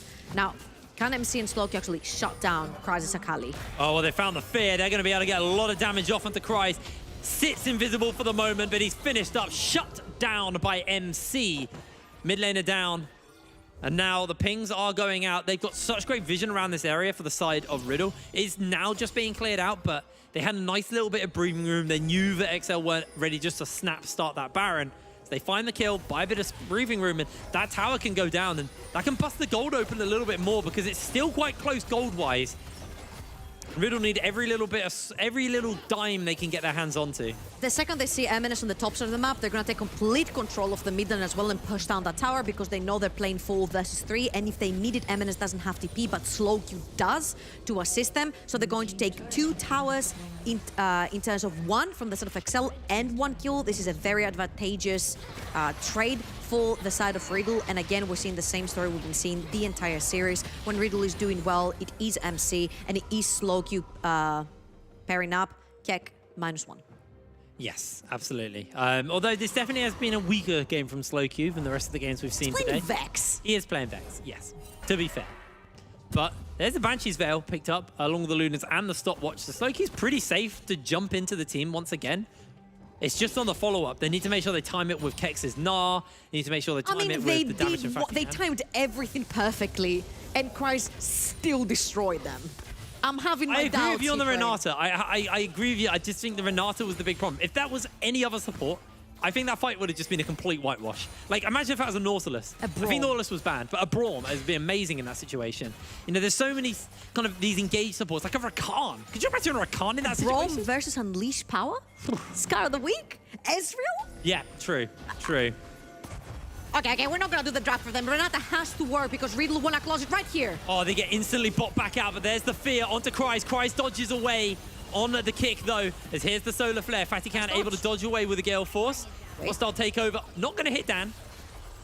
That is 1, 2, 3 ultimates gone from the set of Riddle, and that is 1, 2, 3 ultimates gone from the set of XL. Very crucially, if Dan doesn't have ultimate on Xin Zhao, it makes him that much less tanky, and it's very problematic. Scatter down. Kex just needs to make sure he can survive the Unleashed Power, but MC won't even let it land. Stopwatch comes out, and now nukes can come in. MNS flashes away, gets a scatter to multiple members. He forces the flash out from Kex, and Kex gets the kill to tidy this one up, but that was pretty messy. But a nice pick just before the dragon comes up. But on the mid lane, look at the side of XL. They are just bolting down mid. Yeah, I think they're going to leave down only Fatichon and MC around to try and take this dragon down. No, they're going to stay around, and they're sitting Slowky in the mid lane because he has the teleport up and available. But right now, XL is on a timer because they're 4 versus 4, and they can actually try to contest for that one. Slowky has to tip it back in.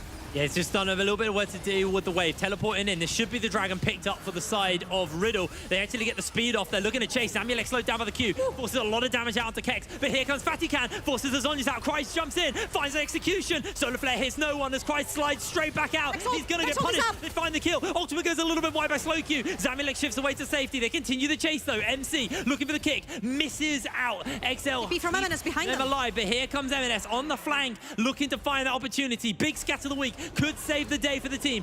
Misses it, and that should just be it though. Riddle though are pinned in a pretty rough position. They're trying to see if they can find the kill. Kickers jumps in. They get a little bit more damage off, but look at the side of Fatican, untouched for the moment. Everybody goes berserk. It's a hostile takeover. Slowkey flashes away from Dan. The Unleashed Power doesn't finish up Fatican. Fatican's able to dodge away. They've almost got that true shot barrage back up. It's coming in, goes through the goalpost, misses out as Dan flashes away. A whole bunch of damage coming out from Fatican, and Riddle are just trying to get out. They lose nukes. MC, Slowq trying to jump away. Here comes the teleport though. Here comes the backup. The cavalry is here. Kex has joined into the fray, and XL are continuing to chase onto Fatican, who is healed back up to full health. MNES can't go any further. That was the longest fight I think I've ever casted. I love how Fatican did the entire circle of the map while trying to use his red gun on any possible minion that he found along the way, from bot river, around bot side jungle, to top side jungle, to top side river, to full HP because Kex was coming back into the fray. But Kex is very small because he doesn't have the Mega Gnar, so he's not very impactful into turning a fight around. And let's watch this again, because Kex gets bullied out the fight super instantly. And that was a very ambitious flash from Fatican because he also had the Inferno, and he thought he could one-shot Zamulek, but Zamulek with the stopwatch right there, and the Vex ultimate missing. I think that was the nail right there, where you're like, okay, guys. That was Baron. If that hit, that was Baron. That was Baron. It's like, okay, guys, pack it up because we need to back off. MNS is back in the fray. He has the ultimate, and that is a really, really, really nice stopwatch right there from Slowq as well. A very nice zoning ultimate from Nux's Renata. But you can see when all these speeds and pokes start running in from Zamulek and MNS, it's just so difficult to play on that range from the side of Riddle. Fatichan again, he's gonna change his gun right here. 1, 2, he has like one more shot. One more shot. He's gonna use it in the wave to try and clear the wave, and then he gets the red gun, and then he's like, oh shoot, I need to try and lifesteal from that one. He will go around the world, not in 80 days, but in a couple of seconds, and full to heal. But first, it definitely full to heal HP? No, heal the full HP. There we go, got in the end, got in the end. Mind. Baron's starting up. Riddle are trying it, but they're not gonna. Kryze is not there. Kryze is not there, and he doesn't have TP. Remember, Kryze is a very important member for XL to have around. Oh, he's going the long way around. Oh, he's on the flank. He's on the flag. There's no flash on the Aphelios. They're looking for him. They do spot him out, though. MC around with a kick. Slowq has the Banshee's Veil as well. Here's the True Shot Barrage, pops the Banshees.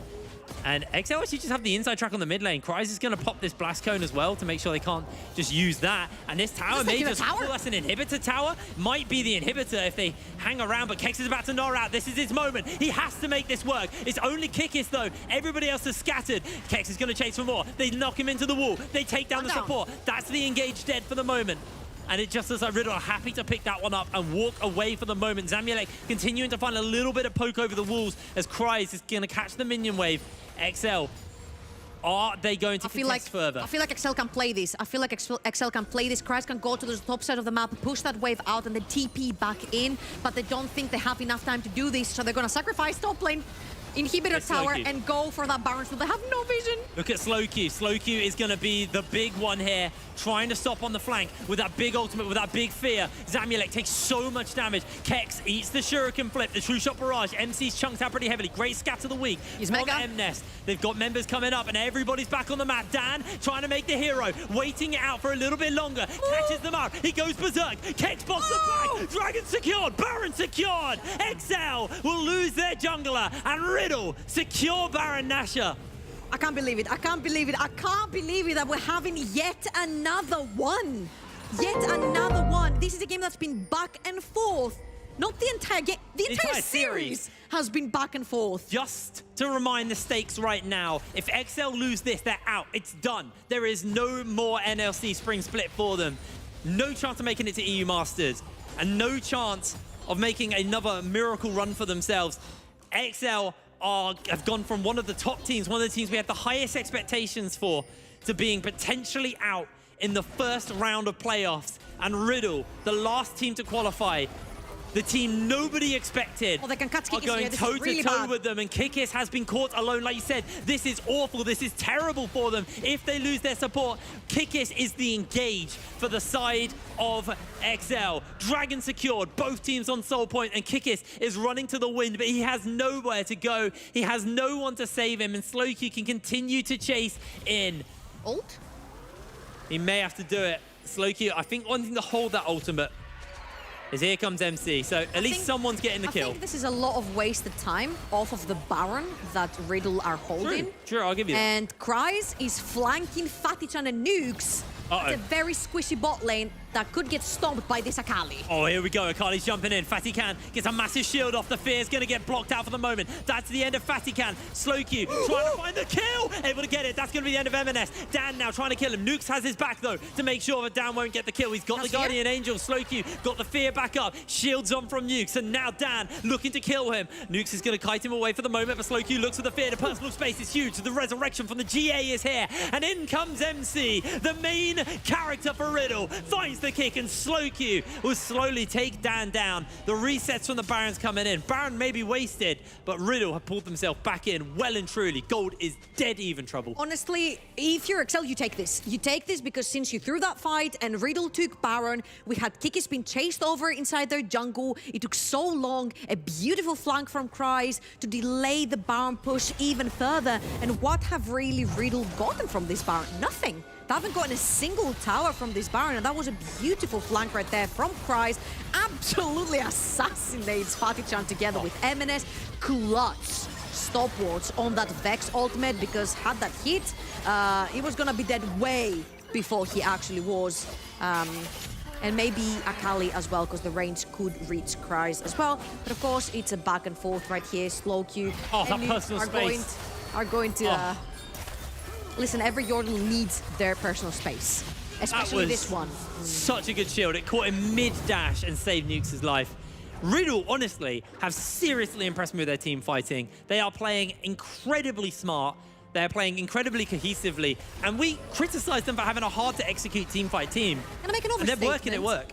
Go. I feel like Slowq has shadowed M&S. M&S has been the player to watch for the entire split. You mean overshadowed? Overshadowed, yes. Sorry, yeah. I was overshadowed like, M&S. I don't want to say shadowing him right now. No, yes, overshadowed, yeah, definitely. correct. I 100% agree with you.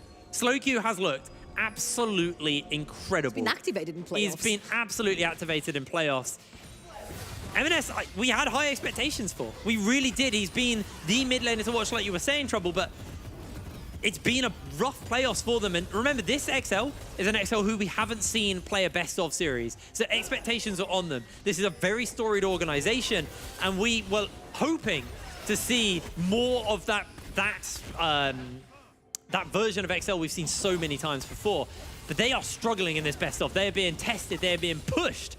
And Riddle, with the gold lead of 100, are looking to try and take this series. They are looking to try and take this series. Gold lead's almost irrelevant at this point because of the items. People are closing in on finishing their builds. All right, this is gonna come down to the next objectives, and they spawn at the exact same time. 1 minute, 30 seconds minus a few. The Infernal Dragon will mean soul for either of these teams, whichever one can actually secure it. This becomes a little bit problematic for XL because the wall is on the side of Riddle, and that massively is a massive advantage to a Lee Sin, because a Q into a connection into a smite is a very traditional way that a Lee Sin will steal away the neutral objectives. Yeah. The Baron, on the other hand, is a different story because Riddle have to walk into you, and walking into the spheres of the Syndra is going to be very difficult for the team because they're technically all squishes. I completely agree. It's going to be very, very tense these next couple of seconds. Who can get the best foothold on the area? Massive chunk of damage onto Nukes. He's already half health. He can't really reset. He doesn't have time, so it's just going to be on the passive regen to get him back into this. But another one of those, and Nukes is just out. Kek's about to gnaw out. XL grouped up right now. Slow Q got the fear. I'm just looking at that one control ward that's in the Wraith's camp of Riddle that Christ could very easily TP to if he wants to find a flank and not play heads on. Oh, that scatter from M&S is huge. They're coming in, they find the Gnar, they miss out on the fear, but down goes M&S. Christ able to jump out, and now it's a 4 versus 5. True Shot Barrage gonna chunk Nukes very heavily here as Zamulek eats a whole bunch of damage in response. This could be it. Has that solar flare though. There's still the ability. Look at Christ. He's full health. He's got the ultimate. He's level 17. Misses out on the Shuriken flip. This is soul for whatever team can get it. And Riddle are trying to zone Cries away. Kickers jumps in for the kill. Kickers is gonna lose his life, and just like that, XL lose another 2. Make it 3. Zamulek the only one standing, and Fatty Khan coming up absolutely huge. The bailout is big, but he's not gonna get a big enough cash out as Kicks takes him down. They're looking for the end. They're looking for the turnaround, but they might just be able to close this game out here, or they go for Baron. Look at the death timers. Look at the death timers. Okay, they might be scared of M&S because it's just 3 members, but they can take the Baron and try to put down pressure in every single lane. Riddle could knock out one of our last year's finalists at EU Masters, the 6th seed, the last seed that barely made it into playoffs. And they're contesting versus one of our #1s. I'm losing my voice. I just saw a momentum bar at the top. Someone might have pressed the wrong button because it just went all the way up for Riddle. And I agree. XL with their backs to the wall. Look at M&S, this is such a catch onto him. Beautiful again from Kekt. All starts from now. Remember we said it's gonna have to be Kekt engaging in these fights, and M&S doesn't respect the engage, doesn't respect the instant flash into Mega Gnar, and ends up dying. 1 minute in the death chamber for M&S means that Riddle can play however they damn please. And instead of allowing Dan to try and possibly steal the dragon and then run out with the soul, Kikis commits into the backline, Cries, dies instantly, and Zamulek tries to pull the hero play. I gotta give it to him, it was very well played. Gets 2 out of the 5 and minimizes the Baron buff to 3 instead of 5, but I don't think it's gonna be enough. I don't think it is. They have to pull something. Because your wave clear is that Syndra, and now these minions are just that much tankier versus her. M&S gonna really struggle. They're trying to take down this mid lane tower slowly but surely, chipping away at it. This cannon doing a lot of work. What? Bit of a misclick, I believe, there by Nukes.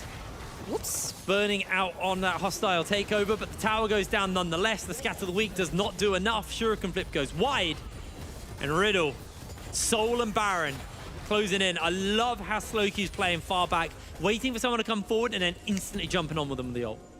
Slowq and Nukes have been playing way far behind Fatachan because Fatachan can actually Gale Force into them and then they can be protected by the two supports, I would say, at this point, because yes, Slowq does a bunch of damage right now, but he can work as a supportive shield to the Aphelios, keeping him alive with the fears and the slows and whatnot.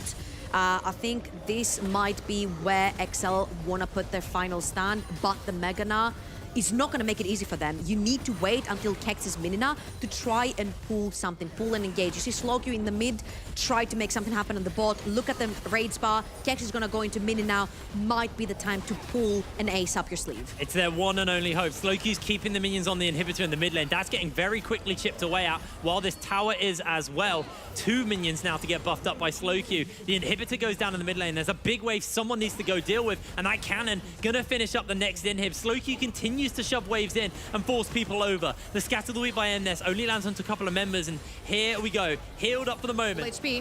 Tries to get onto Slowq, unable to do so. Inhibitor number 2 is going to go down. Fatican eats the slow from the solar flare, but not the kill. In comes Kex. He gets the stun onto Kikis. Kikis, low HP, but he's able to survive for the moment. They're not going to chase for more. Inhibitor goes down. Riddle might be looking to knock XL out here.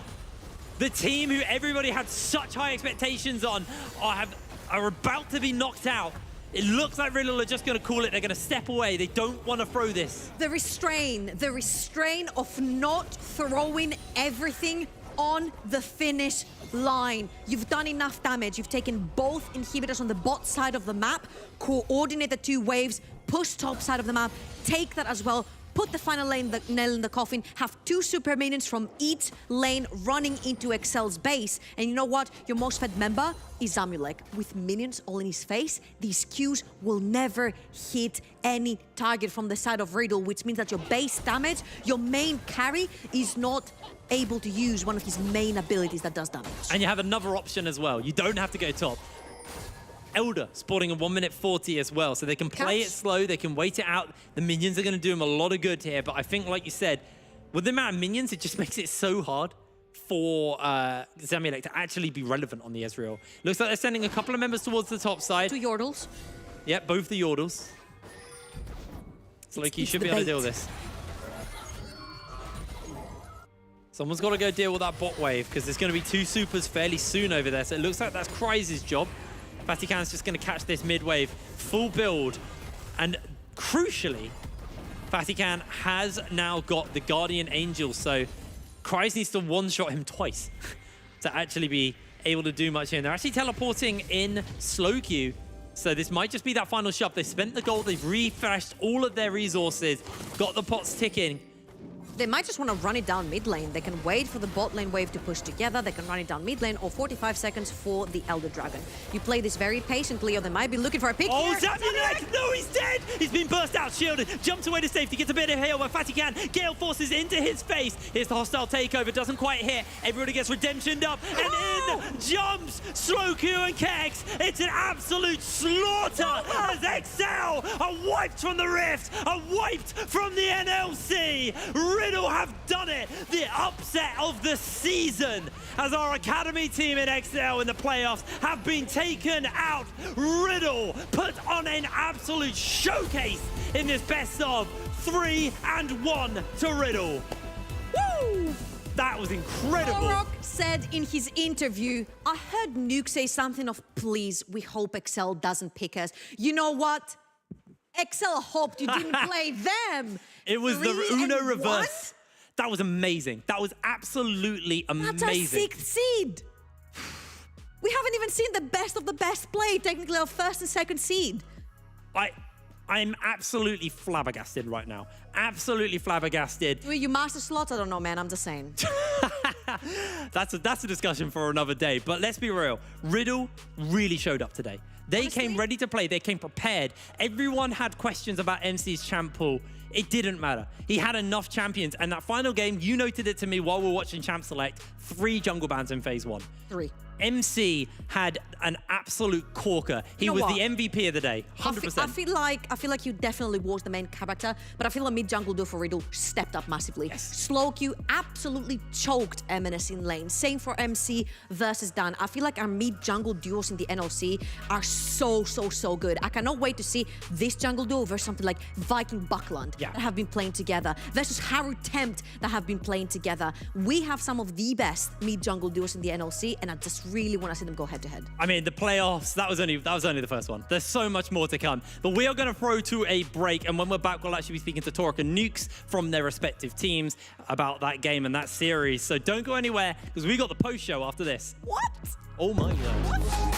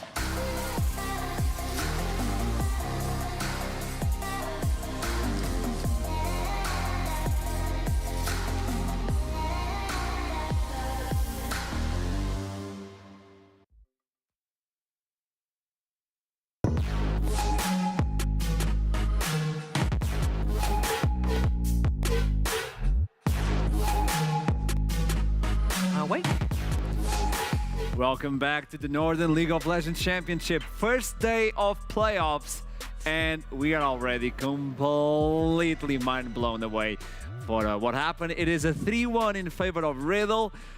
Nobody got it correctly, and welcome back to the studio.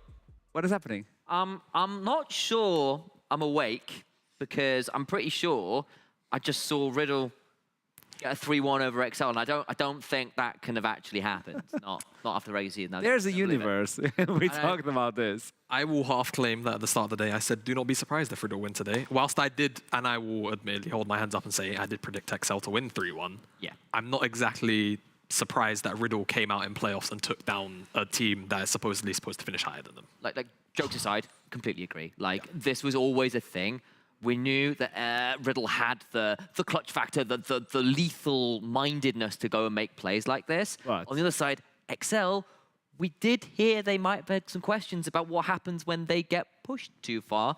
Do they hold strong or do they break? And I think in this series, they broke a little. That's why we have someone with us to talk. It is Torok, the coach from JDXL. The way I wanted to start the interview with you was different. You know what I was going to say. You know. I don't think I can do it right now. I just want to have a chat with you and understand what happened. And Torok, hello. Hi, great to be here. It's one of the first times that I know a smile will be hard to pull off. And can you tell me anything about what happened, like to begin with? I think this will be one of my hardest interviews to take, right? I think you knew that as well. Obviously today things didn't come to plan for us, and I'm incredibly sad about the result. Obviously, I feel we are a team that has great ability and actually a lot of potential to potentially grow together, potentially go to E-Masters together, and that was cut short today, right? It's naturally not any result that we expected, and I believe that we had the ability to go a lot further than this, yet at the end of the day, I think Riddle played absolutely fantastic today, and I couldn't be happier to be beaten by a team that, you know, really came out with everything they had in order to beat us. We're looking at the team, and usually we talk a lot about mentality, the way you can adapt, the way you can look into a best of 5. It's really different from a best of 1, and we've seen you and your team adapt a lot throughout the entire split with champion selects and all that. Do you think the mentality was affected after the first defeat versus Riddle, like the first game you guys lost in the series? I think so. You never know how a team's going to react when it comes to playing best of 5s, and I think it showed today that we didn't manage to reach our same potential that we potentially have in best of 1s and as a team in the best of 5 series.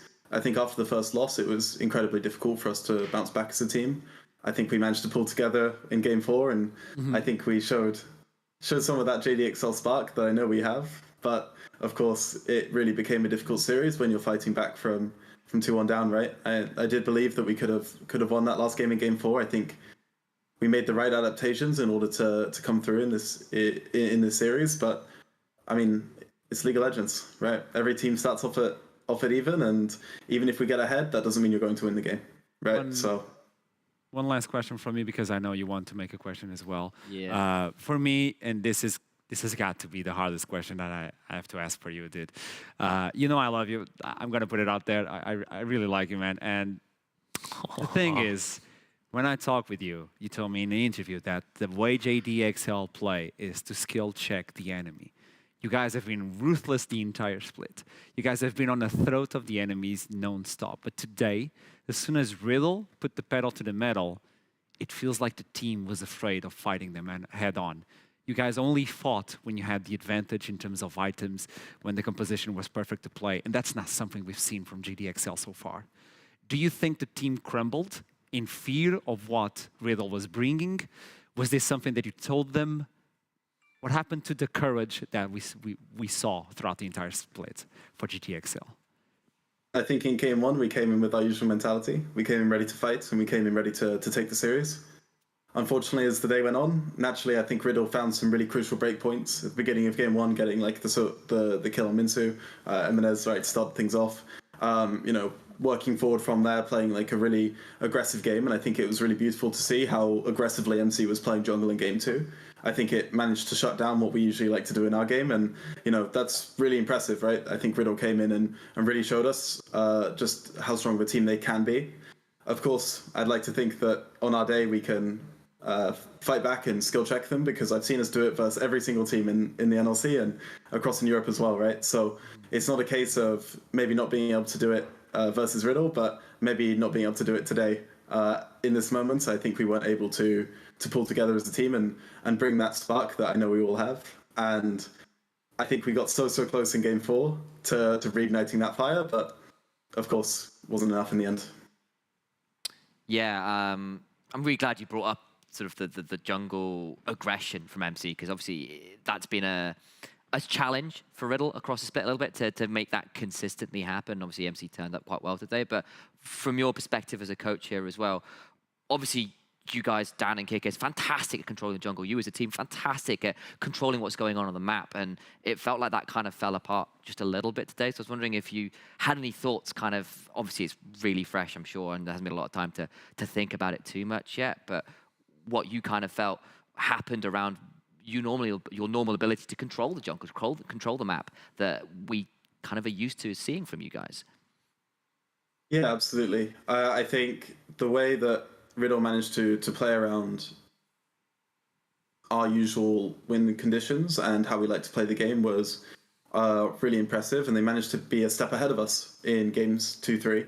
I think potentially in 4 it was dicey, but games 2 and 3 absolutely they took it away, and full credit to them. Right? Like, you've got to respect when a team plays great League of Legends, and it's not about, I think, XL falling here, but more so about how well Riddle managed to play today, because at the end of the day, this is a team that's now going to go in and compete with Veneer or Dusty, right? And whilst we didn't manage to necessarily play our game or play our jungle control, make sure we're actually able to asphyxiate teams out of the game is what we like to try and do, right? The flip side is it was actually done to us by Riddle. And I think that's something that they did incredibly well. And I think MC, Slowq, Nukes, obviously the 3 core people in that should be really happy with what they've managed to produce today. That is one of the best answers I've ever heard. The idea that, it was not JDXL slipping alone, it was Riddle just stepping up today. Torak, thank you so much for the interview. It takes a lot to be here, man, and I wish you the best. I know your future is going to be bright, and we'll see each other soon. Thank you so much. Thank you. Can I say one more thing, please? Obviously, yeah. All right. Obviously, the XL split came to an end here, and this is not the way I wanted it to go for anyone on this roster. I think they're all incredibly talented, and I hope for all the people who were supporting us this split that they also believed in the XL dream as well. What I will say is I just want to thank all the fans who were tuning in to every single JDXL game, to all the people who supported me personally, and maybe some of the things we were trying to do in breaking the meta and showing like an entirely new style of League of Legends. I know we didn't fully make it a reality, and we won't be able to represent that, for the NLC in the EU stage.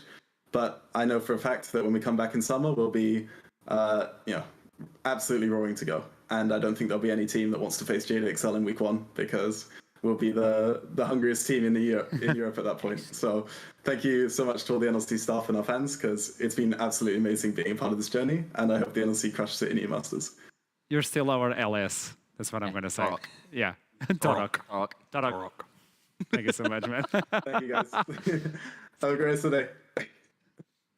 It is what it is. A massive one, and history repeats itself. Yeah, we're talking about that. Because it occurred to me, obviously, I remember Riddle, or more aptly, I remember BTXL. Yeah. In summer, they dropped out in the first round. I went and looked back at who it was, because I couldn't remember whether it was Nordavind or whether the brackets were the opposite way around.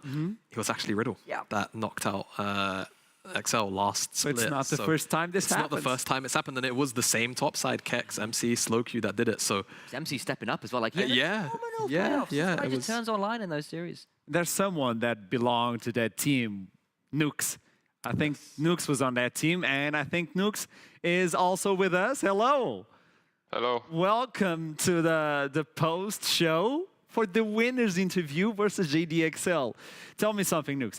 At the beginning of the day, did you believe it was going to end this way? I mean, I still, like, I'm a math guy, and I was like, okay, they best of 1, they probably have like 70% chance of winning, and best of 5, they have like 84. I was like, okay, it's not good, but we still have a chance. One thing that I loved in the last interview that I did with you was one of the teams that I don't want to play in playoffs is versus JDXL. And they picked you. What was the feeling when you saw them pick Riddle? Well, at first it was like, oh fuck, but I mean, like we just get it over with quickly. Like we go home or we beat one of the best teams, and I mean, I hope what they said is true, that they are the best team. So if we can beat the best team, we can beat everyone. the team was hungry for action, and I don't know if you can 100% say that MC was MC. I don't know what happened with MC today. Who was making the calls for the aggression? I mean, I would say it depends on what champ we played. Like last game, Slowky was calling a lot on Vex, and then MC was calling when he had engaged, and I was calling when I had. So it depends on the champions that we have. So like, if someone has engaged champs, they just do their job. So obviously you were saying a few choice words came to your mind when you realized initially you were going to be playing against JDXL, this team that people were kind of expecting to be near towards the top 2. But after you get that win in game 2 and you do it in such a fashion with the Rumble jungle and the turnaround ganks and the Shen top and all these kind of like slightly spicy bits coming out from you, were you starting to believe at that point? When did it become clear that actually you guys had the edge in this matchup, that you seemed to be on a roll today? Yeah, I would say second game, like when I saw, I mean, I consider like enemy team, they had 2 players from NLC, and I think MNS is really good. And usually I think like enemy top had more farm than our top. But second game I saw farm was even or Kex was ahead and MNS was just dying. I was like, okay, we got this. Okay, I have a 2-part question to see if I can get a tradition out of this. Okay. Nukes, okay, next match it will be Dusty versus Vanir. Who do you think is going to win? I haven't thought about it. I mean, we had trouble against Dusty, but against Vanir, brother Quickset was running it down against us. So I don't know if he's going to help Dusty like that, but I mean, I think Dusty should win. So let's make a tradition out of this. Which is the team that you don't want to play against? Because maybe you can get it right again. Yes, I see. You played it, you win, and we do this until the end of the playoffs. So which is the team that you don't want to play against? I mean, I want to play against Dusty, so I'm just going to say I don't want to play against Vanir. Okay, let's see what happens. Okay. Maybe we can get a tradition moving on from now on. like and you guys go into the end of playoffs and you go to your Masters. Nukes, congratulations. I got to say, it was an amazing series. Nobody expected that. And you guys performed so well. I want to see what you guys are going to bring next game. Do you have any words before we wrap up the interview? I'll say I'm really proud of us, especially today. Like, even if we didn't win, like, I think we really stepped it up. Like every time we played XL, we just play better and better. Today it really showed. Like we might be running it down in scrims, maybe in regular season, but we can really play well in playoffs when it matters. You guys showed up today, man. You guys showed up today. So thank you so much for this interview, and I'll see you another day. Let's see what happens, Nukes. Good luck. Thank you. Bye. I love the honesty. To begin with, I love the honesty of Nukes, and it's always a pleasure to have him. And Riddle takes this one versus JDXL. I don't think anybody could predict this. No. None of us literally none of us did. I think, at the end of the day, the expectations were XL, all right, sure, maybe a couple of inconsistencies sort of towards the end of the split in some of their play, but like 6th place Riddle, sure, Riddle were ramping up, but it still just felt like the gap was too high, right? Like the inconsistency, like, oh, they've tried a Zac support, oh, they've tried a exactly, that's right? Not like inconsistency. That's like that's throwing the boat right out and throwing it over a waterfall. It's very different. Okay, and now we can move on into let's see the bracket that no one expected. Riddle 3-1 versus JDXL. Next game, it's going to be Dusty versus Vanir. It's going to be an amazing one. Nobody can predict this as well. Let's see if Nukes is right again. Like, he doesn't want to face Vanir, but he wants to face Dusty. So I don't know where's the curse, where's the tradition. I don't know what's going to happen. You can spin it either way to keep the curse alive one way or another. He left it quite neutral. Exactly. Well done.